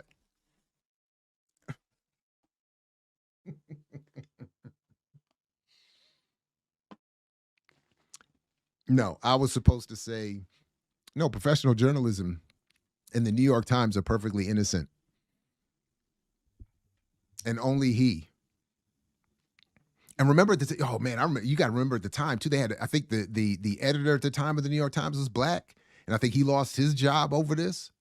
Like Jason took down a whole crew.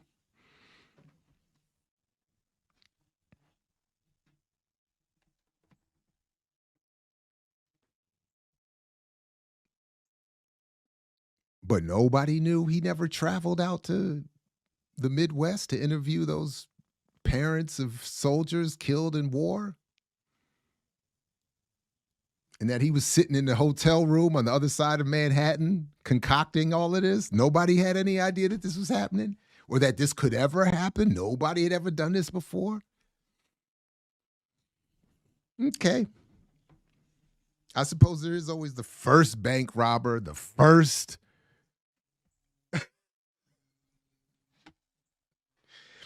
So, but anyway, what I also like that I was able to, I think I did somewhat of a competent job. Although I think it would be better if this book did it, and then separately if it was just done. And I'm sure it has been, or maybe just needs to be updated. But in describing the media environment that we find ourselves in,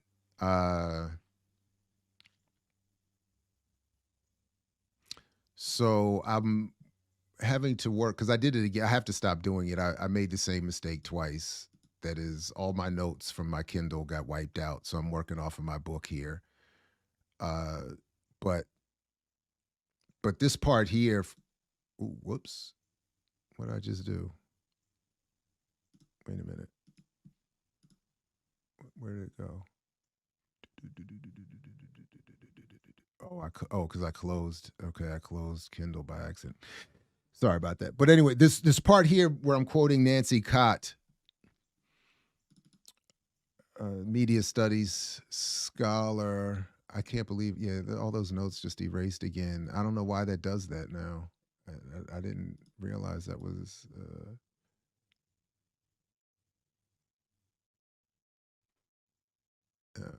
And then it moved my page. All right, hold on.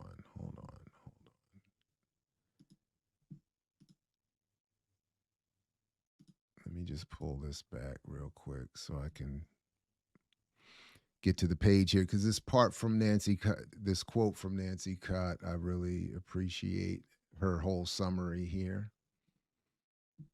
of the issue.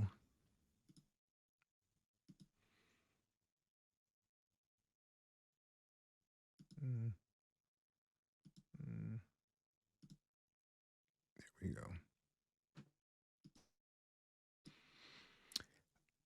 So just trying to catch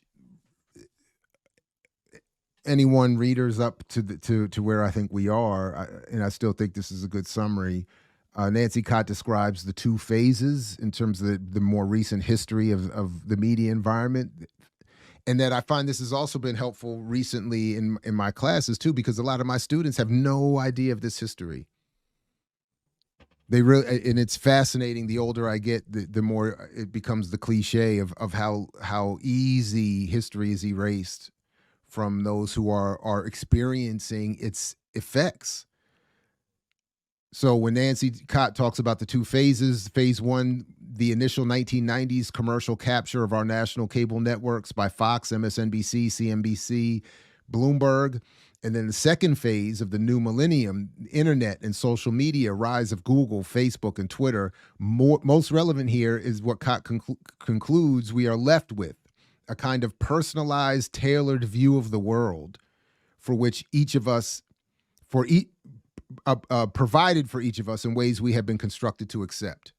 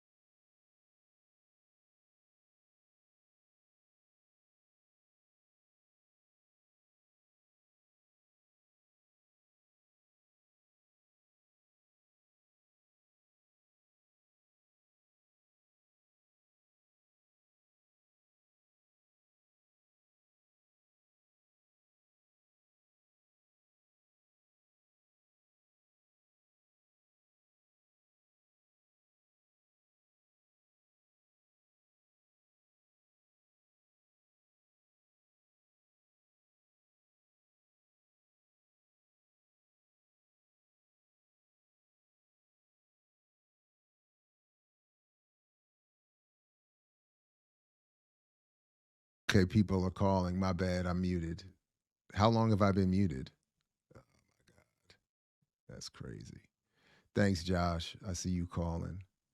And then there's something wrong with, let's see, let me stop sharing. There's something wrong with, hold on, let me rephrase. All right, I think I need to refresh because this isn't working. All right, it says I'm good. Where did I've been out for some time. Oh my God. Oh my God. My bad. My bad, y'all. Oh, damn.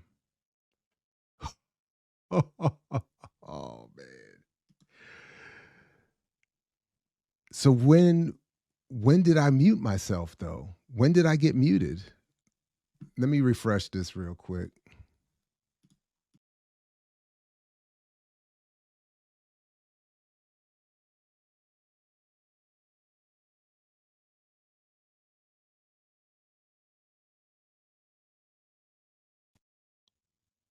Damn.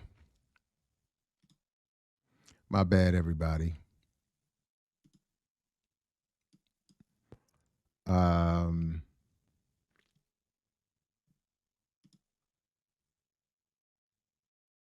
Good 15 minutes. Oh boy. Oh.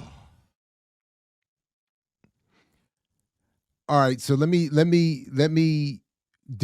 okay, let me ask you all this. Did you hear the Lee Thornton story? Let me use that as a thank you. Okay. Did you hear the Lee Thornton part though? Can somebody confirm that? Because if not, okay, you did. Okay, thank you. So from Nancy Cott on, is that what we're saying? Oh wait, someone is saying they did not hear the Lee Thornton story? Okay, just a few minutes. Okay. After I stop the screen share. Okay, thank you, Renee. But you did hear the Lee Thornton part. Let me just get one more confirmation on that. I just want to be clear. Because okay, thank you, ZZ. Appreciate the support. Okay. All right, thank you, Craig. Okay, thank you. Okay. Because that part put me through some changes, and we need to. That's definitely going to be a Patreon story. Thank you. All right. But essentially, what I was just showing from the Nancy Cott quote is that I liked that I was able to. But I'm wondering how screen sharing ended up in me muting. So what I'm going to do is I'm going to leave it alone for a second because clearly I'm not on functioning fully here or whatever. Something's off. But what I like about Nancy Cott's quote is that she quickly summarizes these two phases of the modern era of our media environment, and it has been very helpful in my classes over the last few years, because as I get older, it's a twist on that disgusting line that Matthew McConaughey made famous in that movie about being high in high school. Dazed and Confused, is that the movie? Where he's playing the older kid who doesn't leave, and he says, what I like about coming back to high school is that I get older, but the girls all stay the same age. So in a non-disgusting educational view of that, it's kind of the same thing. As I get older, the students are the same age, but the distance between them and the reality I'm trying to introduce them to is farther away. So most of them don't know or exhibit very little understanding of or awareness of this history of the media environment that they are most heavily impacted by. And they don't know anything about some of them don't know anything about cable at all, much less its origins, its consolidation, all of the old debates and arguments over that, the corporate interests, the psychological warfare interests, the increased capability for fewer people to penetrate our consciousness with their advertising and their worldview, with their politics. And then the second phase of that, moving from cable into the social media and internet environment, where even fewer have even more capability to penetrate consciousness, advertise, shape our environments, etc., creating this media ecology. And then I was saying that the what I do need to update is I really liked this example from Bob McChesney's work and the Pew Research Center study that he helped produce, that was showing, or that was part of his research, that was showing, and using Baltimore in particular, that one source of news could produce an echo chamber as it's picked up. I used to even be close with someone in professional journalism, and who would be on local news, and I would see them start their day. Their day would start with reading the local newspaper. Then they would go to the news station and pitch stories to their producer based on what they read in the newspaper. Then that story would appear on TV. Then radio journalists would pick up that story and talk about that story on their show. So the perspective, never mind the selection of news of the story to be covered, which is itself agenda setting, but the frame of it can also get transferred from one to the next. And then it just gets regurgitated. And now with increasing sort of dexterity in social media, it's all over the place.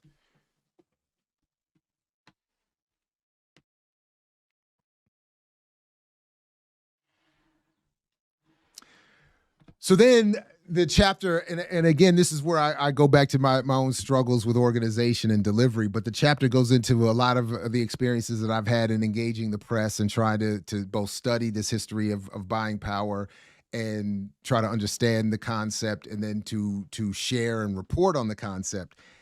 And there's just a number of examples. I'll save it if you all want to come back if there's any Q&A or discussion or critique, but so first, what I like is that I tried to show from early on that anyway, what I was going to say is that I'm not going to go through each and every one of these examples, but what I find fascinating is how often it used to be. It's actually slowed down over these last few years and is gone to really zero since the book has come out. But for about 10 years or so, every year, roughly at least once a year, I would say, maybe sometimes more. Maybe a little bit more than that. But at least once a year, let's say, some relatively major media outlet would invite me to participate in one form or another in this conversation, because it's my commentaries on Black Agenda Report, which is where all this started, got some circulation, and some of the interviews or arguments I would have on radio. I wish I had been thinking then more about this internet life and was saving some of that, because some of the, even where I did poorly, would be great for just to have fun with and re-airing. A lot of debates. I've been on over the years a lot of radio, a lot of pre-internet kind of. I mean, the internet existed, but I wasn't engaged in that way. But mostly radio. A lot of community radio, some Black commercial radio, some white national commercial radio discussion of this. And it doesn't always go well. And for a lot of times it didn't go well. In part because I was having a hard time getting my own catching up to and getting my mind wrapped around all of the flaws in their logic. So for instance, as I show here from one of my early, I think, reports on this, even as they acknowledge as I quote here, the goal is well, as I said here, further I noted then, this is back in 2009, that the Selig Center's justification for suggesting a black economic clout was in the ability for black consumption to energize the U.S. consumer market as never before. So in other words, and I think I could have probably done this better in making this point clear and organizing it for this chapter. I'm trying to say that in this chapter, there is this existing media environment. It's already adversarial as it relates to us in terms of its advertising, its capitalism, its psychological warfare, it's da da da da da.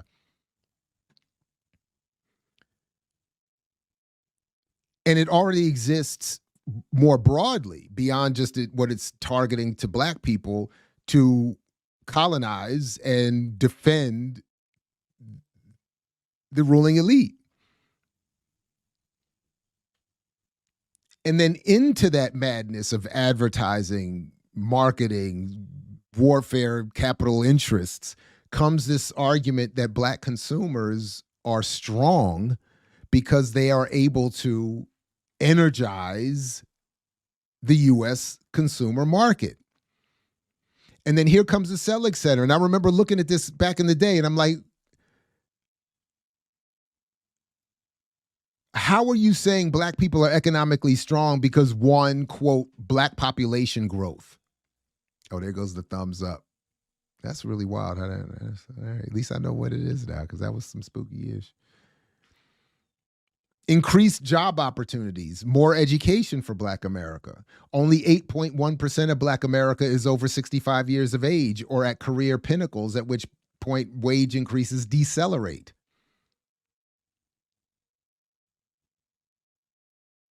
Black people spend more than non-blacks on natural gas, electricity, telephone services, and footwear, and a higher proportion of their money on groceries, housing, and women's and girls' clothing.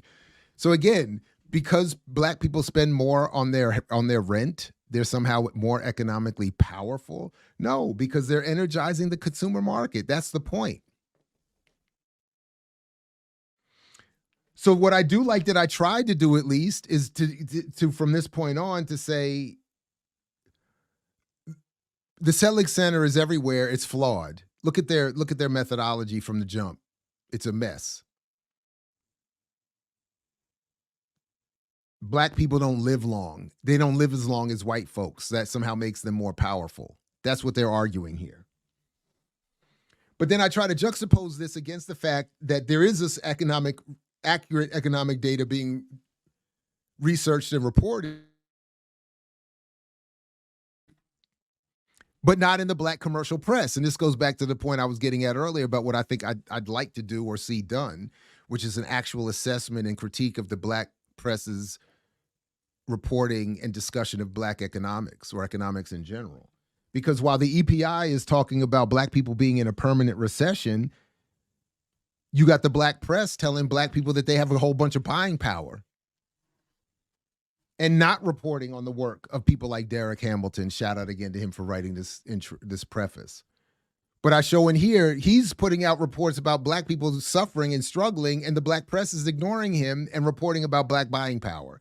I think I could better prove that and demonstrate that and organize that argument. But I think I don't think I've shown enough to say that I've proven it, but I think I've shown enough to show that it is worthy of some study and some eyebrow raising at least. And I would be interested to see if anybody could prove the opposite.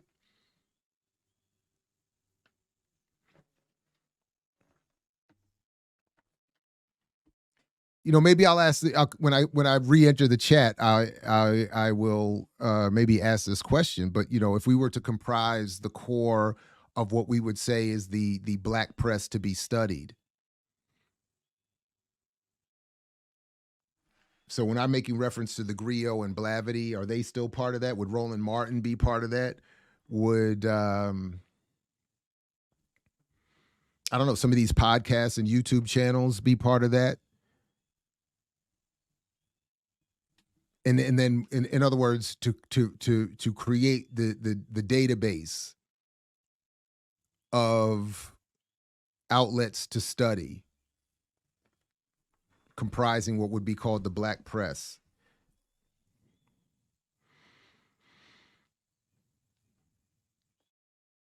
And then I show several examples of my engagement with some of the reporters that reached out to me for my commentary on these issues, and I point out a couple of, I think, 2 or 3 examples of when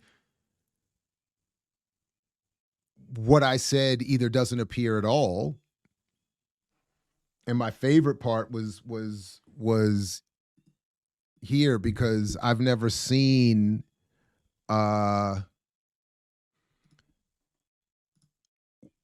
what I just thought read as hilarious. I've never seen my name referenced in conjunction with such a term.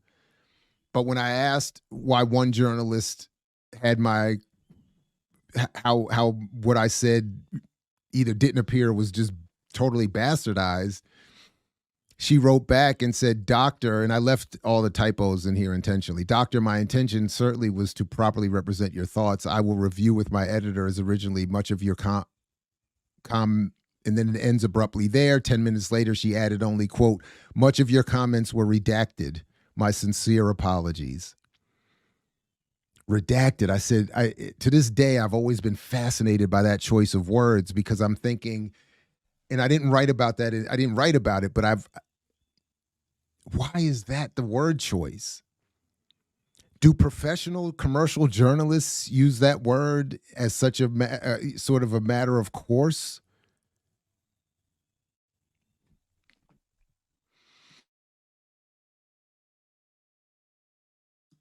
Honestly, I don't know, but that's always, my experience has been no, limited as it has been. I'm not familiar with that term being used in editing often, but again, my professional journalism experience is limited. But redacted, I always associate that with something more scandalous and statist. But I just thought, what a fascinating choice of words, and why would they redact my commentary? So,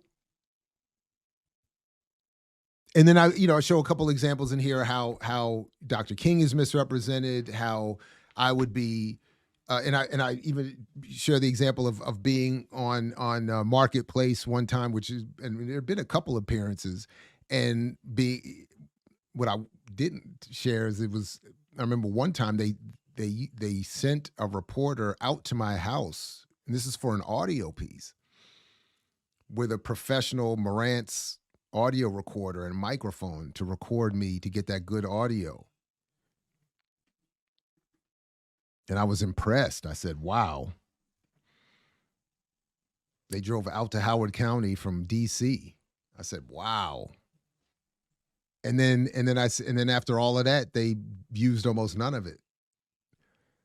And then juxtaposed me, and that's what I'm sharing in here, with this Black woman who's promoting, as per her job, this idea that Black people have money to spend on the ad revenue that she helps to help deliver to these Black commercial outlets.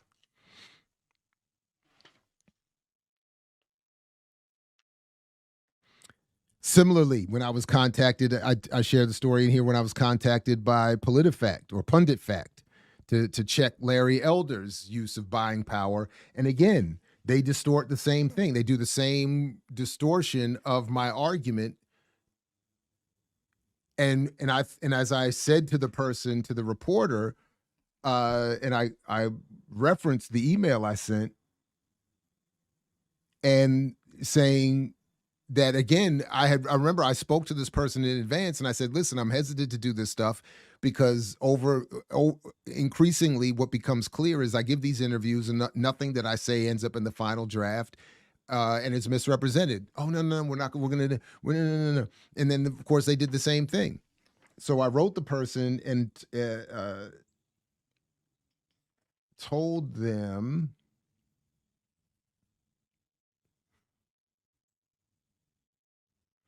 that in this story with Larry Elder, they did this whole slick thing of, I'm saying GDP is not an accurate measurement of disparity and income and wealth, and it's a false it's totally false when Larry Elder says black people would have the GDP of the 16th largest country, whatever he was saying. I said that's totally false. So all they do is end up ignoring everything I said and saying, no, the adjustment we found is that the size of the economy that Elder is attributing to the black community is just too big.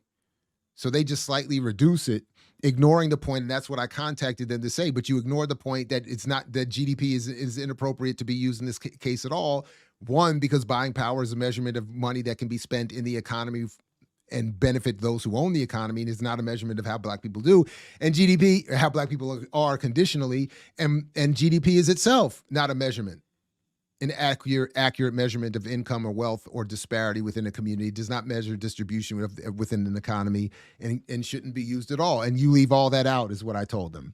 And their response, my editor and I thought it would be demonstrative to carry through the per capita calculation to show that there was more wrong with Elder's statement statistically than just buying power. I also figured that the 44th for Black America versus 7th for American overall was a good way of demonstrating inequality without pontificating too much on the issue. So it's not pontificating to simply say that buying power is not real, is not an assessment of actual economic condition. Black people are not to be measured against the GDP of another country. That's not how is not appropriate in any way if you're trying to assess the condition of a community. And buying power is a concoction of advertisers to get ad revenue to commercial outlets. We'll just ignore all of that, Jared, and go with, hey, we made it a more accurate GDP number. My editor and I thought that even though we contacted you as the expert, we thought,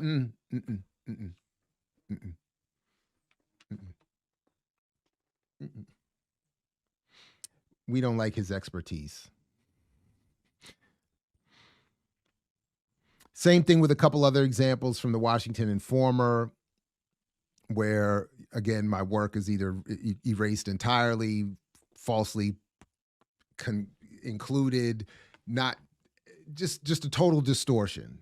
So I'm just giving you examples, and I'm making the point in the context of this chapter and the previous one.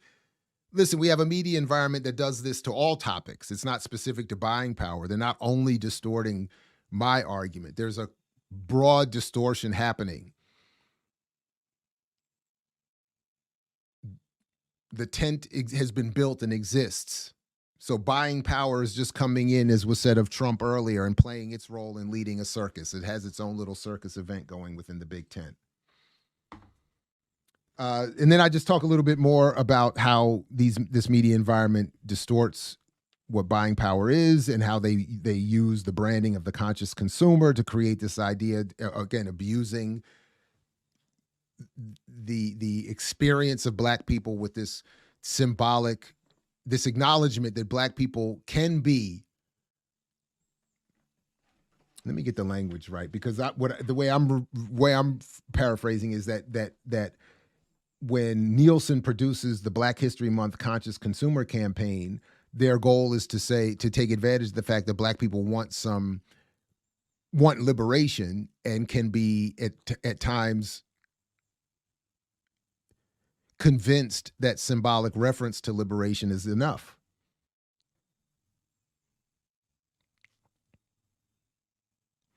Nielsen is honoring Black History Month by celebrating the culture, influence, and increasingly significant role of African American consumers. Let me pull this up here so you can read along. I'm going to take another chance that I can share the screen without somehow muting myself.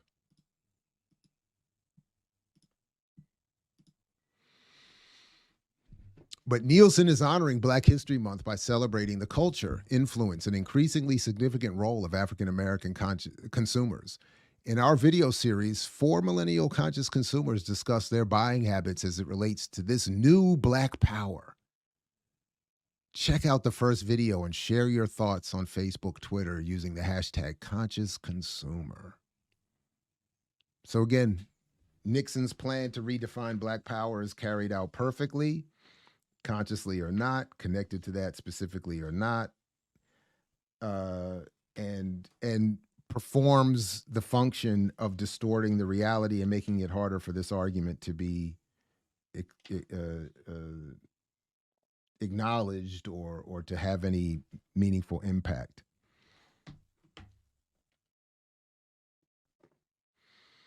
The other thing that I like about this chapter, and I'll start to wind down here in a second, is that, and I didn't realize that Nick Hanauer was this popular, this billionaire philanthropist.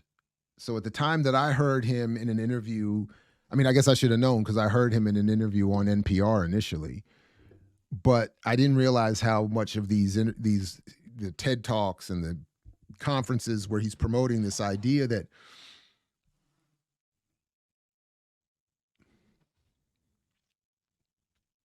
billionaires, as a matter of self-preservation, need to spread the wealth a little bit more.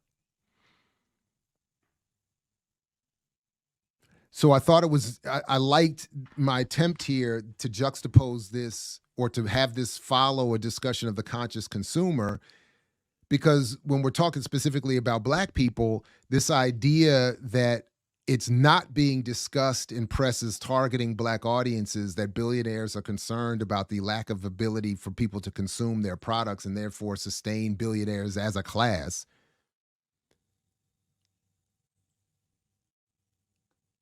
This is why students end up in my classroom, just as the other day. By the way, Atlanta didn't massively redone his hair to the point I didn't recognize that he had been quietly sitting in my class this whole time. But we sort of re-engaged last week around this very idea that because it's never reported to him that billionaires are concerned that they're not paying people enough to shop, the role of the consumer in the economy is never fully and properly appreciated. And because, as we talked about in the class, people like Jay-Z have so often reduced the idea of the consumer to the sucker. Whenever we think of the role of consumption in the economy, even though this is a 70% plus consumption-based economy, we think of it as being silly or irresponsible.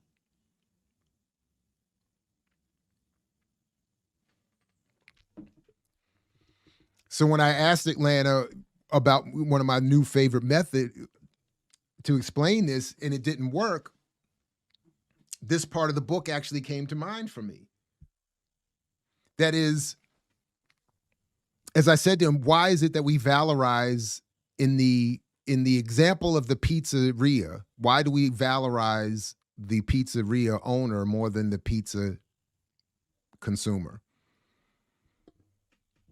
Both are necessary to create wealth from that exchange, yet only one is seen as deserving any benefit from that wealth creation and as being more responsible. So we got stuck on two parts that I think are described here in this chapter in the way the media environment reports and does not report the issues and leads to the conclusions that I'm describing here. Two issues. One, this issue that consumers are irresponsible and less valuable. And two, that everybody should aspire to be the pizzeria owner. And when I kept trying to point out that that doesn't even make sense logically, that how many stores of any kind, never mind pizza shops, can there really be in one community? And at a certain point, none of them have any value if nobody comes in there to buy the pizza. So the people buying the pizza are as much responsible for the wealth created as the person owning the pizzeria, and as I tried to point out, as are the people who invest in the pizzeria, provide the loans, provide the routine payroll loans, the investment for expansion, et cetera, and so forth. I said, as are the people who drive the trucks that bring the dough, as the people who fix the refrigerator to keep the dough cool, as the people who turn the lights on to have a store that works, to the people that produce the society that produces the space for the store and the electricity to be extracted and exploited and resourced. All of us are participating. But because of the mythology that Nick Hanauer talks about in his presentations and the version of it that we get disseminated through pop culture and people like Jay-Z, who was just saying the same nonsense the other day with Kevin Hart, that this idea that if I'm not the business owner and if I'm the customer, I am weaker, lesser, deserving of less. That it's the business owner that took the risk and put in the hard work and this and made the pizza and did all of that. And I said, but the person that got up early and worked hard at their job to earn the money that they're now bringing to the pizzeria that to spend on that pizza is also part of the process. So you can't just count the person at the point of buying the pizza and say that's all that they've ever done to contribute to this whole process. That's not. And then to try to point out in this chapter, and I think I could have done this better, that the buying power mythology is itself born out of a process initiated by those in power to scale this concern or to balance out this concern that Atlanta and I are discussing in class, that Nick Hanauer, the billionaire philanthropist and venture capitalist, is saying, as I'm referencing here, that if we're not paying people enough to go shopping and they're not shopping enough to buy the products, then the economy collapses. So it can't just be strict exploitation and extraction. Something has to go back into to even the people at the bottom if they're going to play a role in maintaining all of this and creating the wealth that allows the Nick Hanauers to disappear into a largely obscurity. And the only reason, and I think this is of some note, the primary reason, as I understand it, that he has come out from the wilderness is not to make more money, it's for self-preservation. Because even the billionaire needs a society that's not in collapse. What point is it of being a billionaire if there's nobody to pay to do everything you want to be able to pay for them to do for you? So as I conclude in this chapter, part of what I'm saying about the media environment and McKinsey's increased involvement in promoting this mythology is ultimately, I'll just say it differently here, is that I'm trying to cut off the argument that Atlanta's bringing to my classroom, because he's representative of a large segment, if not a majority, of the community. He doesn't realize it yet. I think last week I made my initial breakthrough, so I think I'm in good shape. I think I'm gonna win him over. But yeah, because we did this whole, I used the whole board to talk to try to map out the process of wealth development. And I think it started to, but the point is we all have to overcome this massive layer of mythology and narrative creation and nonsense. And then everywhere we go, we got Jay-Z and Kevin Hart saying what they're saying about, I earn the money. If I don't want to give you any, why should I? But I earned the money too. I bought Reasonable Doubt for $10.99 or whatever I paid with money I went out and earned delivering pizza.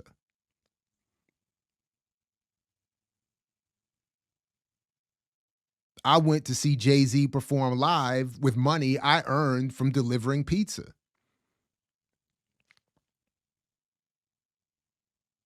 So to say that I didn't work hard as he did to be part of that exchange that creates wealth for him and even more for those who own him is nonsense.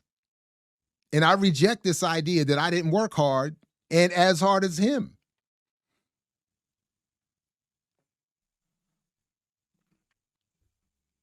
Delivering pizza 12 hours a day, running up flights of steps and boop, boop, boop, boop, boop, boop. That's just as much work as writing rhymes. By the way, Jay-Z, this is another part of Jay-Z's mythology. Remember, he's now promoting himself as having worked hard and earned this money and mapping out a pathway that others can follow. But he does the same thing, and I've even forgotten this. He, in his own mythology, leaves out that initial step of primitive accumulation that everyone else leaves out when they want to tell others how to make money doing things that they themselves didn't do. Jay-Z leaves out the fact that he started, as he said, I started out 100 grand strong, 9 to be exact, from grinding G packs. Put this in forward motion, ain't no rewinding me back. My point is, you started the game with a foundation of already exploited, extracted, accumulated wealth that no one else had. Never mind the talent. No one else came in with $1 million to start their rap career. No one could produce their own record and put it out using drug money without selling themselves short with a record deal the way you did. Nobody else could do that. So to say other people should do what you did is factually, fundamentally impossible. And yet, this part doesn't get seen when he comes back to tell other people how to make more money by being financially literate. So I think it's fitting that I end this chapter by reminding everybody, as I was reminded, that for them, August is not Black August, it's Black Business Month. And with that comes a McKinsey-led, a Selig Center-led wave of propaganda and mythology, promoting this buying power myth and the idea that Black capitalism can save us all. I mix what I like, what I like, what I like, what I like, what I like.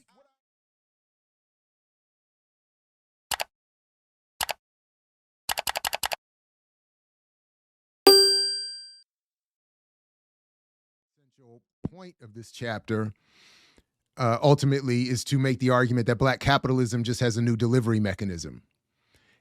In the guise of a lot of old mythology grafted onto the discussion of cryptocurrencies and blockchain technology, it's really just, when specifically targeting Black audiences, it just becomes, again, a new delivery mechanism. Hence the attempt there with the old new bottle for old Brandy, because the contents are basically the same. Invest, and wow, did we? And I'll put the links in the show description if anybody didn't see it, by my comments at the Black Blockchain Summit at Howard University a couple weeks ago. I'll put the link there, including also and then the aftermath debate with Reggie Middleton and Jay-Z's Bitcoin sponsor, blockchain sponsor, representative, because what they were really ultimately, what that exchange demonstrate, and really the entire summit itself demonstrates, is the effectiveness of what I'm arguing is this cryptoganda. And by cryptoganda, as I define in the chapter here,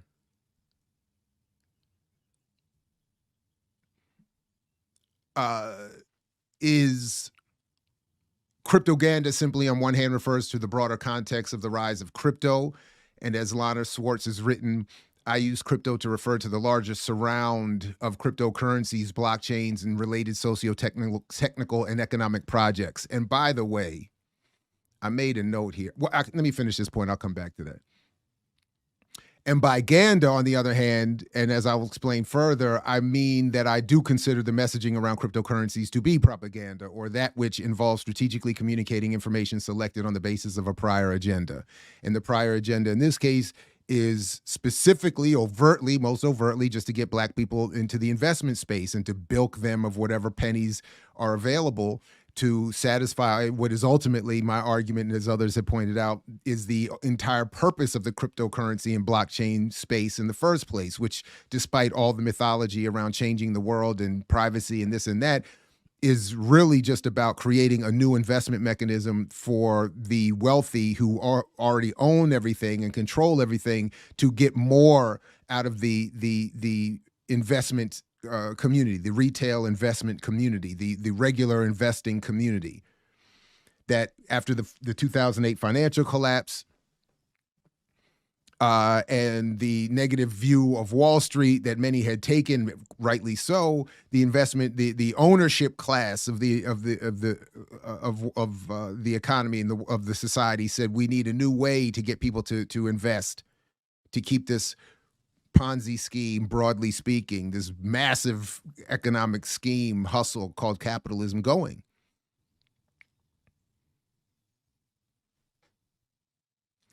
But I do quickly want to, this article here, and I did try to reach out to her to interview, theorizing the 27 blockchain ICO bubble and network scam. This article here by Lana Swartz is fantastic. And one of the many points that what she really does a good job of is showing how better than what I'm doing, and she does a better job of it than I'm doing here, but for a broader purpose, which is I'm looking at the specific way the messaging targets Black communities. Her point was, overly simplifying it, that similarly the way cryptocurrency and blockchain is communicated, broadly speaking, is actually targeting broader. Dang, that could have been a better way to do this chapter too. Man, maybe this series is no, it's important. This is good, but because what I'm thinking is or maybe a separate article even on this, because what she's doing is she's ultimately showing how the environment is ripe. That is, the cryptocurrency blockchain communicative environment is ripe for hustles and cons. And she goes through a lot of some of the economic and reporting history, if I remember correctly, but that's what I remember the big takeaway was for me. So and that's also why her definition of cryptocurrency works so well, because she's kind of like what I was trying to do here. I'm not looking to get into the argument with the defenders about the specifics of this, that, and the third, and when you say cryptocurrency, it's different from blockchain. I mean, yes, all of that stuff is true, but what she says here is really what I really like her approach, and then what she does with it was really superb. So I should probably come back and highlight that article again. But again, as she said, I use crypto to refer to the larger surround of cryptocurrencies, blockchains, and related socio-technical and economic projects. So all of this stuff that you all is really that is claimed, the smart contracts and the DAOs and the thises and the that, all of that, and the gas fees and all of that is part of this surround of cryptocurrencies. So I like how she did that.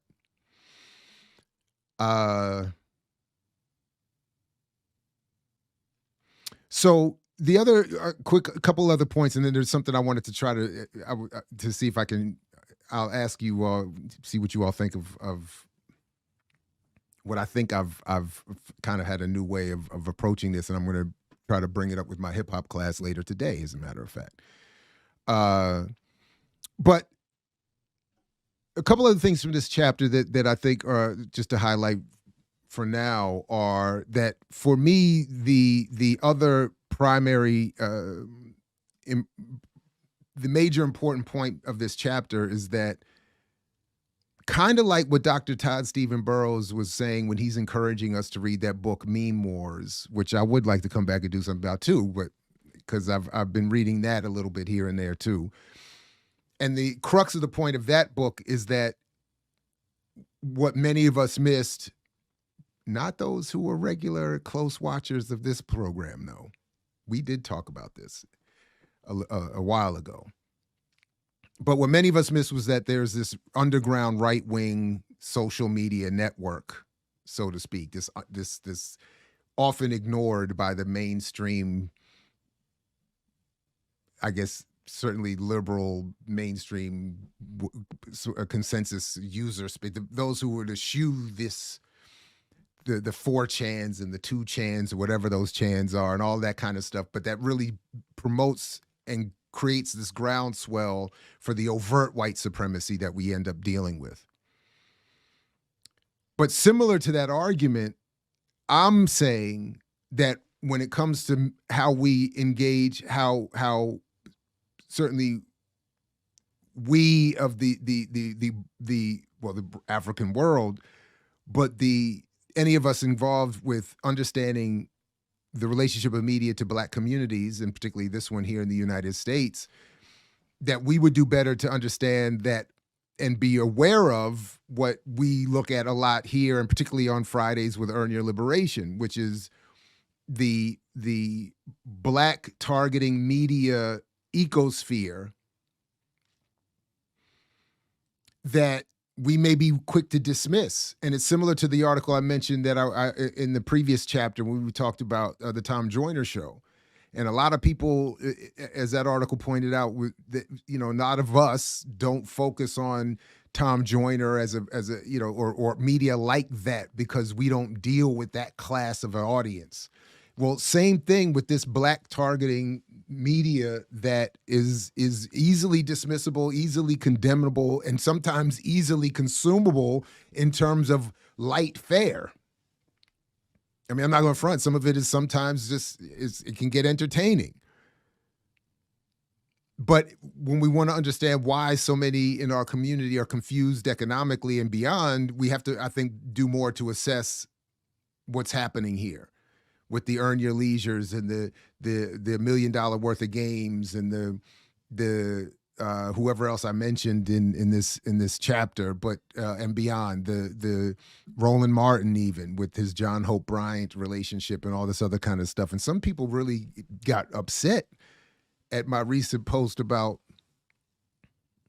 Roland Martin, really missing the point, saying, why are you focused on Roland? And there's so many more important things happening. I mean, of course there are, but my point isn't just to focus on Roland, but to make the point, as I'm trying to in this chapter, that they are promoting to Black communities harmful, backwards, reactionary economic analyses that lead to people concluding that we can blockchain our way to freedom and business our way to freedom and Black capital our way to freedom and all this other kind of stuff. And if we don't pay more attention to that, I think in a critical way, it's to our detriment. And I'll bring it up here again, just in passing, because also in passing in this chapter, I make reference to the work of Halliday and Nemhard and the different ways that we're said to have buying power or market power or consumer power or this power or that power, symbolic power, but not actual political power. And I do think that and I keep bringing it up and I haven't gone there yet, but I think that kind of work needs to be challenged a little bit more too, that we need to distinguish and recognize what is and is not actual power, and stop, I think, if not entirely stop, slow down at least this uncritical use of of the prefixes affixed to the term power.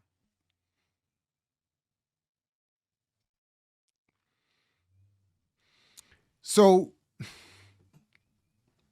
all right. So those were the key points of this chapter that I really wanted to bring up. And then what I wanted to, the only other thing I really wanted to do, and then I'll come get back into the chat and see if you all have particular questions or critiques or points or whatever. But I mentioned in this chapter both Tory Lanez and Nas for their NFT album and song involvement. And it's just sort of a quick reference, more or less, to point out that under the guise of promoting, particularly Tory Lanez initially when he did his, promoting his work and his effort as, again, a revolutionary conquering of the music industry, and people talking about how now everybody can Nas is creating NFT or sales of his album and songs, and people can now participate in the revenue sharing of the royalties, and this is going to be great for artists, it's going to be great for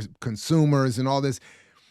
And I just mentioned this in passing that it's that what they're doing is just again a new version of the old black promotion and black symbolic cover for white capital. Both Nas and Tory Lanez, either Nas has his own investment interests in the company the Ethereum-based company he was working with. Tory Lanez similarly was working with, and I talk a little bit about it in the book and have done videos about it on this platform. But, the Tory Lanez was ultimately fronting for another white investor, Ethereum-based, this, that, and a third, because you have to get into the Ethereum coin to purchase these NFTs. So again, these are just mechanisms to get more people to invest, to get more people to float the Ponzi scheme and increase the value of what the previous entrants into the space have already accumulated and taken up. So, but I didn't really look too much into it in the book. I didn't really go too far into it. So for today, I thought just to add a little something different for this. I wanted to look at a couple of things and see, and I'm going to bring this to my class later. So in part, I'm going to ask viewers of this to let me know to what extent you think I've got this right or wrong. But this is the new way I'm trying to look at this. So as I've written here, when we read about Tory Lanez or Nas or any other artist selling their music as an NFT, a non-fungible token, is this like taking a stock public? Fans own a small percentage or stock, oh, there go the of a company, so the fans own a small percentage, which is the stock, the metaphor in this case for stock, of a company, which is in this case, the song or album being sold as an NFT, thereby boosting the overall pool whose overall ownership is still the small group at the top who actually own the bulk of the stock or shares of that NFT. So when Nas takes his song, so when Nas takes his song a couple of years ago, Ultra Black, public. Well, what I'm saying public, by selling it as an NFT. And people are saying, this is Nas revolutionizing the industry. This is Nas creating, revenue sharing for artists and for. So there are three levels in which you could have done this, or that you still, I guess, could do this. At the gold level, you buy at the initial price, or the stock price, as I'm calling it, is $50. At the platinum level, it's $250. At the diamond level, it's $4,999. If you come in at the diamond level, you get 10 tokens. Or is that, no, I'm sorry, I think there are a total of 10 of these that were being sold or are being sold. And then you get from that 2.14% of the royalties generated from streams of the Ultra Black song. So for $5,000, you get 2% of the royalties for the streams of this song. Okay? And to confirm that, I looked up this. I'll share this story here. So I hope that's making sense. But this may. So when Nas dropped his NFT songs, that is for the first drop, Ultra Black, there were 760 tokens available at those three price tiers. $50 at the gold level, you get 0.0143% of royalties. Platinum, $250 a token, 0.0857%, and diamond, LDA, which is the limited digital asset, you get 2.14% of the streaming royalties for $5,000. Okay.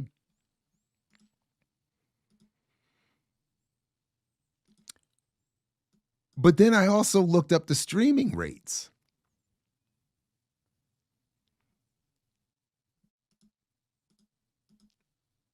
Because I'm thinking, how does anybody plan to make money off of this? So again, I get it that from the perspective of those from the perspective of Nas or his record label or the or Ethereum blockchain owners, this is all a good thing because it makes more people put more money into those projects. But with the promise that you're going to be owning and benefiting from it. But if you look up so Spotify, the #1 streaming platform, I believe, if it's not YouTube, pays out between 0.003 and 0.005 cents per stream.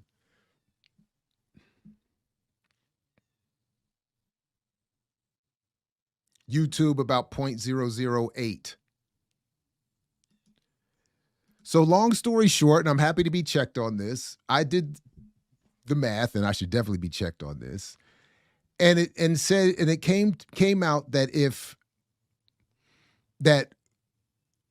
to earn $1,000 as an artist, your song has to be streamed over 300,000 times on Spotify.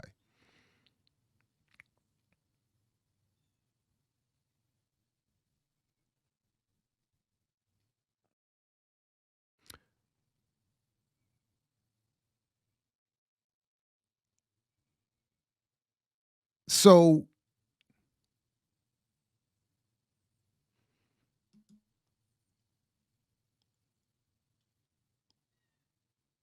how did I do? Wait a minute. I've confused myself. Right. I think, right. My note says 300,000 streams equals $1,000. But if you pay $5,000 to get on that diamond platform for this Nas song. So again, you're paying $5,000 for one song to get 2% of the royalties. But if it takes 300,000, and I get it's just Spotify, so technically this could happen on other platforms, but the idea that you're going to get 300,000 streams on Spotify, 300,000 streams on YouTube, 300,000 streams elsewhere, and then it says here that they're projecting over the next 2 months that you're going to get, they're forecasting 2 million total streams with an annual payout at that rate of $356.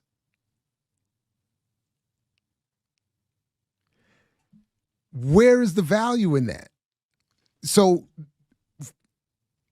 if it streams over the next 12 months, 2 million times, and you've paid $5,000, you will then earn $356 back on those royalties. Even if it did that, how many years is this song going to stream 2 million times? So in other words, if I'm not mistaken, this is a complete, an absurd scam, even at the gold level of $50. Where over a $2 million stream 12-month period, you're going to earn $2.38. But you will have paid $50 for one song. I gotta be tripping, right? This is too much of a scam, and it's too obvious, right? So I'm gonna go in the chat in a second, and I'm gonna see a whole bunch of messages saying how I've missed it and I'm wrong. I know you're gonna be polite and friendly about it, but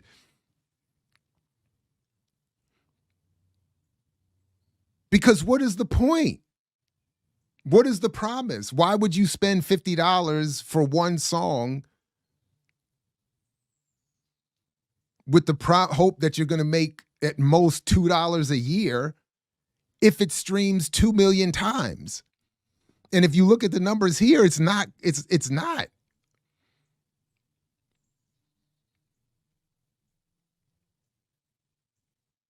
161,000 streams in the last 30 days, and it was released 3 years ago. I don't know. And you need 300,000 streams just to get $1,000 on Spotify. And you need 2 million streams in over 12 months, it said, to get $2.38 on a $50. So this to me is just more of it is Tory Lanez promising some collapse in the music industry, Nas promising some involvement for his fans, and it looks like it's a great deal for him because we were spending $12, $13, $15 a CD back in my day, and we were mad at that. Not every song is hot. It might only have 1 or 2 good joints on it. And now people are going to spend $50 for one track? I don't know. I got to be tripping. I got to be missing something. So in the end, the point of this chapter for me was just again to say, listen,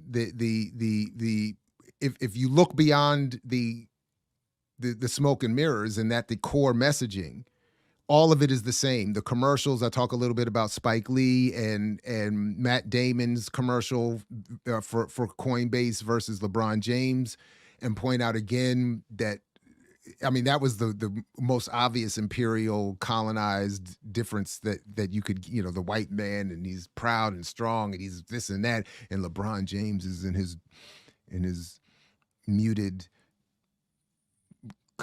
childlike room talking to his child, his immature self, saying, hey, get in early and we can overcome our circumstance. Matt Damon's walking through his commercial, we discovered this and we conquered that and put people on the moon, and we are the conquerors. And LeBron is, black people, if we just get in early, if we just be a little smarter with our money, we can catch up. It's the same messaging. Black capitalism promoted in an evolved and digital media ecosphere. So I mix what I like.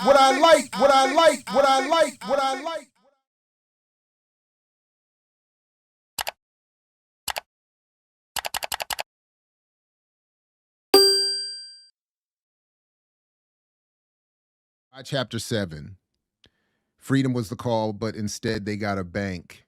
And the short of it, as I summarized here in my notes, is that my book shows how banks cannot help black people, and the Socialist Reconstruction book shows how banks cannot help anyone else. So if there's a headline, that's it. And in reviewing this, I will say some contradictions since the publication of the first edition just become much more clear. It's wild in many ways to revisit my own chapter and some of the work it references, but that's the short of it. So I referenced the subtitle of the book, the chapter rather, comes from, and this is something that I was happy to be able to clear up in the second edition, because the first edition, it was not clear because I had to remove the epigraphs. So I put what was in that initial epigraph into the text here to make the point that in leaning heavily on, so this is why, again, so first of all, let me say, and I'll put, if this isn't linked, I represented an excerpt of an interview that I did with Marisa Baradaran around the launch of the first edition, in which you see her having very nice things to say about my work, and in particular supporting my point that we'll come back to even more detail in the concluding session next week for chapter 8 on political power and policy solutions. And I mentioned in our discussion how much I leaned on her work in developing the first edition of this book, and still think that, I mean, her work, The Color of Money, Black Banks, and the Racial Wealth Gap, I think is essential for anyone interested in these histories. And in part because, as I said, summarize here, Baradaran points out the imposition of banking on Black people was done with the foreknowledge that banking would not only protect white capitalist power against efforts by Black people to liberate themselves or to even achieve any kind of parity. So I'm going to say that again, but I want to preface my rereading of that by reminding again that part of what I liked about what I was able to do in the presentation of the first edition and the book launch, the initial book launch, was that in talking with Baradaran, and this is what I love being able to do this, was that I was able to have her specifically, I asked her, I want you to read the whole book, but I want you to specifically read this chapter in which I rely so heavily on your work to make sure that I'm capturing it correctly. Because I admit we have political differences and I have a bias, and I wanted to make sure that in the parlance of today, I'm not doing too much. And again, she comes back with nothing but praise that you can see in the video that if it's not linked already, or if you haven't seen it already, I'll make sure it's available.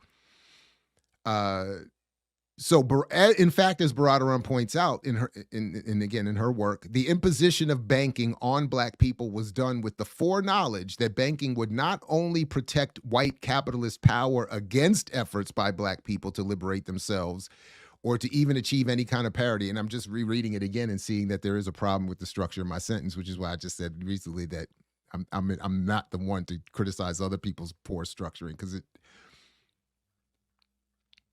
that sentence needs another edit. But the point that I'm getting at is that Baradaran makes clear that it was known. The capitalist community, the white colonial settler ruling elite, everyone understood, and I would argue the Black bourgeoisie understood with foreknowledge that banking would only protect white capitalism and would work against efforts by Black people to liberate themselves or even to achieve parity. Because, as Baradaran points out, Black people may have and still wanted freedom, but as she wrote, instead they got a bank. And that was the point. And that's the point I'm trying to extend in my own work today. Black people want freedom, but instead they get Black capitalism, entrepreneurialism, buy Black, bank Black, buying power, Black excellence, Black girl magic, the conscious consumer.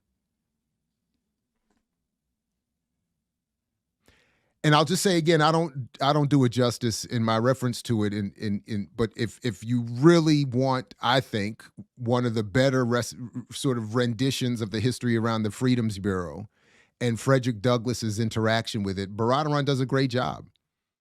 And again, the short of it is, it can't work. It's not. Yes, there was plenty of corruption, and she deals all of that. She works through. There was plenty of corruption, but of course that's sort of baked into the economic and social relationship of capitalism. But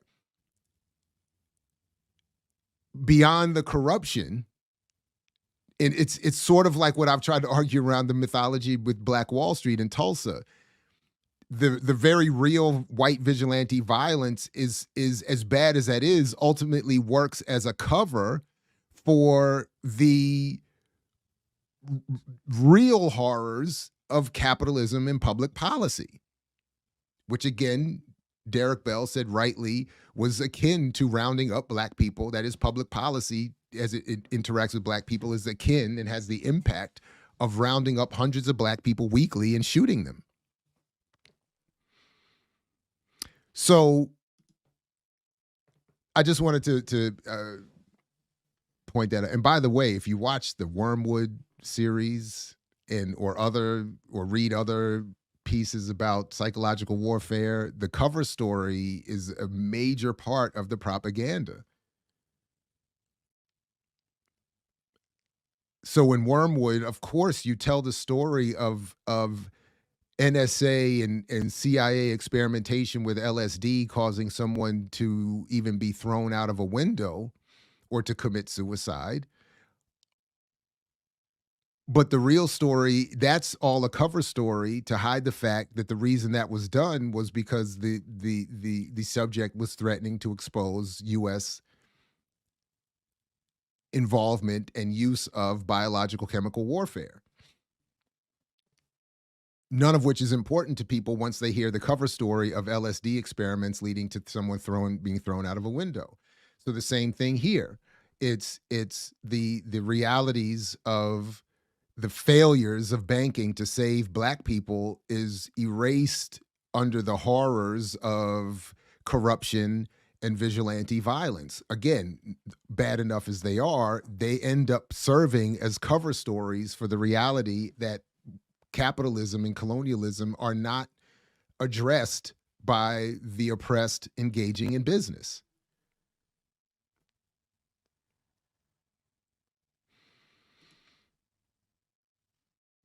So even before all of the more recent dust-ups, I was just pointing out that what ends up being in a lot of popular culture and discussion of these issues, we get sort of the bookends politically of Jay-Z on the one end and Killer Mike fraudulently situated on the other, as representing the breadth of what are acceptable Black politics and how they both have engaged in support of both being seen as Jay-Z is the more business-minded Black Republican, as he and Nas self-described, and Killer Mike being seen as the left-wing radical, cannabis supporting, Bernie Sanders supporting, Run the Jewels rapper.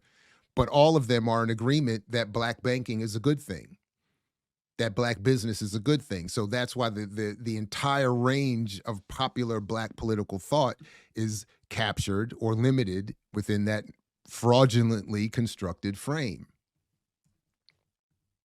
Just moving ahead a little bit here. Or did my notes get erased again? They did. That's crazy. That's crazy. So let me go to my other notes. Plan B.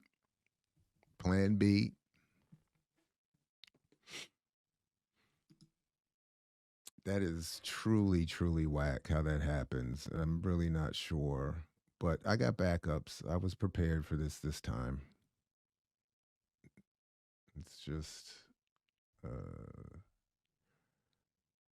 let's see here. The backup failed too, so then I got to go to the backup of the backup.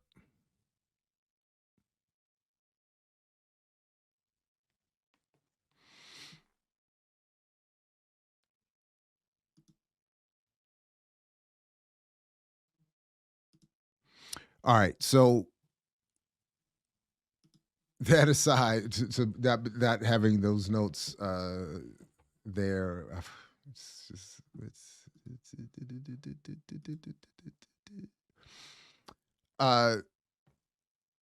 so okay, my bad.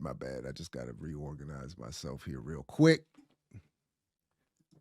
So again, the short of it is that, of course, banking was imposed with the foreknowledge that it can't work. Then what I go through in the chapter is to talk a little bit about how that popular narrative of hashtag bank black, et cetera, are repopularized. And I do end up focusing on One United Bank, which is, again, I mean, it is a little, I can't not acknowledge that it's weird that Marisa Baradaran reads the chapter, agrees with the chapter, has written this book doing more of the work itself and exposing these realities and the mythologies around Black banking, and then ends up working with Karen Hunter and One United Bank to promote in some form or fashion banking as a solution. I can only say that I think this is in part why it's so wild in that one.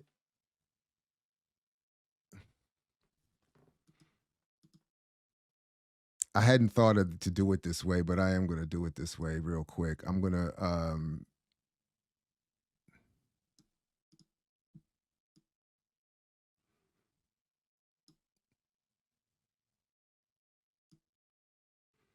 I want to pull this.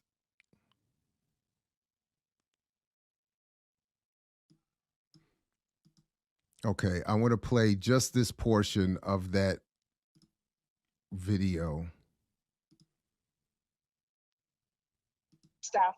Then, like, you were already talking about this, and I was really amazed. Someone sent me one of your YouTube videos after they heard about my project. They were like, "This guy's doing this, right?" And so, I don't understand actually why.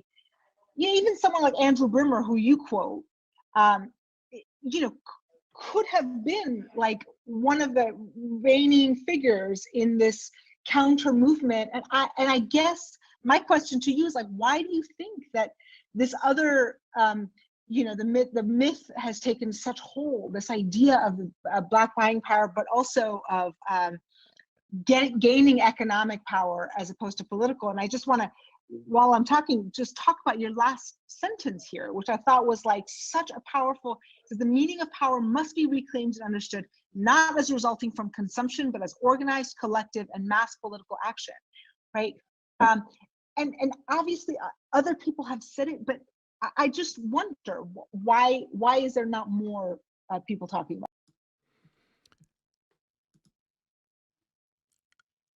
it? So again, seriously, I'm not, with all due respect, this is sort of so she's asking me then, why does she think if I, at the tail end of work that Brimmer and herself, Nathan Connolly, Derek Hamilton, I mean, if so many people, Earl Ofari, George Jackson, if so many people for so long have been making the point in one way or another that these are not solutions, she's asking, why is it that that argument doesn't take hold? And then fast forward, and she participates again with Karen Hunter and One United Bank, who I'm critical of in this very chapter, in more or less promoting more Black involvement with Black banking as some measure of redress. So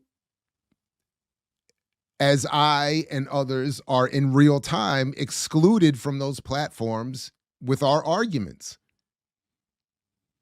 So again, it's on some level difficult not to take it personally and to not make it personal. But the reality is, when I look at these other outlets that knowingly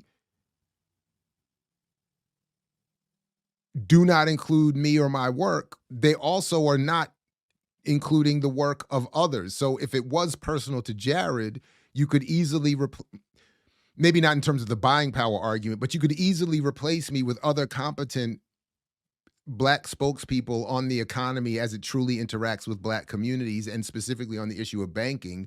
You could easily find a replacement for me and have that conversation. You could even you can even have them come on and have a conversation even critical of my work that does maybe the work in other ways of raising important criticism of that narrative. But it's not done. And then somehow someone who is right there asking me about it, who has written herself, I think, a classic book on this work, on this history, ends up supporting it. So that's how pernicious this thing is. Even to step away from any individual judgment, which is my preference, I think it has to be understood, not to justify or excuse the behavior, but to be understood the forces at play in the immaterial inducement to taking certain positions and finding certain solutions. I just read today another person criticizing me for not having a solution. That is always the comment that I get in response. And it just happened this morning again. Jared does an okay job of being critical of the thing, but what is the solution? And what they're really saying is, and we'll talk more about this next week, is that they don't like my suggested solution. But the reality is also it's a pessimism as opposed to Afro-pessimism. It's a pessimism with the political situation that leads them back to even what in some cases they know consciously will not work.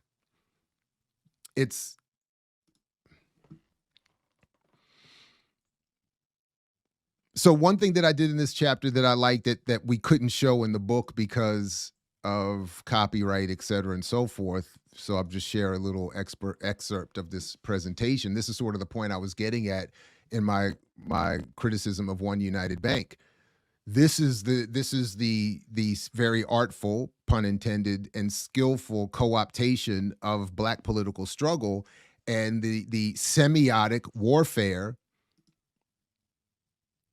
deployed to attach concepts of Black banking and buying power and Black capitalism to African revolution, Black liberation, etc.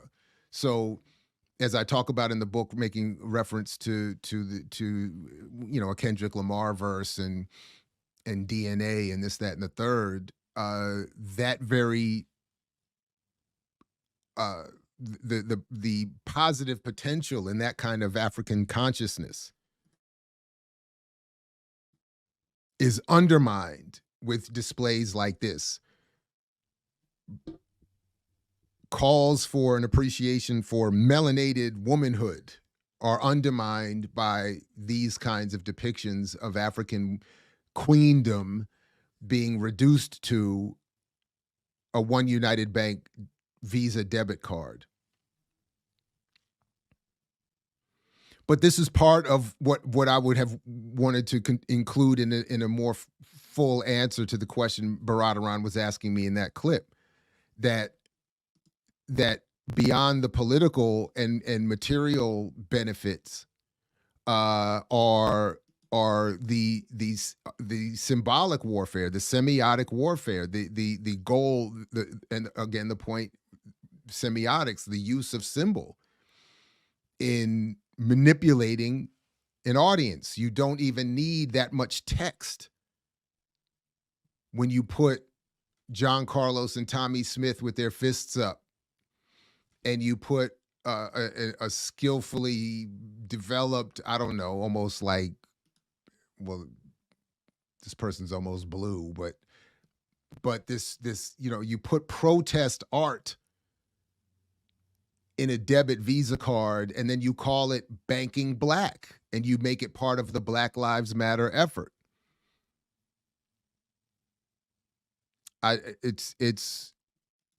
This is, I think, part of a very sophisticated attack on Black consciousness that leads people. It is part of the weaponry that leads people to making these poor associations. That is, Black banking with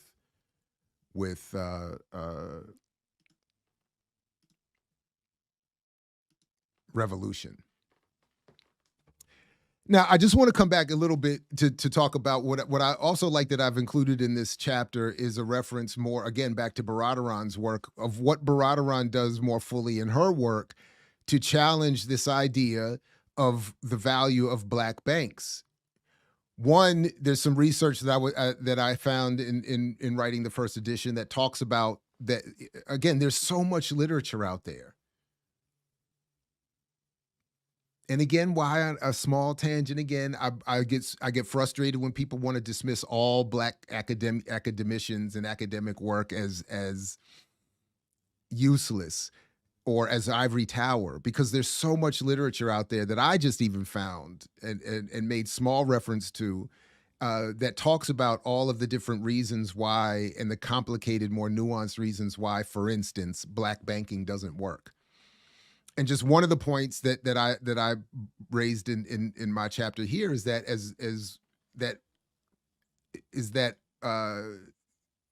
research going back to the 80s has shown that Black banks interact with the community in the same way small banks interact with the broader white community.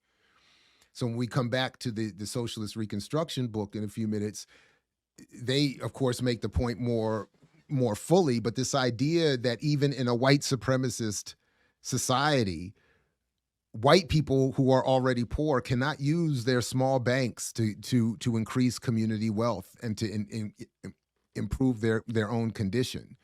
So when black banks are compared to small banks, that's why. And one of the reasons that Baradaran really does a fascinating job of explaining is that, one, as she says here in her own work, black banking has been an anemic response to racial inequality that has yielded virtually nothing in closing the wealth gap. That's Baradaran. Anemic, nothing.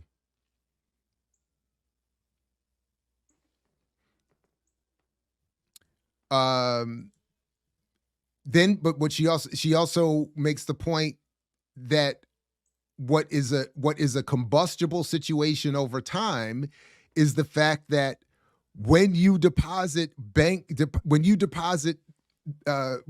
a deposit into a black bank, because of the relative insufficient amount of resources, they see those deposits as liabilities because they have to service those deposits with interest that they can only pay by using the deposits of other depositors. But all the other depositors are similarly situated poor black depositors. So this is why, going back 50 years or 100 years, we have as few today black banks as we've ever had, 22, 23. And that they, as I go through in this chapter, even when put in league with every other non-white bank, not just the black banks, have nowhere near the deposits or access to capital that even the handful of the most elite white banks have. So Baradaran points out that, and then you hear it, oh my God, and this is why I reposted it. My debate with B. Doyle Mitchell. Shout out to Net for Freeman for putting that together on his Voices with Vision show some years ago. You can hear the head of Industrial Bank in DC, not understanding at all what GDP is or what buying power is. It was remarkable. His forgive me for using this word, but his ignorance was remarkable. I actually went into that debate nervous. I showed up that day nervous because it was one of the first times, and maybe the only time, or one of the few times where someone from that wing of the community was going to be willing to engage me directly in my argument. And I thought I might get my argument challenged by someone who really understands the economy and banking. And it was embarrassing, I think, for him.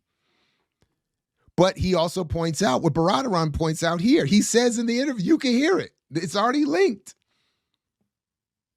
He says, where I wrote it down again. He said, we need more black deposits to, quote, help fund the loans and the interest payments on other deposits that go out to other black investors or black customers of the bank. So he's saying we make loans and we've only foreclosed on a few houses. But we need more black people to deposit their money in our banks so that we can use those deposits to pay off the loans to make loans to other people and to service the interest on other people's deposits. I wrote that, it sounds to me like a Ponzi scheme. I don't know, when they describe it that way, it sounds even more like a Ponzi scheme. And I'm not sure how it's supposed to create wealth. And as Baradaran details in ways that I'm not able to get to in my work or my chapter here, but black banks don't create wealth for black people or anybody else.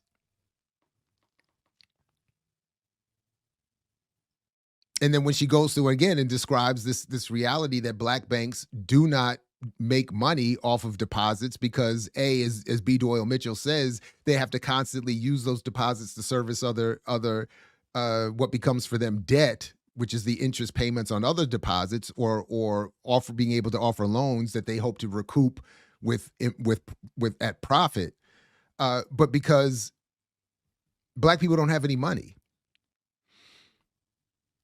So as Baradaran says in her work, she defines deposits as, quote, liabilities to Black banks because they become debt which banks must service with interest and have covered and available should any depositor want her money at any given time.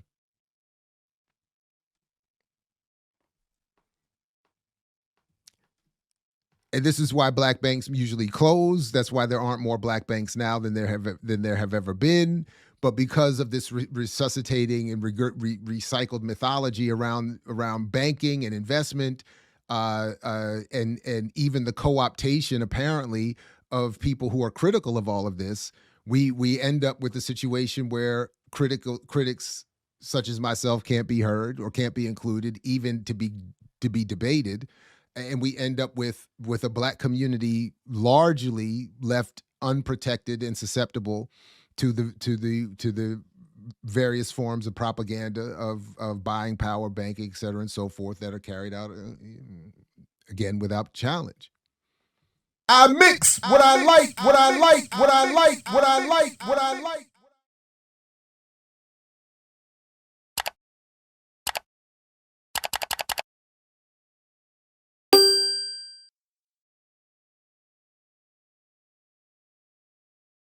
Let's see if that's any better. But because a couple of points here that just to clarify what I was trying to do with this book and why, because the question of solutions has really been one of the biggest areas of criticism that I get around the book, or pushback that I get around the book. And it's almost always, I think, out of a defensiveness around the critique of Black capitalism and Black business, and some misunderstandings about what I am or I'm not saying about individual scholars. But as I point out here, the goal that I had in mind with this book was just to try to help clear an intellectual path through the heavily constructed and diverging brush. And I probably should have added of propaganda to that sentence or something like that. But the most immediate goal of this book has been to displace and to permanently sever any conceptual relationship between buying power and liberation. A secondary goal of the book has been to discourage any further distinguishing between economics and politics. A final goal of the book is to encourage more critical investigation into existing class divisions and the role they play in the kinds of media and journalism which dominate most public spheres. So again, that to me best summarizes what I was trying to do. I want to help get people over any sort of connection between buying power and liberation. So if it's going to be addressed at all, if people are going to make reference to any of these, what I'm calling mythologies, at best, they need to be understood as stopgaps. I don't even know if they rise to the level of survival programs, but they cannot be considered as part of a liberatory project. And then secondary goal, again, is to discourage this constant attempt to separate economics from politics, as opposed to, as I probably should have made more clear here, studying it as political economy or the interrelationships of the economy, politics to power, or how they relate to power. And then again, this class issue within the Black and African community that plays out in the commercial media and journalism sphere. So as I mentioned here, that look, the economy doesn't work for any group.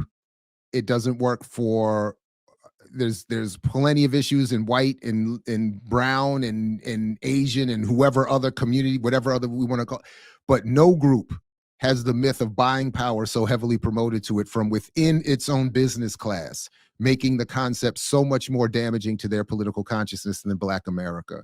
And that was another distinction I wanted to make clear. That again, if you look at all of the ways in which buying power is used or referenced, it is considered in terms of every other segment of society. It's applied all over the place, but only, it seems, as I've been able to decipher or distinguish or clarify, whatever, only in Black America is it promoted from within its own business class as a liberatory effort. So, but beyond promoting the mythology alone, the propaganda contained encourages an almost unquestioned belief in the ability of capitalism and white supremacy, around which it is organized to produce positive results for the whole. And I've wanted to try to play some role in getting rid of that.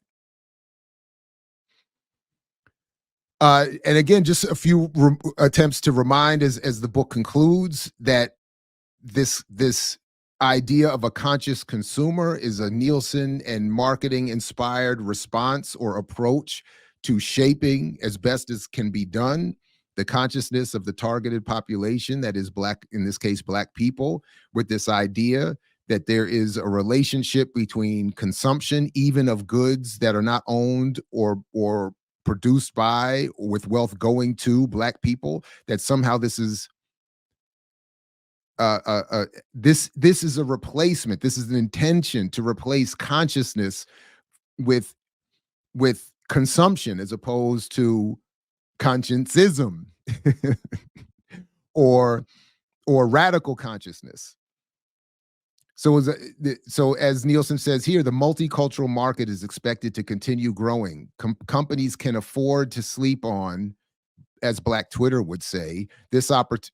I'm sorry, companies can't afford to sleep on, as Black Twitter would say, this opportunity. It's a low-hanging fruit and available to brands that aren't afraid to embrace it. And by the way, this has been part of my critique of those within the critical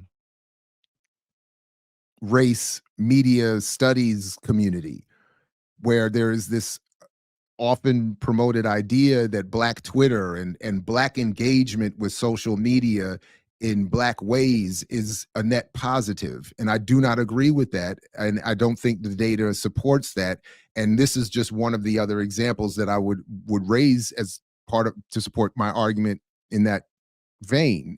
It's that Black Twitter is understood by the marketing community to be a target that is of value to them, that Black Twitter ultimately creates the social media environment for the development of a, quote, conscious consumer. That is the Black consumer that is happy or encouraged to be happy, equating consumption of goods that are nominally or symbolically promoting some form of Blackness, regardless of ownership or process of creation, wealth accumulation and distribution, etc. So again, I just continue to struggle with that.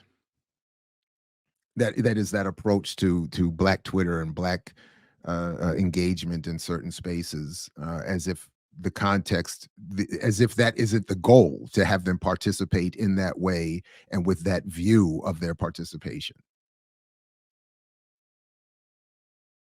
So as I mentioned even recently in that story that came out about Beyonce's impact on the economy, this is a part of that was sort of the point I'm trying to get at here. That buying power is understood by the owners of the economy and the marketers of this economy.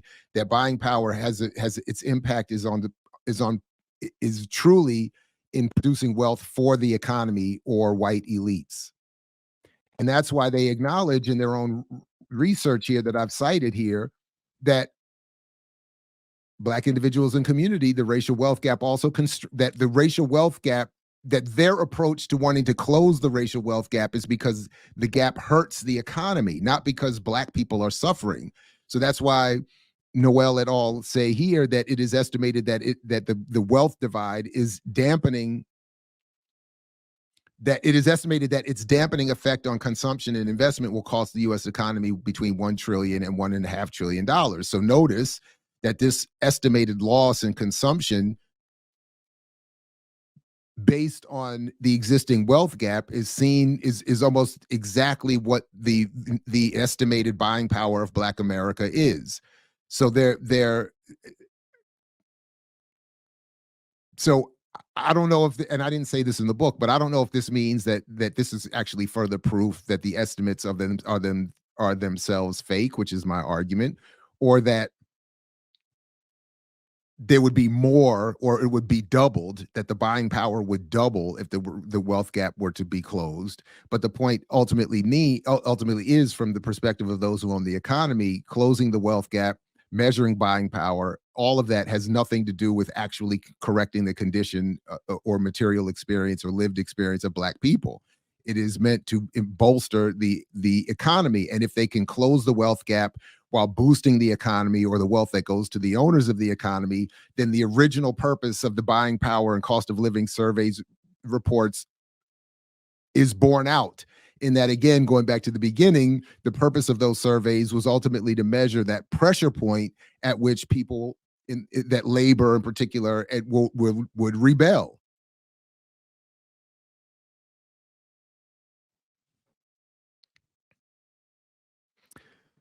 So, sort of wrapping up here,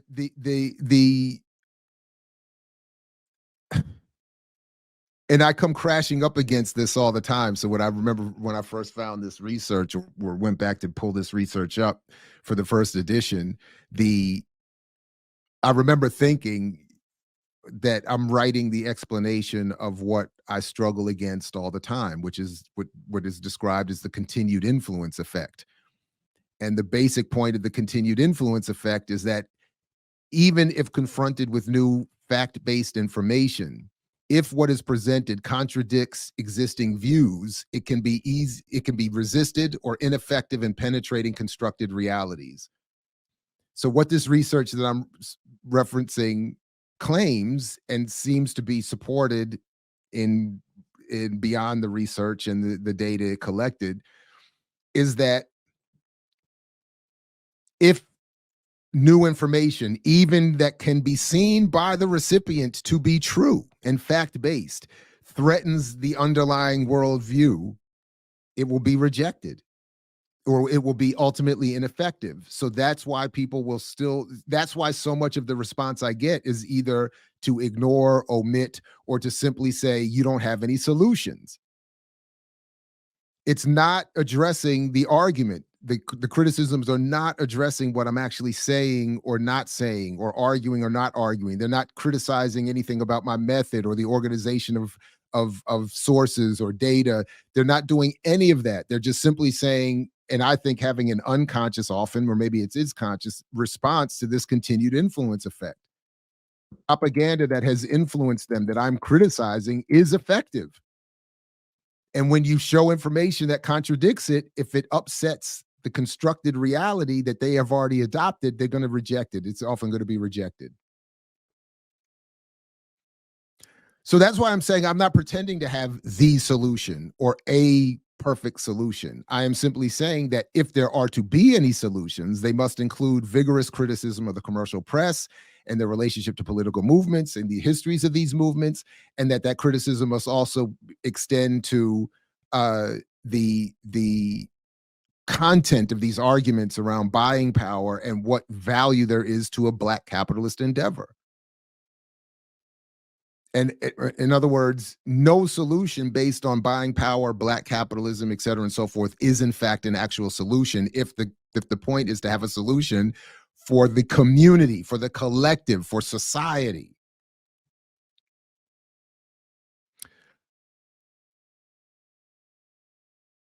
So I mentioned here that more work, and to the extent that it hasn't been done, should be done to look at the commercial Black press for its frame or omission of histories of socialism, communism, pan-Africanism, anti-imperialism, radical nationalism, et cetera.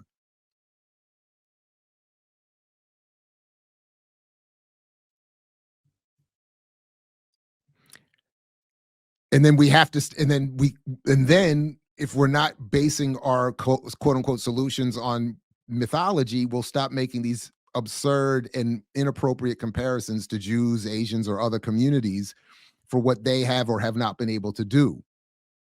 Because as I'm saying here, what these perspectives generally miss is that whatever advances in these other communities have occurred, they do not erase class divisions within those communities or their originating countries. And whatever anyone has ever done to improve their economic position has required public policy or government support. I would also, again, just ask people to think about what levels of wealth are actually being created by these small restaurants and beauty supply stores in these communities by the people running those stores, not the people that own those industries, but the people that run those stores. Because there's this fantasy that if those stores become run by Black people, that those Black communities will develop a level of wealth that is being in a fantasy way applied to these other communities, and it's not real. And and that's why I mentioned here the research that talks about how we already have a captured economy and that regulatory capture already occurs because the ruling elite know that if it's control over public policy that allows them to determine where wealth goes, how it's created, how it's defined, et cetera, and so forth. And that by encouraging poor people to simply get their money right, they're never going to catch up.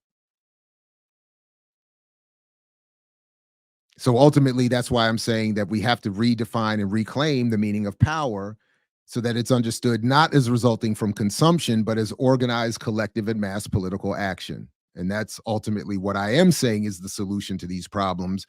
And am often told that that is an insufficient solution or something, or the other refrain I often hear is, well, we've already tried that. We haven't tried getting our money right. And what I'm trying to show here in my own way, in addition to the other work that I'm referencing, is that quite the opposite. We have tried that. We have done all of that. In fact, we've done the attempted economics more than we've done. Well, maybe not. Maybe I'm going too far with that. I was about to say we've done that more, maybe in the last 100 years. I don't know. Let me think about that. I was going to say that we've tried more Black business than we've tried Black revolutionary organizational politics. But I don't know if that's true or not. I'm gonna check the chat to see if my claim hold my initial attempt at a hyperbolic statement. But I am at least confident in arguing that the attempt at getting our money right has been tried for well over 150 years in a very conscious effort and has been encouraged, whereas radical organization has not been. So I think that speaks to some clue there as well. And that's it. And those are the 8 chapters. My summary breakdown of the 8 chapters. Obviously, there's more in there. There's more I would encourage people to look at in terms of the data, the citations, and all of that. And I'm happy to hear principled, meaningful criticism of any of that. And appreciate any engagement with the work that people have conducted or done, or all right. Are there any comments, questions, queries, conundrums, cacophony, calumny, criticism, etc., so forth? Anything else? Right on. My Black Twitter. Thank you, Chitty Mancha. That's a good point. But yes, I am on Twitter. But this idea that we've created this revolutionary space, and I've read a number of articles, have been in a number of presentations where very intelligent people make this argument. I just don't agree with it. And it's framed in a way that gives more impact and power to those spaces, and of course often promotes Black Lives Matter as a positive example of Black Twitter's power in movement building. And I think from the perspectives many of us around here hold, that's questionable. But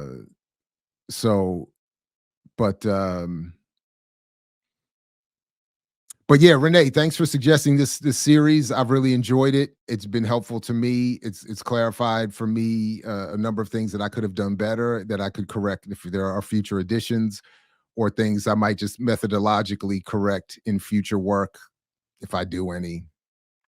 Sometimes it's hard to conceive of doing the kind of work I'd like to do.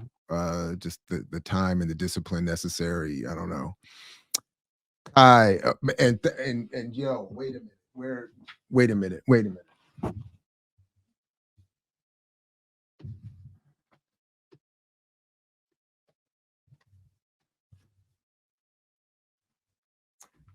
All right. So first of all, I think what you have done with BAP and other close study circles continues to be a sound response to what is to be done.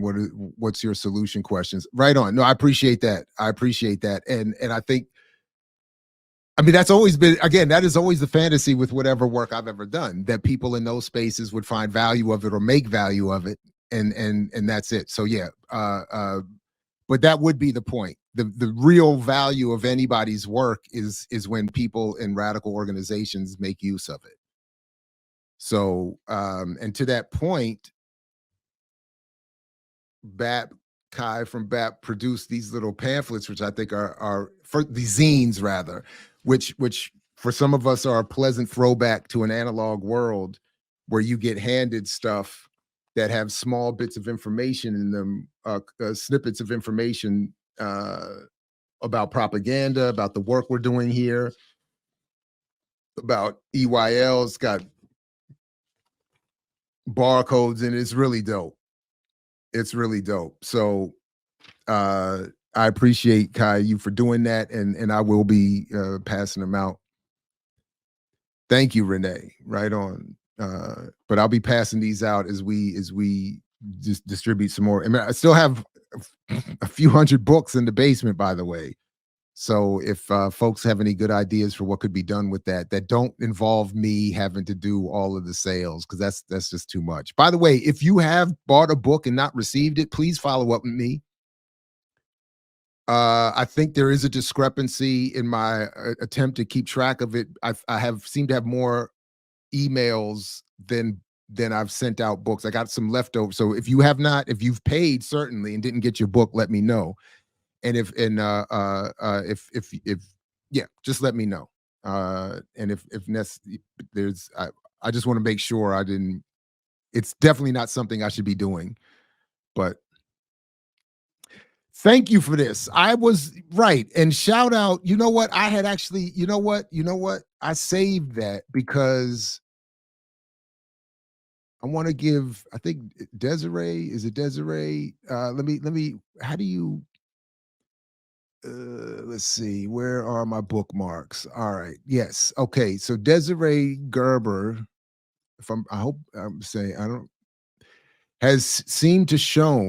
seems to show that we have been search banned on Twitter. Speaking of Black Twitter, shadow banned. I don't know exactly how this works or how you show. I did read one thing online that says they're supposed to be temporary, very like 1 or 2 days, but I don't know. So yeah, that's Craig Bardo. Thanks, Dr. Ball, for taking this on. It's a huge tag. Pro-capitalist, anti-communist propaganda is hard to overcome with 2 editions. You've created a beachhead. Well, I appreciate that, Craig. That's very kind of you to say. And really, though, if anything that I've learned or been reminded of in this work is that the beachhead, and this is sort of to Daruba's point, as I understand it, and a little bit scary and sad, is that the beachhead had really already been created and had been whittled down. So when Daruba's saying we're fighting battles we've already won, this had already been done. That Abram Harris joint that I added to the 2nd edition, and again, shout out to Nathan Connolly and Mercer Baradaran for putting me onto him. He didn't use the exact phrase myth of black buying power, but he with this one and buy black, bank black, he exposed all it. Du Bois did this. So that's why if people go back and get a chance to see the Sankofa panel I added myself onto, again, with all due respect to my colleagues and comrades and peers or whatever, there's a lot of flaws being regurgitated in this historical approach that denies that beachhead had already been created. This anti-black capitalist, and even the cooperative credit union, all of that, like the beachhead exposing or showing the limitations at best of those efforts had already been created. So to think that a Du Bois, again, whatever you think of him, to think of a Du Bois being incapable in 2023 of having his own later work incorporated in discussions of his life that are being used to promote the antithesis of what he said at the end of his life, to think of that with a Du Bois is terribly troubling, if I'm perfectly honest. Especially when I think about the hopes for my own intervention in this. I mean, damn.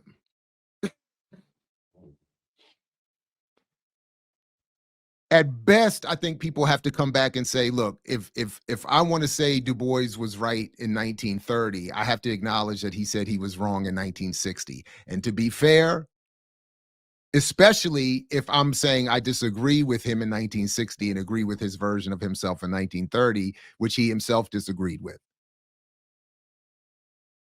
Now, again, my version of that is that I am agreeing with Abram Harris in his 1930 version and disagreeing with him in his 1960 version that I don't include in my book.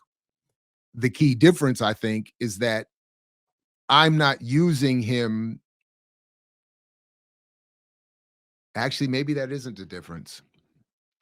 Maybe I'm doing the same thing. And just because I think I'm right, I'm justifying it. But I'm doing the same thing. So I'll just say I'm doing the same thing. And I should have, you know what? So future editions, I should come back and say, if I did I not include it in there? I'll go back and check. But if there's no passing reference to the fact that Abram Harris changed up his politics later,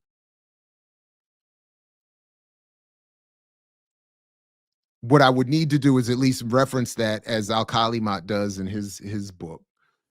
But I would have to go and maybe better than that, look at what he actually was arguing at the end of his life to see what those differences were.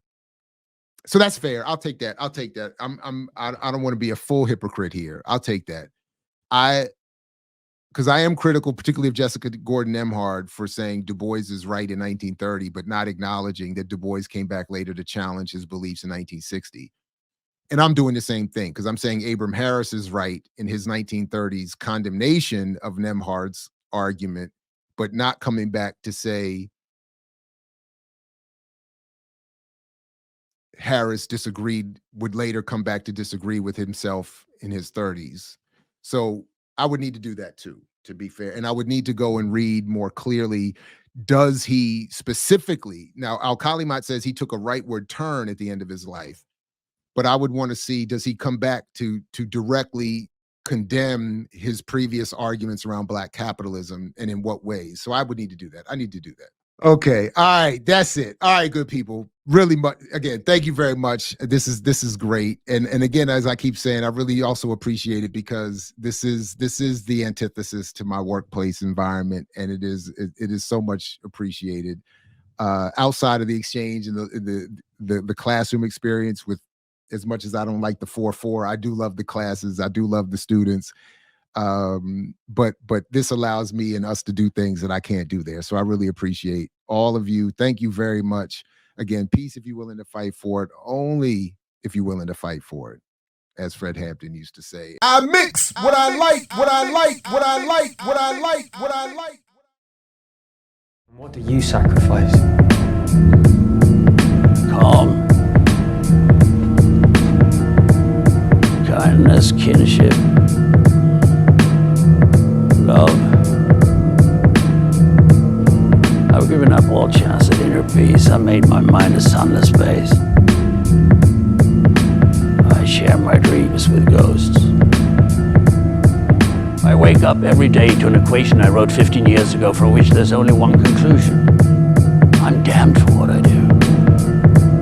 My anger, my ego, my unwillingness to yield, my eagerness to fight, that set me on a path from which there's no escape. I yearn to be a savior against injustice without contemplating the cost, and by the time I look down, it's no people are already ground beneath my feet. What is my sacrifice? I'm condemned to use the tools of my enemy to defeat them. I burn my decency for someone else's future. I burn my life to make a sunrise that I know I'll never see. Now, the ego that started this fight will never have a mirror or an audience or the light of gratitude. So what do I sacrifice? Everything. I mix what I like, what I like, what I like, what I like, what I like.